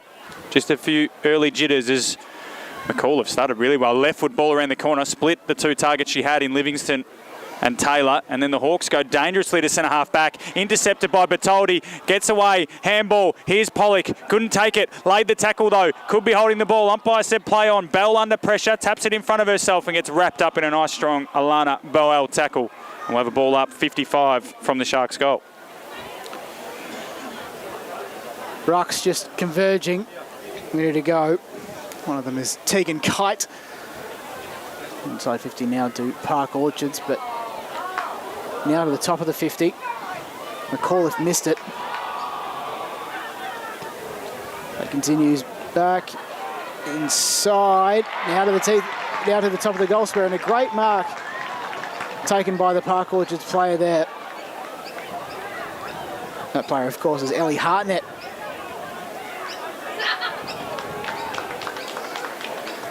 And she's on a slight angle, 15 metres out. Ellie Hartnett comes in, hits the post, the right post, of course, the woodwork. And a lot of oohing and ahhing early here, Jono. Scores a level, 2 apiece, 10 gone, first term. Yeah, it's a very tight, enthralling game, this one at the moment. As the Sharks now have it hemmed into their forward line, but the Hawks run their full measure and kick to the outer side. Bertoldi went up, got Clark for company. There's been a free kick going the way of the Sharks. So Bertoldi's got it. She'll go inside forward 50, looking for a number of targets. Pollock couldn't take the mark, but the ball falls into the hands there of Taylor, who sends it goalward. Taylor! It's going to be rushed over the line. 3-2. Enthralling game of football at the moment, just without the goals. Park Orchards 3, Rowville 2. 11 minutes gone, first quarter. So Matilda Ray to bring it in for the Hawks. And you can hear the Park Orchard supporters behind the goals. Just egging the back on there. Kick was looking for Kendall, couldn't quite find it. Trusler was at ground level, and then she got up. We'll have another ball up just on the edge of the arc. Gee, that was an errant throwback to the umpire. And here you go, and we're back up and running. Great tap there from Jones, but fell at this sit of McAuliffe, I should say, but she's missed. And the score is now 4-2 in favour. Oh, they're peppering the goals at the moment, Jono, just not the middle of them, which is annoying for us. Well put. Well, I don't know how many more goals I can call in me, Jono. A lot of guttural roars from yours truly today as Cara Jeffers is going to take the kick in. She goes short to Bell. He's worked a long way up the ground here, Caitlin Bell. She had a shot on goal earlier. And I thought my voice would be lost. No. At Got this plenty stage. left in the tank, mate. Don't you worry. Very in the much. Kendall direction up the line, but the marks take it across the front of the pack there by Penny Bowman. Really strong grab. No, it's not Bowman, it's Trussler. Apologies. Trussler now. Oh, kick smothered. Took too long. Play on was the call. It ends up okay in Park Orchard's hands. Stepping in and out of traffic. The handball comes back to Panzer. She fires it to the pocket. No mark taken, and that should be a free kick to the Hawks, and is. The initial handball came from Dakota Hohen. And now the Hawks will get a chance to repel again. They've been hemmed in, so they'll be pretty happy to not have conceded a goal as of yet. The Hawks, as Jeffers kicks long towards the Bell direction once again, and Kendall, but once more the Sharks win the ball on the ground. Bit of a sling tackle. Umpire put his whistle to the mouth and then pulled it away. Then another sling tackle this time. It's a free kick, and it's going the way of the Hawks. And the free kick will be going to Bell, who's been involved a lot early, Jono. So they've got to make use of the open space and quick ball movement if they're going to score here. Mitcham in front of East Ringwood in the men's, 14-30. Early, the Tigers, the finals champions. Big contest flies. No player can get it, but wrapped up in amongst it all. There's Logan O'Connell-Webb. Forced to give it back to the umpire, and we'll have another ball up just on the edge of centre wing. Park Orchard's trying to manufacture something out of that. I think it was Bowman who was wrapped up. They still managed to keep it up. Keep it in, though, the Hawks. A one-on-one contest. Didn't fall in favour of Wise, and then she lays a tackle on an opponent. Goes out of bounds on centre wing. We'll have another ball up. So over, of course, if you do want to watch the men's game that's being streamed at the moment, it's second quarter, South Croydon up by 9 points over Blackburn, 29-20, Premier Division out at Bayswater Oval. Let's hit out down. Trussler came through, ran into her own teammate in the end, in Hutchison. And we'll have another ball up. So much like all the other games we've watched today, Jono, just a little bit of tentative play, scrappy early until the nerves go away and the game opens up. Good work, though, by Park Orchards. They get another clearance, but it's not clean. It came off the boot of Matilda Ray. And then Bell, once again, she's appealing for a free kick for some reason. She actually shrugged the tackle of Taylor in the end, but by then, umpire Jacob Henry had blown his whistle. So, a little bit of feel in this one. They've obviously played each other a lot, these two sides. Rowville won the first one comfortably, but Park Orchard have since then drawn and then beaten the Hawks. Kendall tried to take on a couple of tacklers, got a handball away just in time. Coming through now is Ray. Handball over top to Bertoldi. Bertoldi off the side of the boot. It'll bounce inside forward 50. The Hawks should get clear. And Notman took on a couple of tacklers. Then the handball came away. Kendall will try to gather this one. Just ran into Taylor and bounced off her and then burst through Clark. Check side around the body is marked by Panzer. And the Sharks will repel again. Panzer moves towards the boundary line and kicks it out of bounds on the full. I think about a change in direction next time. And it's Mietta Kendall to take the kick, or not.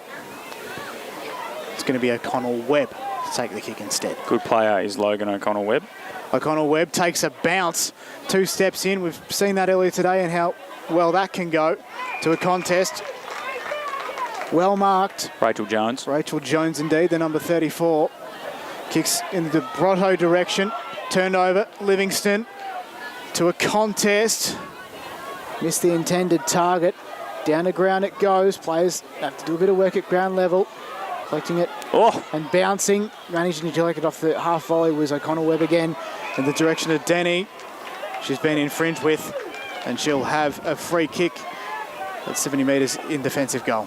So the Hawks take that free kick. We're closing in on the end of this quarter here. 16 minutes gone, just 4 to go. Big fly there from Jade Wise. Got a handball off to the runner, who just put it on the outside of the boot, but then got dumped after she kicked.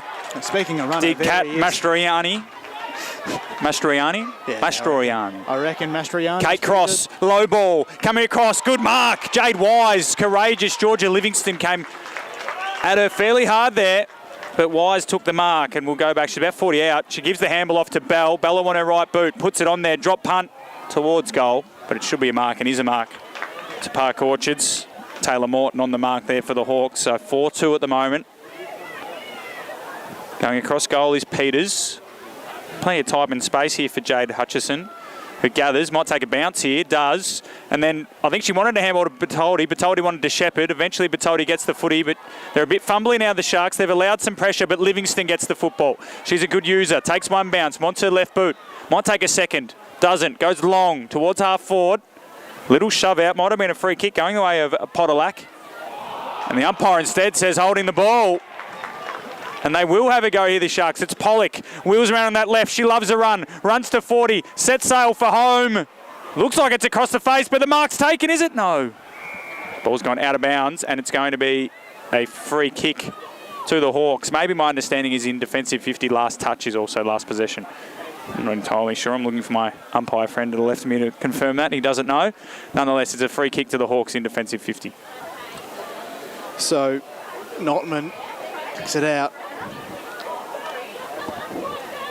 Gets it off to a teammate. Moves it further across. That's a great mark taken there by Catherine Bevan. They send it back inside 50 for the Sharks. Intended target, missed it. Great tackle there. Laid on, I think it was Cross. And players converge. We'll have a ball up. Neither side giving an inch here, Jono. Indeed. Something about pressure. Well, it's the first quarter. We haven't really seen... the first goal of the grand final. Well, actually, the Division 4 game was the only one that had a bit of openness to it. It was 2 goals apiece, was it not, at quarter time between Vermont and the Eastern Devils? I think so. Before Vermont obviously won that one by 4 points, 5-2-32 to 4-4-28. East Burwood defeated Croydon North early today out at Quamby. Knox beat East Ringwood, and the Eastern Devils beat South Croydon. They're the 4 premiers thus far today on our Deakin University Women's Grand Final days. That mark is taken, an intercept mark by the Hawks down there in the right back pocket. Chips it over the top looking for Walhuta. Pollock came across the front, got a spoil on it. Hawks will have to do their work on ground level. Handball came out there from Talur. And now Pollock will go with a low left foot ball to the pocket. It's over the head of her intended target in Hartnett. And it will be another free kick to the Hawks. So a minute to go in this first quarter, Jono. And at the moment it's Park Orchards 0 goals 4, Rowville 0 goals 2. Just feeling each other out. So the Hawks just teetering along the edge of the boundary line. Collected there was Kate Cross. And we'll have another ball up inside the Sharks 50. This time ticks down. Just over 30 seconds to go here in the first. In the last women's grand final here at H.E Parker. Kick wasn't great from the Rowville player. Now inside 50 go Park Orchards again. Plays floating around, collecting it there was Jones. Had a fresh airy though. In there hard. It was Hartnett, I think it was. Play on, the umpire calls. The Hawks try and clear it out to open space. And Morton runs onto it. Got a bit of work to do though. Kicks down the line into very open space, only as far as that Park Orchards player is not going to get it because it's quarter time. It's Park Orchards 4, Rowville 2. Back after this. Got a song for us, Dino? Your Stones man?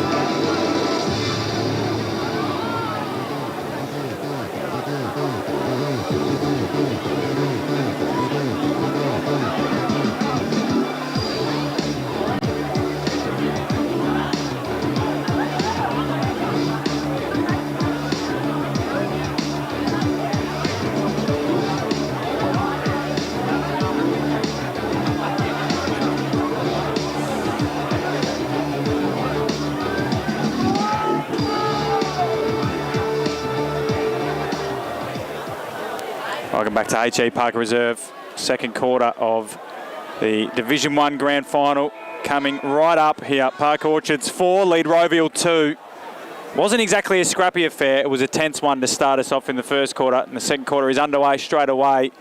As the first one started, Rowville, quick hands, comes out, stepping in out of traffic though, beautifully done there. Looked to be Panzer, sends it to centre half forward, one-on-one. Poldak in the back spot, Handball comes out from Bevan. Around the footy now is Taylor, who had a few shots on goal. Did Jasmine Taylor in that first quarter. And in the end, we have a ball up. Dead centre of H.E Parker Reserve. A bit soft under toe. We saw a couple of players in that Premier Division Grand Final, namely Brenda Lay, when she had a lot of space looking to set off and slipping over. Jazz Harrison happened to her as well from the Eastern Devils, and umpire Jacob Henry decides, let's move off here. And we'll go again.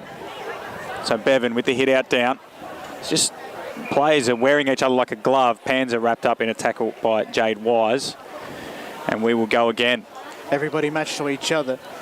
It's fair to say. Yeah. Evenly matched. So Jacob Henry says, you know what, we'll do this again. We'll come over here and have another go. So Jones and Bevan, and eventually Panzer got the handball away to Trussler, and Trussler got out to Bertoldi, who'd had a lot of the footy in the first quarter. She kicks out wide. Mia McAuliffe leads the race. The bounce did her. Can't really get hands on it. No player can. She steps in, eventually gave the handball to Alana Boal, who chips it inside forward 50, but coming out to meet it is Katie Cornish. Her handball comes to Mia Kendall. Under pressure, right football to the wing where Rowville have numbers. Logan O'Connell-Webb will get there first, and she takes off O'Connell-Webb. One bounce. Could take a second. She's ran the wrong direction to goal and kicks into the forward pocket, where it's gathered nicely there by Matilda Ray, who's wrapped up. Umpire said play on. Handball over the top will go back towards Ray. Caitlin Bell's there, bounces off the initial tackle, and then Ray slings her to the ground. And we'll have a ball up inside the forward pocket for Rowville. They're 2 behinds. Park Orchards are 4 behinds. Second quarter of this Division 1 Grand Final. Last time these two teams played, Park Orchards won by a point. The time before that, it was a draw. So we know it's tight. Coming through. Could this be a goal? Mastrani is around the footy, left it behind. And now there's a free kick going the way of Rowville. It is going the way of Rowville. There was a free kick slightly off the ball. And Haneen Bu Karam can go back, is it? No, it's going to go the way of Taylor Morton. She can go back, Taylor Morton, and kick the first goal of this Division 1 Grand Final. Purposeful approach, routine-based. Taylor Morton to give Rowville the lead. Comes in, kick on the way. Swings right and stays right. 3 behinds Rowville. Park Orchards 4 behinds. It's the second quarter of this one here at H.E Parker Reserve, Division 1 Grand Final. So we've got a kick in from the back line. And it's been called back, or no, there's a 25-metre penalty awarded to Ellie Hartnett.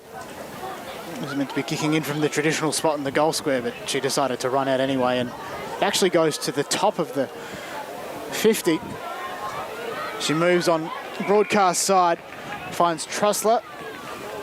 Options present very slowly on broadcast side. One of them's Ray.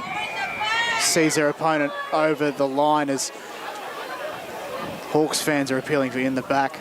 The player infringed with was apparently infringed with was Wise, but she has to stand the mark and go, nah, wasn't to be. So Park Orchards to take the kick again. Wise to stand the mark again. Premier B Grand Final, Whitehorse 13, Donvale 3 at quarter time. Interesting. A good start by the Pioneers. So, ball in dispute. Trying to pick it up there. Celtic did a good job. Players go to ground though. The kick comes back in the direction of Bevan. She can't take the mark as falls behind the contest. Players come to meet it. One of them's Jones. She's wrapped up. Umpire says nothing doing, my ball on centre wing. South Croydon Blackburn elimination final. Blackburn 6-4-40, South Croydon 4-8-32 in the men's out at Bayswater Oval. So Blackburn might be causing an upset by the looks of things today. As tackled late by Panzer, but the handball came out from Wise, and then stepping in there was Kate Cross. Gives it back to Kendall. Nice strike of the football, but it should be Rukavina's and is. So it's not Rukavina. Down there it's Matilda Ray. So she takes the mark and wants to use the corridor. They've got the numbers. The kick just got over the head of Brotto. Hutchinson was set a task. She's been infringed though, taken high by Brotto. Brotto and Taylor there for the Hawks, and Hutchison plays on, goes out wide, good kick, perfect kick to Mia McCall. She takes the mark on her chest, she can wheel and go on her left foot, just dinks it over the top looking for Livingston. The mark's dropped, backing back there by looked to be Jeffers. It wasn't Jeffers, it was Notman. And then the kick down the line, all Sharks. Ray slapped it on the boot. Boel has front position and takes the mark. 40 metres from goal.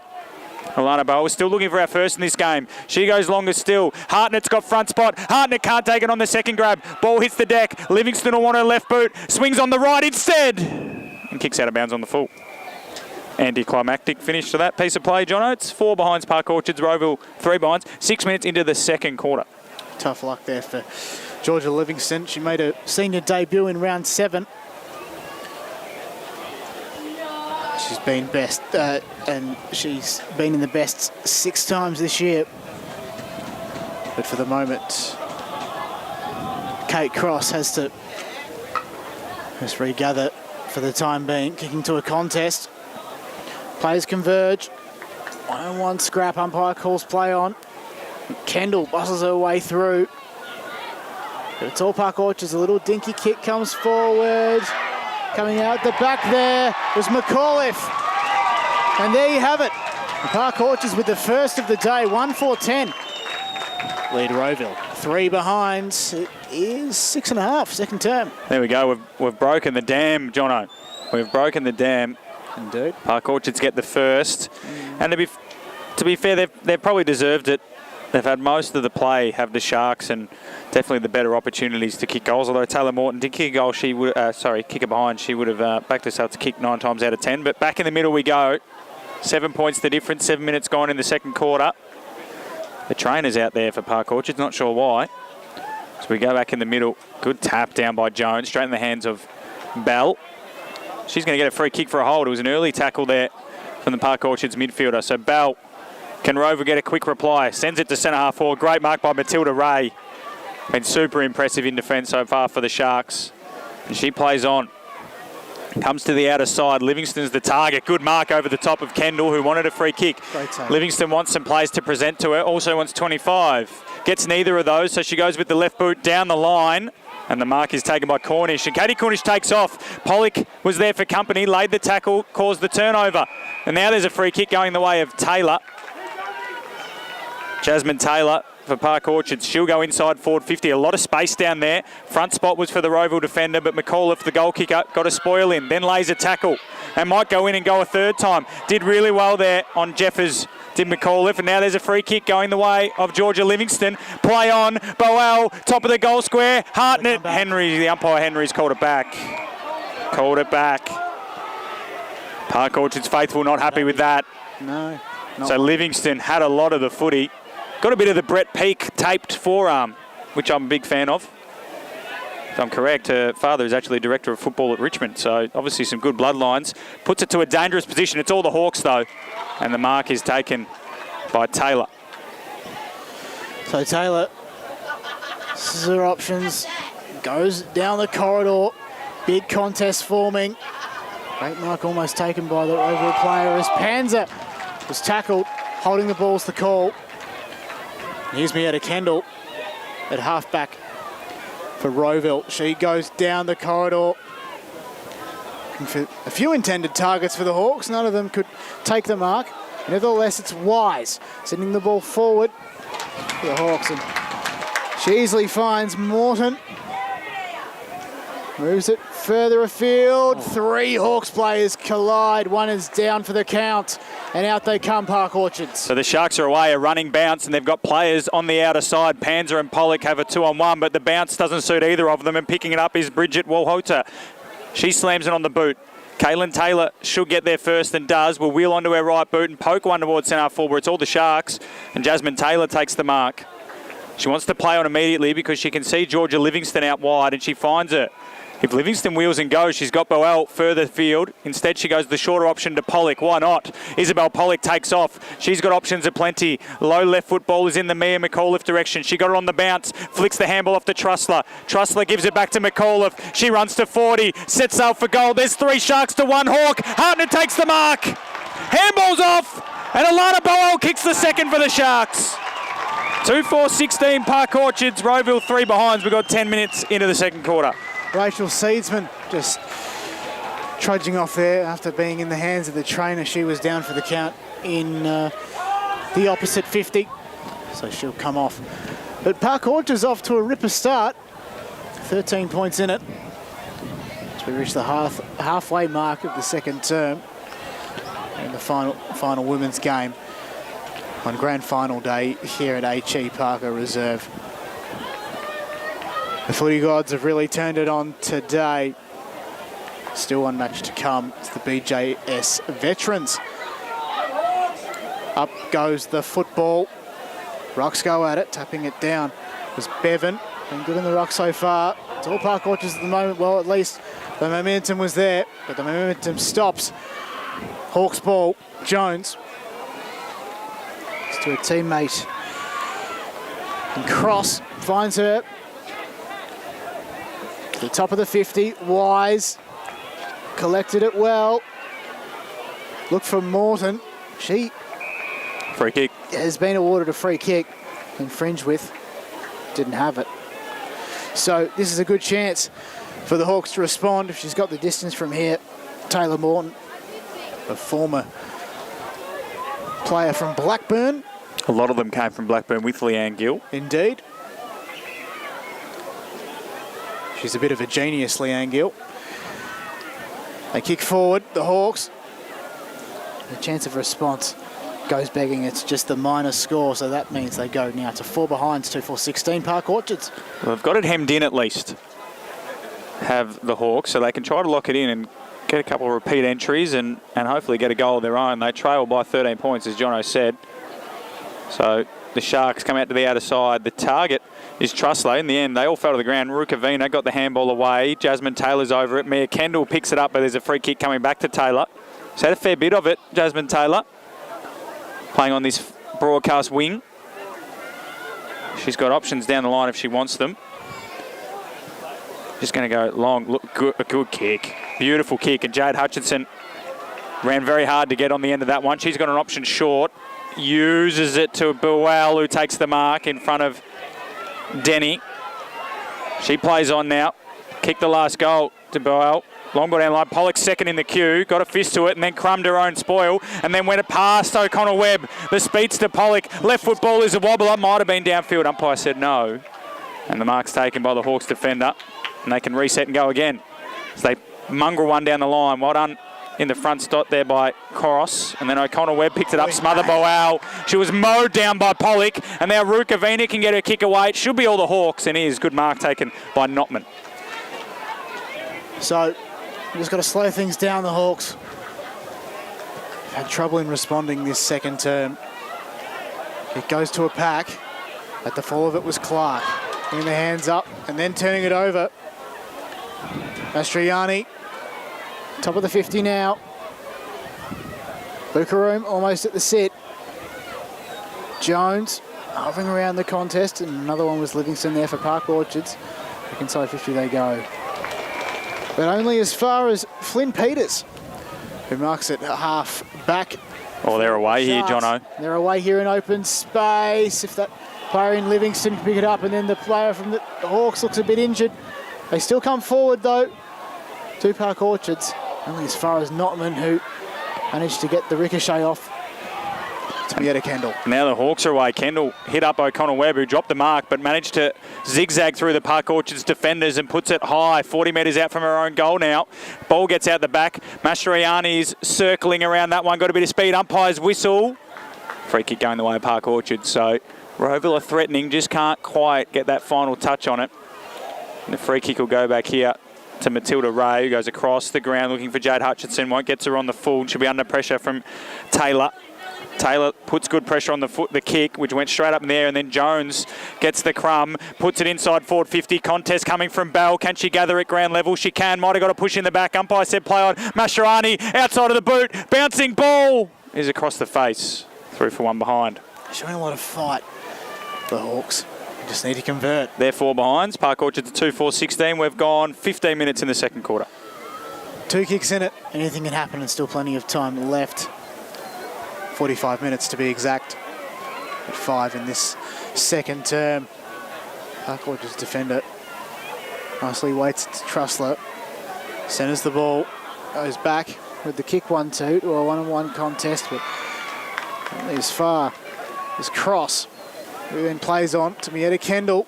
The V4W Hawk sends it to the top of the goal square. And a great mark there taken by Morton. Similar spot, Jono, to where she missed earlier this quarter. So she'll want to go back and give the Hawks their first of the day. She'll be keen to make amends. Taylor Morton. Her last kick, she approaches to bring it back to 1 kick. Makes no mistake of it. And the Hawks are on the board in the majors for the first time. 1-5-11. Trailing Park Orchards 2-4-16. Just under 16 minutes gone in the second term. So the Hawks are on the board. Bring it back to 5 points. 1-5-11. Park Orchards 2-4-16.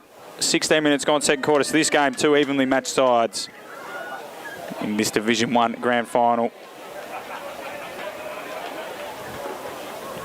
Can they get 2 in a minute and get back in front of the Hawks? Obviously, they had their little period earlier in the first quarter where they were probably the dominant side. But since then, it's been Park Orchards and mainly Georgia Livingston and Matilda Ray that have been dominating. So we have a repeat stoppage in the middle of the ground.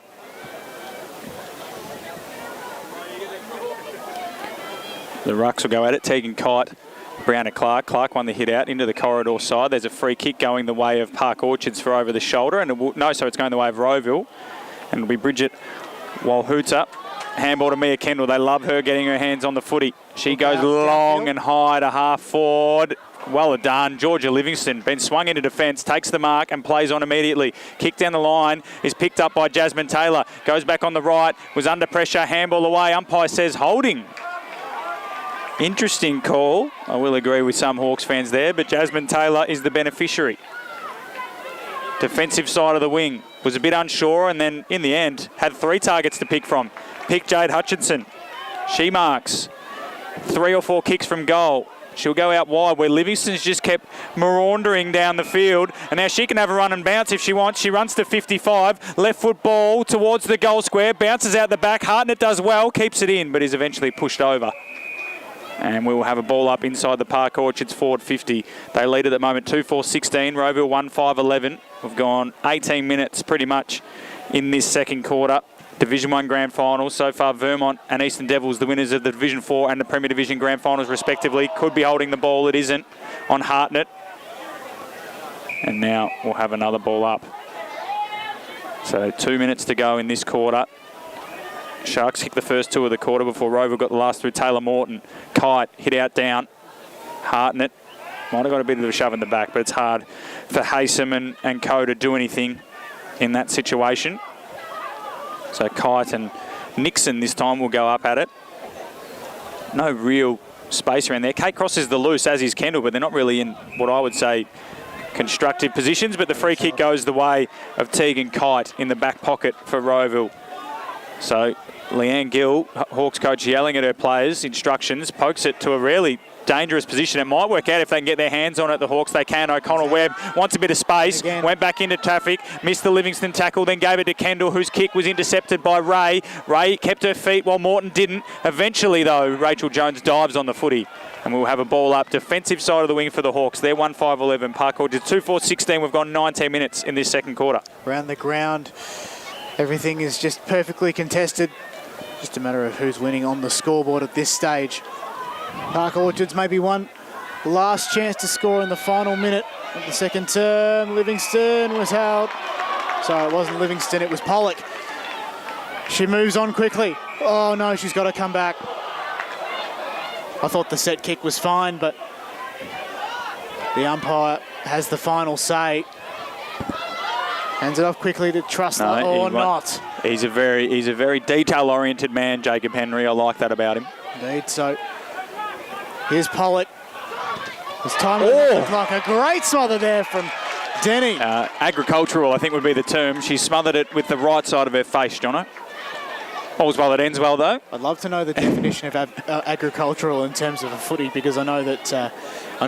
Well, not how you designed it would be my definition, and that's I'm sure when Shay Denny was trying to smother that ball, she didn't think her face would be involved as players scrap around. We're pretty much filling time, Jono, because it's half time here at H.E Parker Reserve in the Division 1 Grand Final. It's Park Orchards 2-4-16, the Hawks 1-5-11.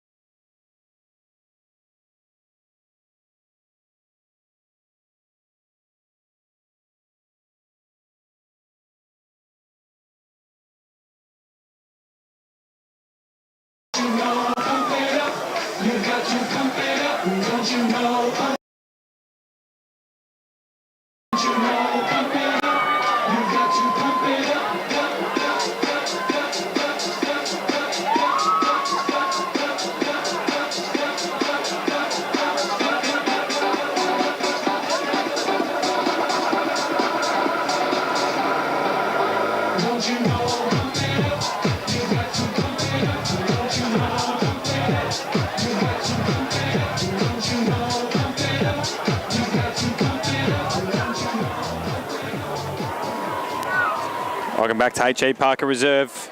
All ready for the second half of this Division 1 Grand Final. Park Orchards and Rowville. Two sides that have been very evenly matched all season. Going head-to-head one more time to decide the premiership. At the moment, it is the Sharks, 2-4-16 leading Rowville 1-5-11. We're back underway in the second half, and Brianna Clark starts it as she does every quarter with a hit out in the space of McAuliffe. Mia, whose handball missed the intended target of Hutchinson, so she went back and got it, but O'Connell Webb stole her footy off her and then was slung in a tackle, but got a handball away just in time. Panzer flicks it out wider still to Hutchinson, who flicks over top to Livingston. A beautiful left footer, goes long inside forward 50. Pollock works away to the front, got a little tap on. Hartnett, handball to Pollock, will want a left foot, goes on the right. And it's through for a behind. Unlike Izzy Pollock to miss them. Quick start for the Sharks, 2-5-17, Rowville 1-5-11. We've gone 35 seconds in the third quarter. So the Hawks are bringing in once again. Just got to find a kicker, and that kicker will be Mietta Kendall.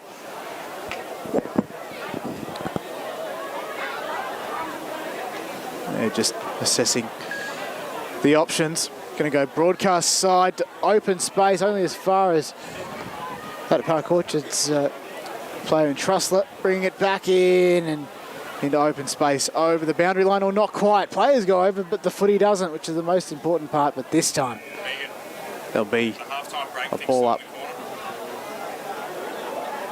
Just in the pocket. The Park Orchards go. Up goes the footy. Players converge. Wise at the bottom of the pack. Advancing. Panzer couldn't quite take the mark. Morton also left it behind. Clark. Inside 50 again, only as far as Kendall.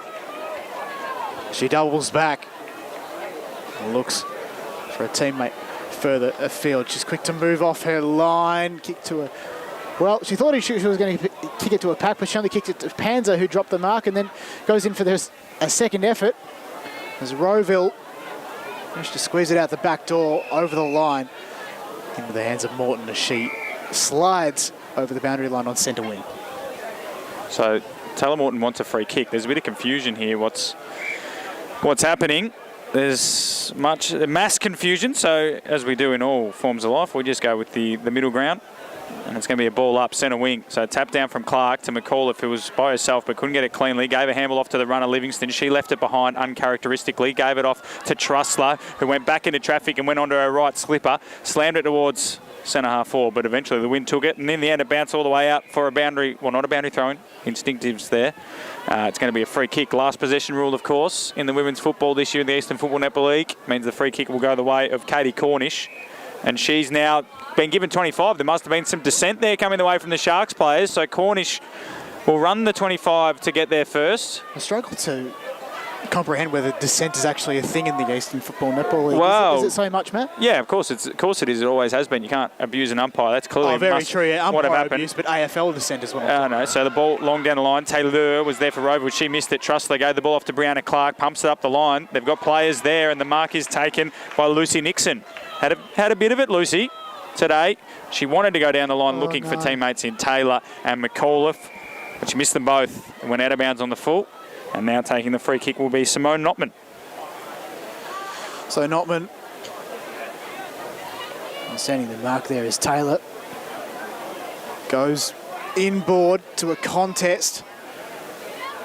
The Hawks, though, in all sorts as the players brought down to ground from Park Orchards, and she's been awarded a free kick. That player, of course, is McAuliffe. Had a great first half.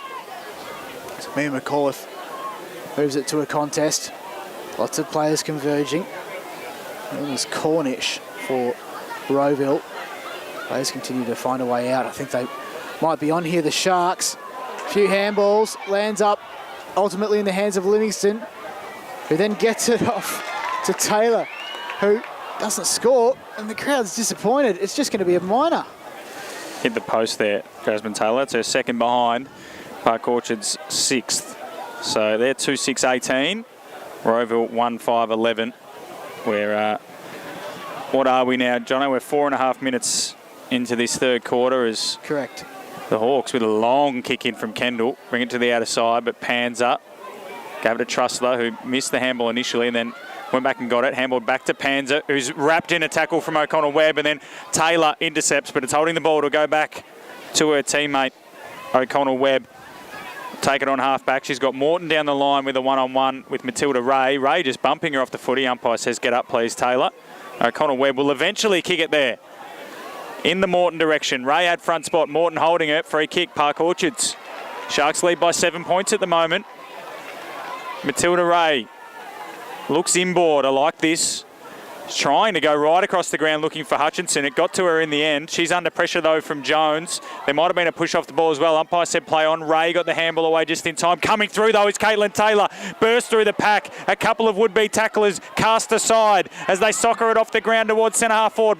Brotto picks it up. Wrapped up in a tackle immediately by Dakota Hohen. And we'll have a ball up 60 metres from goal for the Hawks. Trail by 7 points, 6 minutes into this third quarter. Kite and Clark. Clark won the hit out down. Livingston had a lot of time and space. Great vision. Got the handball out wide to Trussler, who flicks the handball back to Panzer, who slaps it on the boot. It bounces a couple of times before coming up and collecting it was Cornish. Gave the handball off, and eventually the Hawks clear with a kick. But Panzer takes the mark. She's got a player out wide in McAuliffe, which is where she'll go. Broadcast side. McAuliffe one-on-one with Cross. Cross did well, brought it to ground, then kept her feet, and then went down the line. She's looking for Morton. Ray attacked it for Park Orchards, came off her shins and went high in the air. Livingston around it as she has been all day. Trussler with her head over the footy. Gets given a free kick for a high tackle. And will take the kick on the defensive side of the wing. Monique Trussler, she's got Brown and Clark in the corridor if she wants her. Eventually she sees her, and with a beautiful drop punt, hits Clark on the chest. Clark can wheel and go. Pollock's got an acre of space to work into if Clark goes there. She does. Pokes it out in the Pollock direction. Reading it well was Walhuta. She got there first. Was wrapped up in a tackle, though, by Hutchinson. And we'll have a ball up, half forward for the Sharks. 6.5 minutes gone, third quarter. They lead by 7 points, 18-11. It's a moment of anticipation when Izzy Pollock gets it, down in the pocket, because she'll always run onto it and kick a goal. It's just not on this occasion. And the Hawks this time will come out through Morton, but she's hot and tackled well by Georgie Searle. Free kick, sling tackle going the way of Bell. That's unfortunate. It was a great tackle. Bell on opposite centre wing goes to a contest. Cross. Tackled. So man just offload. This is Wise now. On opposite broadcast side, centre wing. Kicks. Top of the 50. Bukaroom almost. There's Wise there. And in her back did Searle of the Felicity variety. Free kick for a throw. She's got a free kick, as I mentioned it. So free kick will go to Searle. She pokes it into the corridor. Dangerous kick. It should work out okay for the Sharks because they had a lot of numbers. And it is cleared by Ray out to the outer side. And there's a big collision coming up, and well done there by Carmen. Ended up with Taylor. Handball to where she thought Carmen was. Carmen wasn't there. Should be a free kick to Rowville. Umpire didn't see it. In the end, the Rowville player went back and got the footy. Cornish. Now she'll get the free kick. To Bronx cheers on the balcony next to me at H.E Parker. So Kate Cornish will get the free kick at centre half back. Well-deserved free kick. Having a good game is Kate Cornish. She's got Caitlin Bell on the wing. That's where she goes. In the end, Trussler intercepted the two Rowville players. Took off, took a bounce, and then got wrapped up by Mia Kendall. And Kendall just looks at Monique Trussler and says, don't take me on. She's got players on the outer side. Rowville need to move it quickly here. Just a bit slow with their build-up. Going to go long. The direction of Jeffers won't get to her in the end on the full. Gets her off hand. She just kicks it into space. It's one-on-one in the forward 50. Rukavina's back as the sweeper, but Seedsman's putting pressure on. Seedsman bumps. Umpire says play on. Seedsman gives the handball to Kat Mastriani. She takes one bounce. She runs into the goal square and kicks Rowville second. Back to 1 point. Hawks 2-5-17. Park Orchards 2-6-18. 9 minutes gone, third quarter. Strap yourselves in, folks. The afterburners will put on, and that'll be the spark that lights the brown and gold. She ran a long way. I thought she was going to get pinged there. Luckily, she kicked it in the end. It was marginal, but for the love of the game, umpire made the right decision. And look, what's happening is obviously the space, and it's about speed on the ball. Mia Kendall got it, made her mind up pretty quickly, gained some metres quickly, Jono, got speed on the ball, and it got out the back. When you're trying to be too methodical, you allow numbers to get back. And yeah, so Park Orchards probably just a couple of moments they'd like to take back, but it's an enthralling game at the moment, Jono. She's famous for those types of acts. There's Mietta Kendall, as play restarts. Livingston runs around looking for an option, kicking to open space though.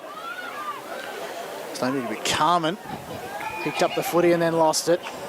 Umpire's picked out a free kick though. It's going to go the way of Carmen on the top of the 50.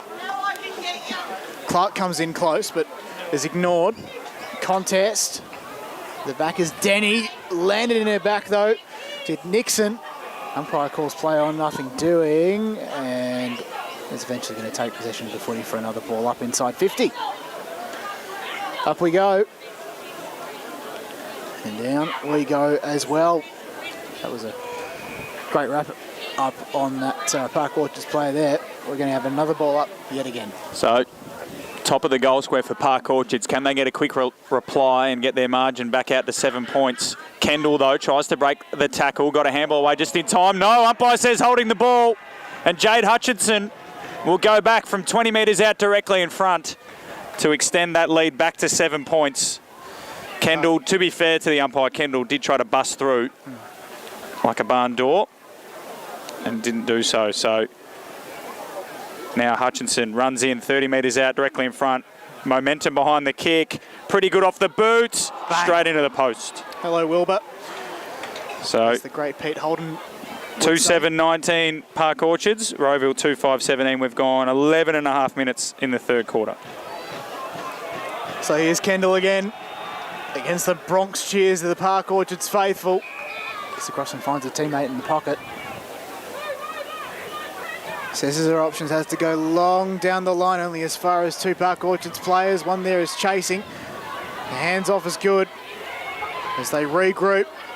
Another handball to Hutchinson. Good kick. Great kick. Perfectly weighted kick for Hartnett, who's had a great day out so far here at H.E Parker in the Division 1 Grand Final. Has a very quick approach and probably ruse that missed chance just to slow down. It's a minor score. They were inaccurate last time too, Park Orchards, weren't they, Jono? They're now 2-8-20, Rowville 2-5-17. Mia Kendall, I think she's enjoying this. She enjoys the attention here, Mia Kendall. She's showing the fellas there that actually, if some of you knew how to kick like me, you'd be playing finals today. I'm playing so Kendall when you're not. Kicks a long ball out to the defensive wing, but Georgia Livingston's taken the intercept mark for the Sharks, and they will go inside forward 50 once again. Goes onto her left boot. She's going to go long. Kicks it just in time. High up and under. Tough to mark. No one does mark it. Cross dropped the mark. Cornish came through. She should get a free kick for holding, and does. It was good pressure coming across there from Nixon, but Cornish had cleverly just got rid of the ball in time and can come out to this broadcast wing, which is, to be fair, where all the play has been this quarter. Shady. Kaylin Taylor direction, although Kaylin Bell, on the other hand, gets in the front spot and takes a strong mark. She wheels and goes. That speed on the ball we were talking about, Jono. Looks in the cross direction. The kick gets out the back. It's a foot race. Cross puts her heads down and runs. She gets there first. She's wrapped up by Rukavina. Got rid of the football in the end. But we'll have a ball up after her teammate, Haneen Bunkaram, is wrapped up as well. So Park Orchards all the territory, but Rowville probably the better of the chances this quarter. The tap down from Jones was straight into the feet of Cross, and then Taylor and Panzer create a stalemate. A lot of ball ups in this game. Tap down by Jones once again. Panzer coming through, gets it on the second attempt. Has a bit of time and space. She's under pressure from Mastriani. Got her kick away just in time, and now there's a one-on-one on the outer wing. Butcher does well for Rowville, probably won that battle. And we're going to have another ball up. Well done there by Monique Trussler to split the difference. So we're at the pointy end of the Rowville forward 50. As Clark goes up this time against Jones, won the hit out. Kendall will get there first, tries to bust through the tackle. Hutchinson got her hands on it, was tackled well by the number 20 for Rowville in Wise, who puts on some more pressure. They've lifted in intensity, the Hawks, in this last 5 minutes. Kendall wants her right boot, went onto it, swung in board with a bit of candy, puts it to the top of the square. Brotto is the target, can't get there on the full, gets it on the bounce. Little slap back to Jeffers. Jeffers wheels onto her right boot, pokes it to the top of the square, and Georgia Searle takes the mark for Park Orchards. Nobody home for the Hawks. Well, missed opportunity. Searle goes opposite broadcast side this time. 2-on-2 contest rather. One side find their way out. Wise juggled it and then stole it off Taylor, but all to no avail. Umpire has blown his whistle. Put for a push. And it's going to go the way of Jade Wise. A teammate of Mietta Kendall's in familiar colours down at Hawthorn, VFLW, Waverley Park, or Bunjil the Gora, and Box Hill City Oval. Wise kicks, it's on the way, it's long, it's just wide to the right-hand side. They've got another behind Rowville to 6-18. Trailing Park Orchards to 8-20. So 2 points the difference here. 4 minutes to go in this third term. Livingston, Georgia, gets her hands on the footy, uses the right foot this time. Doesn't matter which foot it is, she hits targets. Mia McAuliffe takes the mark, defensive side of the wing. That should be 25. Rachel Jones ran in the protected area and McAuliffe is off to the races. Gets to the mark. Cornish comes at her, so she holds off.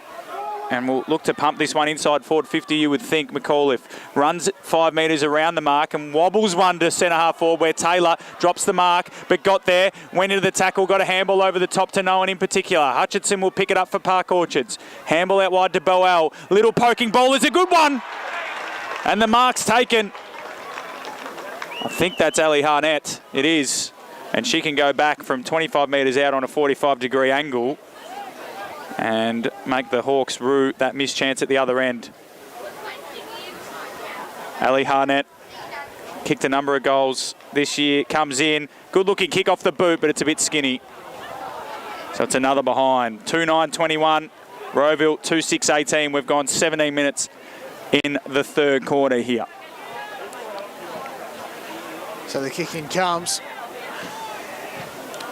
Wise this time in the back line. Park Orchards faithful, tries to put her off the side of the boot. Back forms, free kick's been picked out. It's going to go the way of Park Orchards. In particular, it's Mia McAuliffe. So she wheels around. Nice kick on the left to a pack of players. Falls marginally short. Rowville trying to come out through Wise, is immediately wrapped up.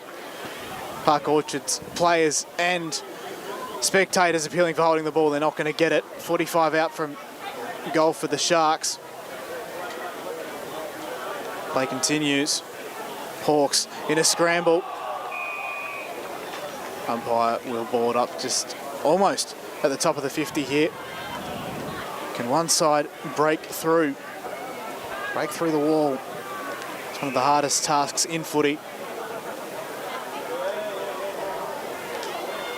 Wise has got it in her hands. It has to give it up again. We'll have another ball up in the same spot. So 40 metres out from the Park Orchards goal. Hit out down from Bevan. Boel is met by 3 Hawks. Minute and a half left in this quarter. I would say only Park Orchards can score, but we've seen Rowville go end to end pretty quick at times if they can clear their lines. Cross has a chance. Doesn't take it cleanly. But they will or should get first hands of the footy. Mastriani, who kicked the last goal for Rowville, has been pinged for incorrect disposal.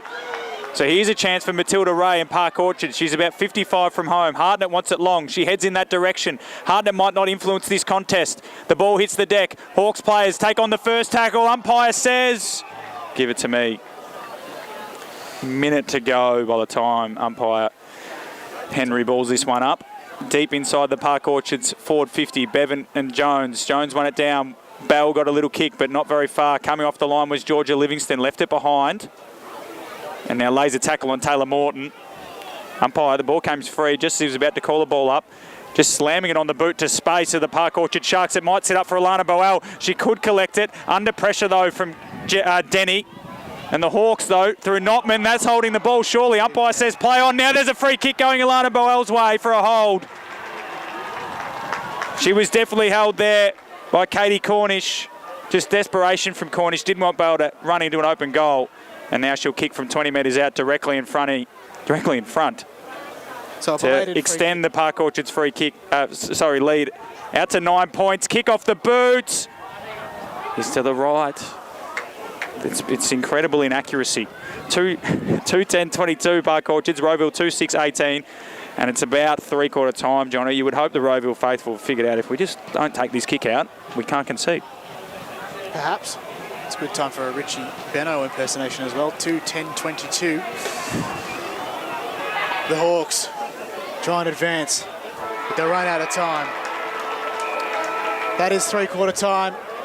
It's Park Orchards 2:10:22, leading Rowville by only 4 points, 2:6:18. Back with the final term right after this.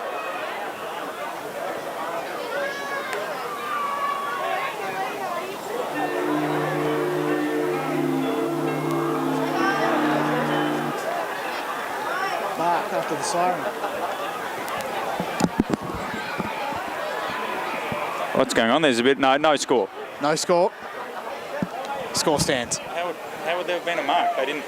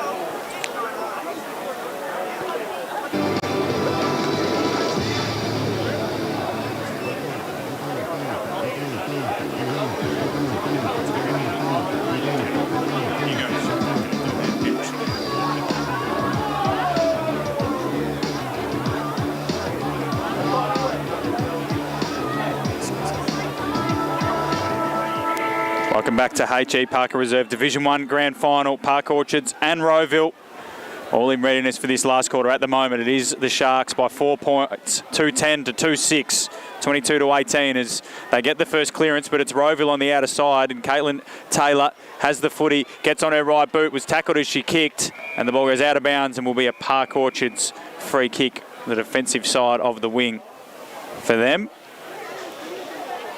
So these two teams have played a draw already this year, John O'Ven, obviously in round 13. So hopefully for our sake, we don't have another one of those. I don't know if I can take the nerves as Haneen Bukaram takes the mark, goes inside 450, but a great mark going back with a flight there. Dakota Hohen, she plays on immediately. Dangerous kick, to be honest. One-on-one on the half-forward flank for the Hawks. O'Connell Webb won it against Batoldi, and then Kate Cross slid in like an English Premier League centre-back. Got the toe poke. Caitlin Bell around the corner! Rowville are in front! What a goal!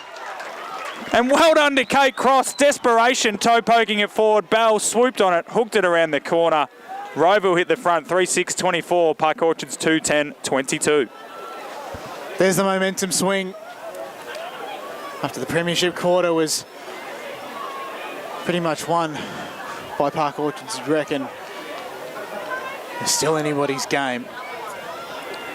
So try and update the guys at Combi that Rowville have just hit the front. Hopefully they're having a great day. Josh Ward and Trent Cullen taking care of business in the Premier B Grand Final. Play restarts here. Kendall kicks to, well, it was far from a one-on-one contest. And the easiest of marks taken by Haneen Bukaram. To the hot spot. Owen can take the mark. It's circling around the Packers. Wise lays on a tackle, but it's a bit too late. Brotto's in there as well. Packer players form, one on top of the other. Ball up in the pocket for the Hawks. And this time Haneen Bukaram and Bevan do the work. Umpire lets it go. Wise sends a high one. Going to be far from legal. Livingston left it behind. Strong tackle there on O'Connell Webb. And it's going to be another ball up. Centre half forward for the Hawks. Tapped down by Jones. Livingston couldn't get her hands on it. Jones goes back, picks it up. Handball to Kendall. She'll have a shot from here. Across the face and out of bounds on the full. So had the journey, Mia Kendall, but not the accuracy. 2 point leaders now, the Hawks. Park Orchards, they've had most of the play all day, so I suspect they will come again here, the Sharks. So the free kick in the back pocket, taken by Hohen. She goes long down the line. Kendall had the back spot. Trussler had the front spot. In the end, the ball went out of bounds for a boundary throw-in.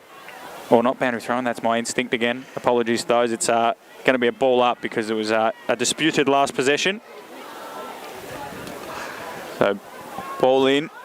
Jones and Bevan, it looks like, and it was one down to ground. Livingston around it. Wise, check side, smothered by Livingston. Goes inside forward 50 nonetheless for the Hawks. Mastrani is around this one. Picking up again. Bell got the handball over the top towards the goal square. Ball bouncing around dangerously for the Hawks.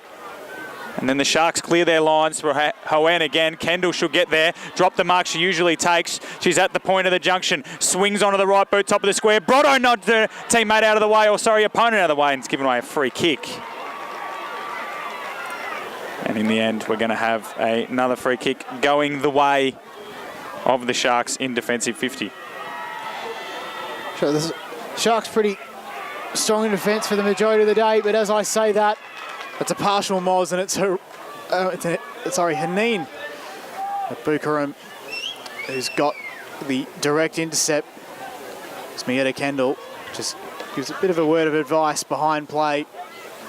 Slow down, take your time. A proven goal kicker is that number 22, but unfortunately this one is well offline, out of bounds. Turnover in the pocket, and the Sharks can go to work again. They break the wall this time. Wise stands the mark. Kick to the hot spot. Kick looked pretty good for Bevan. It goes out behind play, and A turnover will result. The Hawks to bring it back in again, this time through Kendall. Park Orchards need to find a way to create a different angle on it. They just can't keep bombing it to the same spot as Mia Kendall will do. As I've said, though, obviously she's going to the offensive end. She's kicking in the Brotto direction. The bounce might suit Bell, but eventually she's taken out of bounds. So we'll have a ball up in the forward pocket for Rowville. They lead by 2 points now, and we've gone 5 minutes in this last quarter. 2:10-22 Park Orchards, 3:6-24 Rowville. The Hawks finished on top, but the Park Orchards side won straight through to the grand final, winning the second semi by a point. As a team tackle brings another ball up in the same spot. Just a bit of a hush around the crowd at the moment. It's eerie. It is eerie because there's plenty of time left, but it has that feeling of the last moments. Livingston left it behind. Wise is tackled by Livingston, and the umpire says nothing, lets play go on, and eventually calls for a third repeat stoppage. The Hawks have Taylor Morton spare behind the ball. She's about 4 kicks from home, though, so I don't know how much she's going to influence the contest. Taylor sharked the hit out. She's wrapped up immediately, and the umpire says, give it to me. So bit of a deja vu about these last 3 or 4 stoppages. This time the hit out from Clark falls at her own feet. Can they clear? Livingston is wrapped up in a tackle by Haneen Boo Karam. And we will have a 5th repeat stoppage here. Now, what happens here, Johnny, is usually the umpire will pluck a free kick. So players need to be on high alert. Out of zone. Hit out into space. And then a little clearing kick from Dakota Hoen. Ends up in the hands of Logan O'Connell-Webb, who turned her tackler, ran in towards goal, set sail for home, and puts the Hawks a further 8 points in front. Therefore, 6:30. Park Orchards 2:10-22. We've gone 7 minutes in the last quarter. Well, the crowd love it. The Rowville faithful stand to their feet. And this is exactly where Leanne Gill would want her charges at this stage. And despite the low scoring so far this match, it's kept everyone on their toes. 13 minutes to go in the last women's grand final of the day here at H.E Parker. We're back up in the middle. Jones gets the hit out to advantage. Livingston, though, falls at the fall. Interesting. Gets it off to the intended target, who then dropped it. Nice work by Morton to try and get it out. And her opposite number is tackled. The out-of-zone umpire has paid it. No. Jacob Henry paid it. So there you go. Well, the out-of-zone umpire knew about it as he tapped them through. And here they go, Park Orchards inside 50 to a hot spot. Who can respond? Livingston, twisted and turned, gone, you'd reckon. Yes. Yes, indeed. A fantastic tackle. And here come the Hawks. So great tackle there by Jones. She'll play on deep in defence. High ball to the broadcast side. 1-on-1 out there. Got rid of her opponent there, did Haneen Boo-Karam, but the ball spills out the back. Wise under pressure from Trussler, holding the ball. Great tackle from Monique Trussler, and she needs to go quickly. They trail. They need 2 goals, Park Orchards, to win this game now. 2:10-22 to 4:6:30. Rowville in front. 8.5 minutes gone.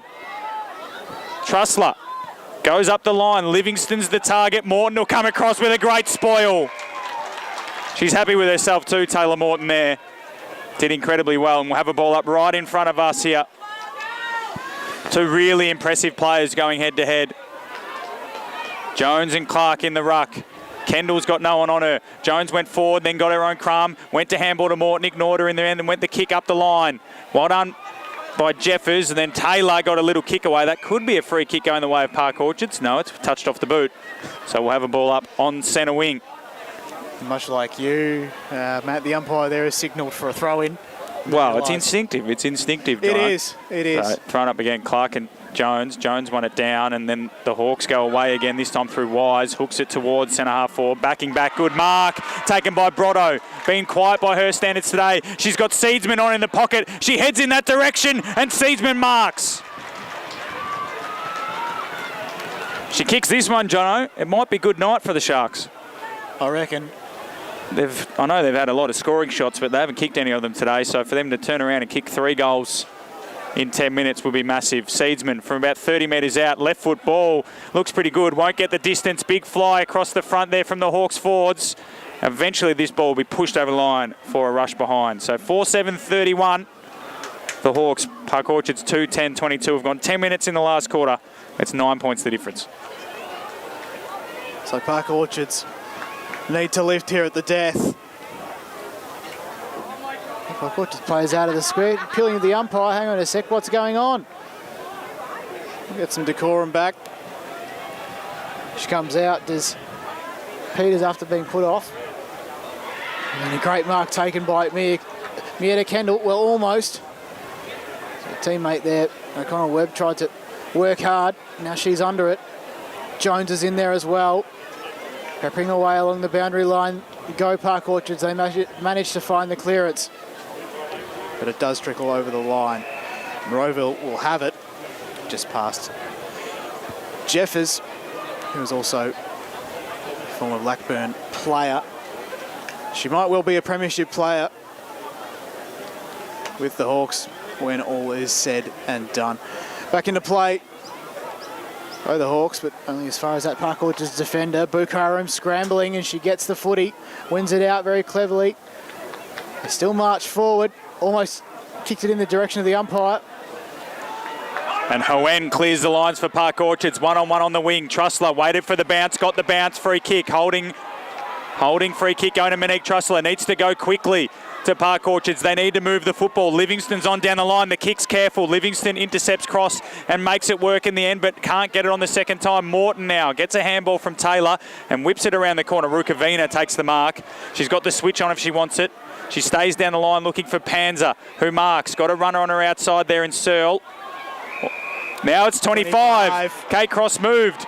So here we go. Panzer will take that 25 and can go long quickly. Got McAuliffe, got Pollock, got Hartnett. She runs even further because no one was on the mark and kicks it towards the pocket. Hartnett tripped over at the inopportune time. And Haysom will watch the ball go over the line for a boundary throw, or not a boundary throw in, sorry. A free kick to Rowville. A turnover this time. So Haysom. The South Borough have defeated Ringwood and gone straight into the Division 2 Grand Final. Haysom in the back pocket for Rowville. Kick off the instep to land on the chest of Clark, who takes the mark, 45 from home. Go quickly is the cry from the Park Orchards fans. She does. Puts it up to the hot spot. Here comes McAuliffe. Got a little shove. Umpire said nothing doing. Bertoldi, hands and knees. Sliding in was the Rowville defender. McAuliffe stretching her calves right next to the play. And we're going to have a ball up 30 metres out from the Park Orchards goal. They probably need to kick one here, you would have thought, Jono, if there any chance. Isabel Pollock has been incredibly quiet today. They did mount a late challenge, Park Orchards last time. Nixon missed the hit out. Hutchinson missed the footy. Ball spills free. Bertoldi got a free kick. Holding. Look out. I don't think she's got the journey here. Needs to move it quickly. They've got numbers in the goal square if she goes quickly, but she's backing herself in. No, pokes it. Hartnett sits underneath it. Could be a free kick for front on contact. Umpire's paid a holding one instead. And Hartnett. She might have hurt herself here. Is she going to take the kick? No, she's got a blood rule. So the free kick, the kick for goal in the end, I think is going, is it Jade Hutchinson? It is. Jade Hutchinson to put Park Orchards back to just 3 points down. With 6 minutes to play, comes in directly in front, kick on the way, is a goal! Park Orchards 3-10-28, Rowville 4-7-31. We've gone 13 and a half minutes in the last quarter. Feels like deja vu, just a little bit less on the scoreline though. And this is where it begins for the Sharks, players and supporters alike. Can they respond? And will history repeat itself? Strap yourselves in. Tell people who haven't tuned in today to tune in for the final couple of minutes here. What an afternoon we've had. Say it twice, 3 times, 4 times, 10 times, who cares? Over the back though, Wise, inside 50 for Rowville, one-on-one contest, falls short. Good mark. Matilda Ray, I think. Mark taken, yes, it does look like Ray. Or, no, it might be, no, it is Ray. Good kick. Good kick. To Bertoldi. Even better kick. To open space. Almost found Hutchison. They still move it forward. To open space once again. Facing it was Notman. Georgia Livingston was wrapped up. Umpire says ball up on the outer side wing. So 5 minutes to go here. 3 points of difference. Battered bodies everywhere. Notman taking a while to get up this time. So we ball it up. Clark and Jones go at it once again. Clark won that hit out. Bertoldi had hands on the footy, then missed it. Then Kendall had the ball slapped out of her hands by Clark, and now going to get it is Panzer. Handballs down the line to a teammate who slams it on the boot towards centre half forward. One-on-one contest ensues. Here comes Pollock. Hasn't had much of it today, but she's got space. No. She takes one bounce. She wants her left boot. Comes inboard. Poking ball. Nixon! Found her. I don't think Nixon's got the journey, but she's going to go back from 40 metres out on a slight angle to put Park Orchards back in front with 4 minutes to go. Doesn't look confident, does Lucy Nixon.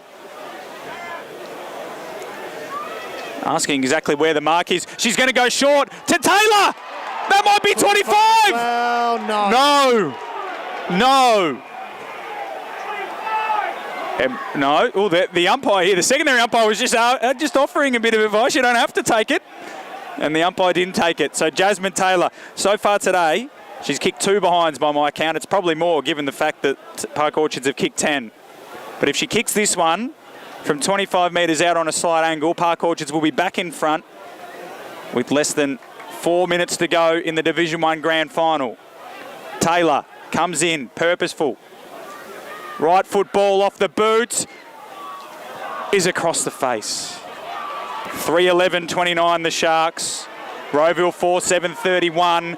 We've got 3.5 minutes left, John O'Ven. This is where things get very interesting. Oh, look, a bit of time wasting here, Jono, from Cara Jeffers. Indeed. Well, I'm not going to say indeed because that would imply that it is time wasting. They've been playing on immediately every other time. She's done well of it. It's got open space inside the pocket, but she's got a kick to the hot spot. Jones couldn't quite fly at the bottom of that. Mieta Kendall picks up, goes along the wing, and perfectly positioned for Haneen. And convenient cramp. No. Convenient cramp. One of the better timed cramps I've ever seen. Yes, a perfectly timed one. Bo Karam sends it only as far as Clark, who's immediately wrapped up. The Park Orchards might have a chance. Scramble, umpires paid, holding the ball. It's going the way of Rowville. You might think, well, there's still two and a half minutes left. They're acting like there's a minute left. Yes, they are, but this is where things get very interesting. I think it's Mastroianni. Goes wide, and Bo Karam good smother to meet it, but only as far as that Park Orchards defender. They come down the centre corridor. Who can get a mark? Wasn't Shefford, but she's been infringed with. It is front on contact in the centre of the ground, and Rowville might be able to just slow things down again, Matt Fodier. So Jeffers has got the free kick. She can probably just chip it backwards to Notman, but they didn't create an option, so she has to go down the line, and it might work out for the Sharks. Could be a free kick to Clark. There is holding. So Park Orchards have a free kick. Time's of the essence. Go into the corridor. Is this Collingwood-esque? Bertoldi and O'Connell-Webb.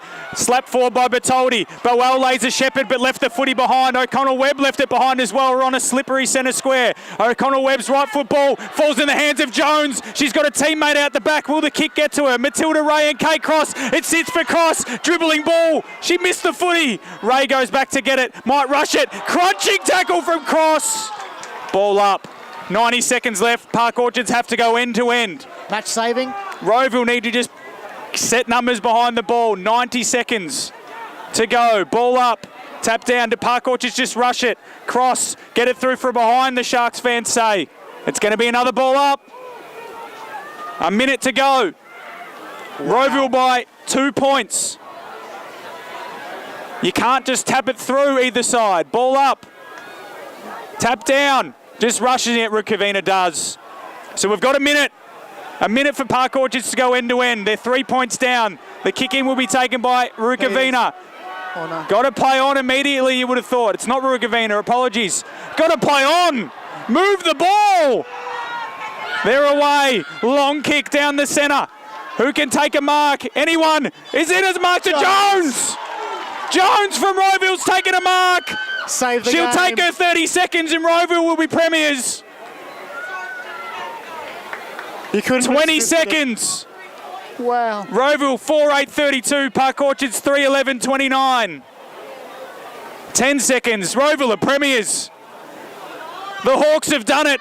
Jones, this is all rudimentary. It doesn't matter. She sets sail for home. Siren will go. 4, 3, 2, 1. Rowville are premiers. Gilly loves it.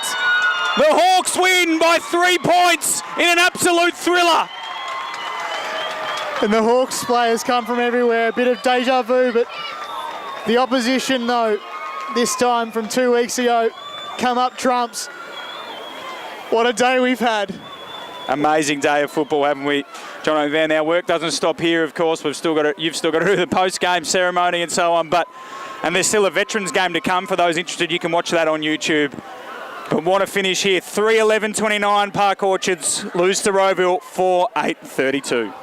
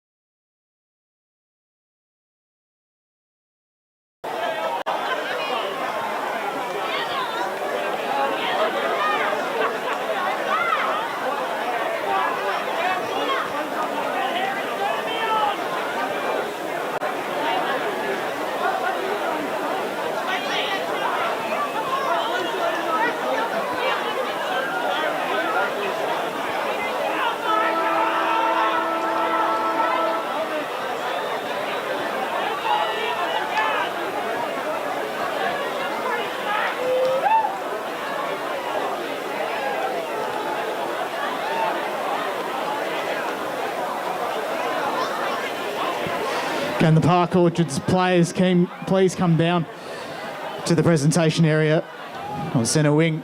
We'll get underway with the presentation.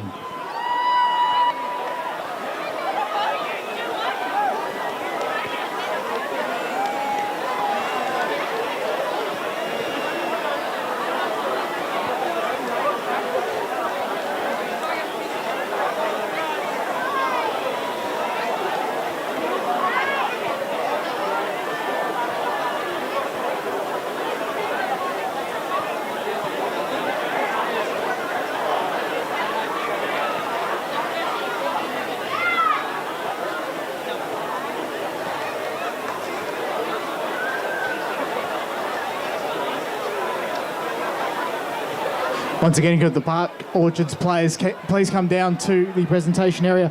We'll get underway with the presentations. Thank you very much.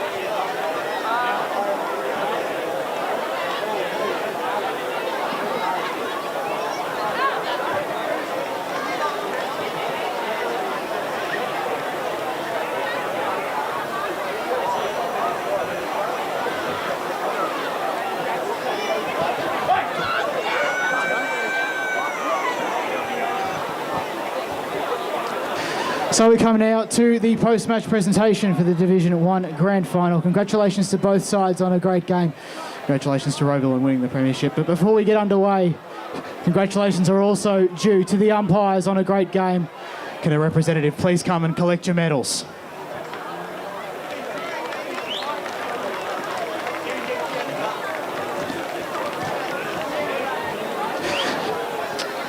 It's now time to award the Best on Ground, thanks to the Blue Ribbon Foundation, a long-time supporter of the EFNL. And that player Best on Ground is from Rowville, number 18, Caitlin Bell.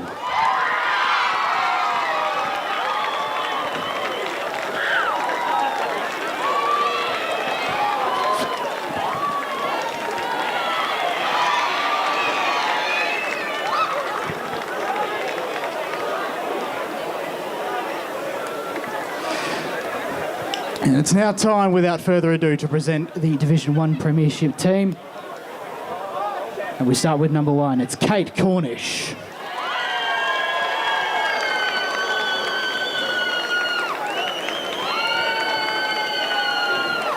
Number 3 is Caitlin Taylor.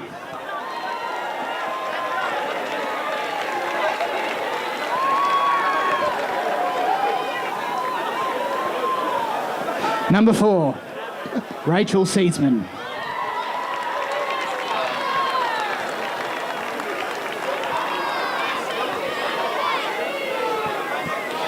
Number 5 is Georgia Haysom.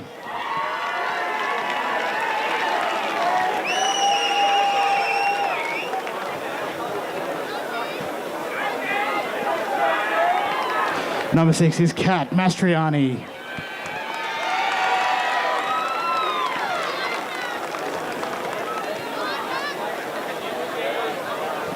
Number 7, Kate Cross.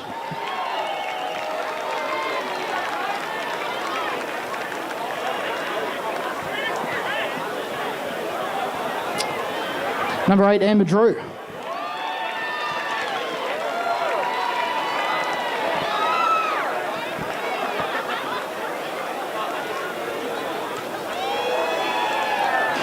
Number 9, Shay Denny.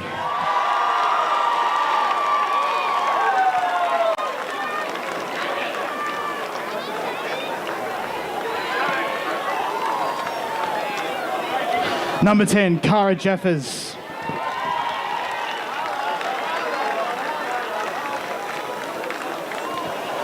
Number 11, Alison Williams.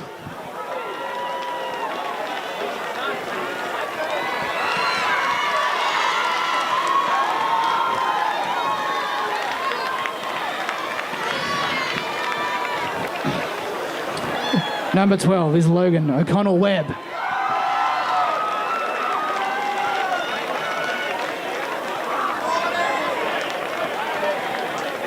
Number 13 is Taylor Morton.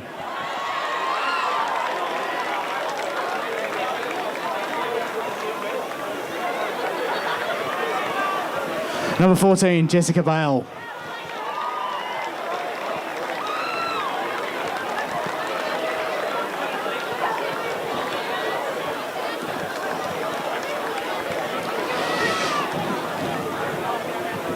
Number 15, Tegan Kites.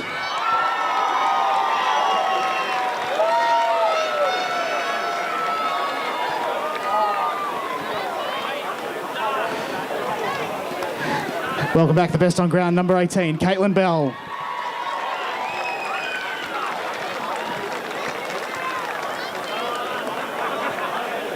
Number 20, Jade Wise.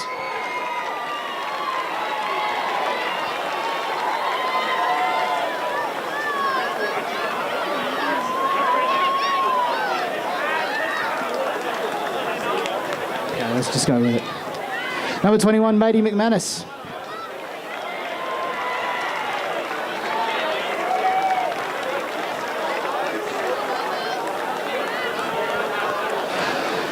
Number 22, it's Haneen Bukaram.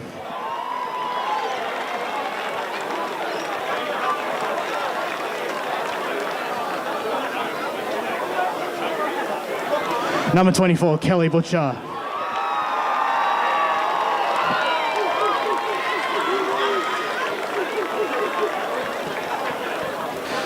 Number 25 is Danielle Montague. All good.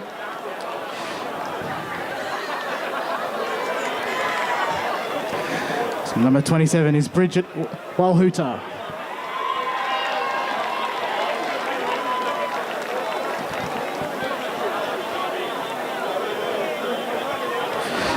Number 28, Simone Notman.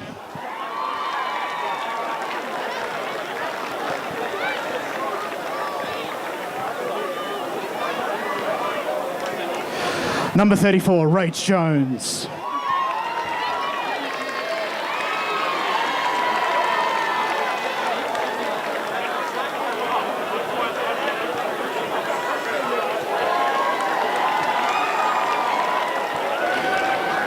Number 45 is Mia Kendall.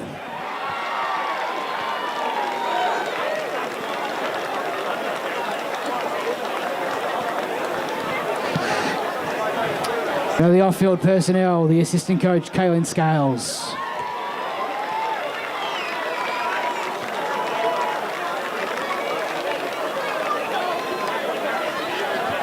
Next up is Sean Alston.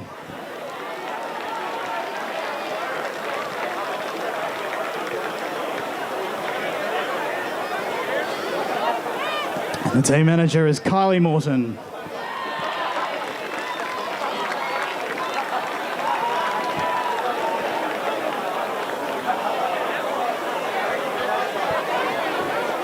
Congratulations to the captain, number 22, Danielle Brotto.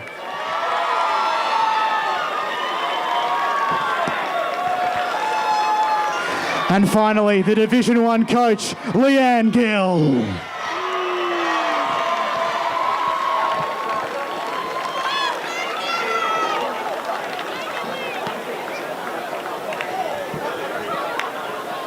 Go, Gilly. I'll try not to cry. First of all, to Park Orchards, you know, I've been on... What? Up here.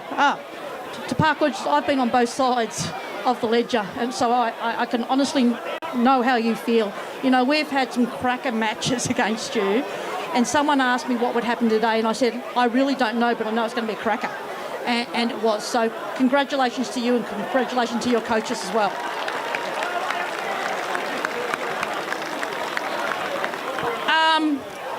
To the Rowville girls, for those people who don't know, I started my coaching 25 years ago at Rowville with the boys, and I've come back and done the complete circle and come back and coached Rowville with the girls. The last time that I coached at Rowville, we actually won a premiership. So I was shitting myself in the coach's box, to be quite honest. So, girls, thank you for unconditionally accepting me and the way I wanted you to play football. Really well done. Fantastic.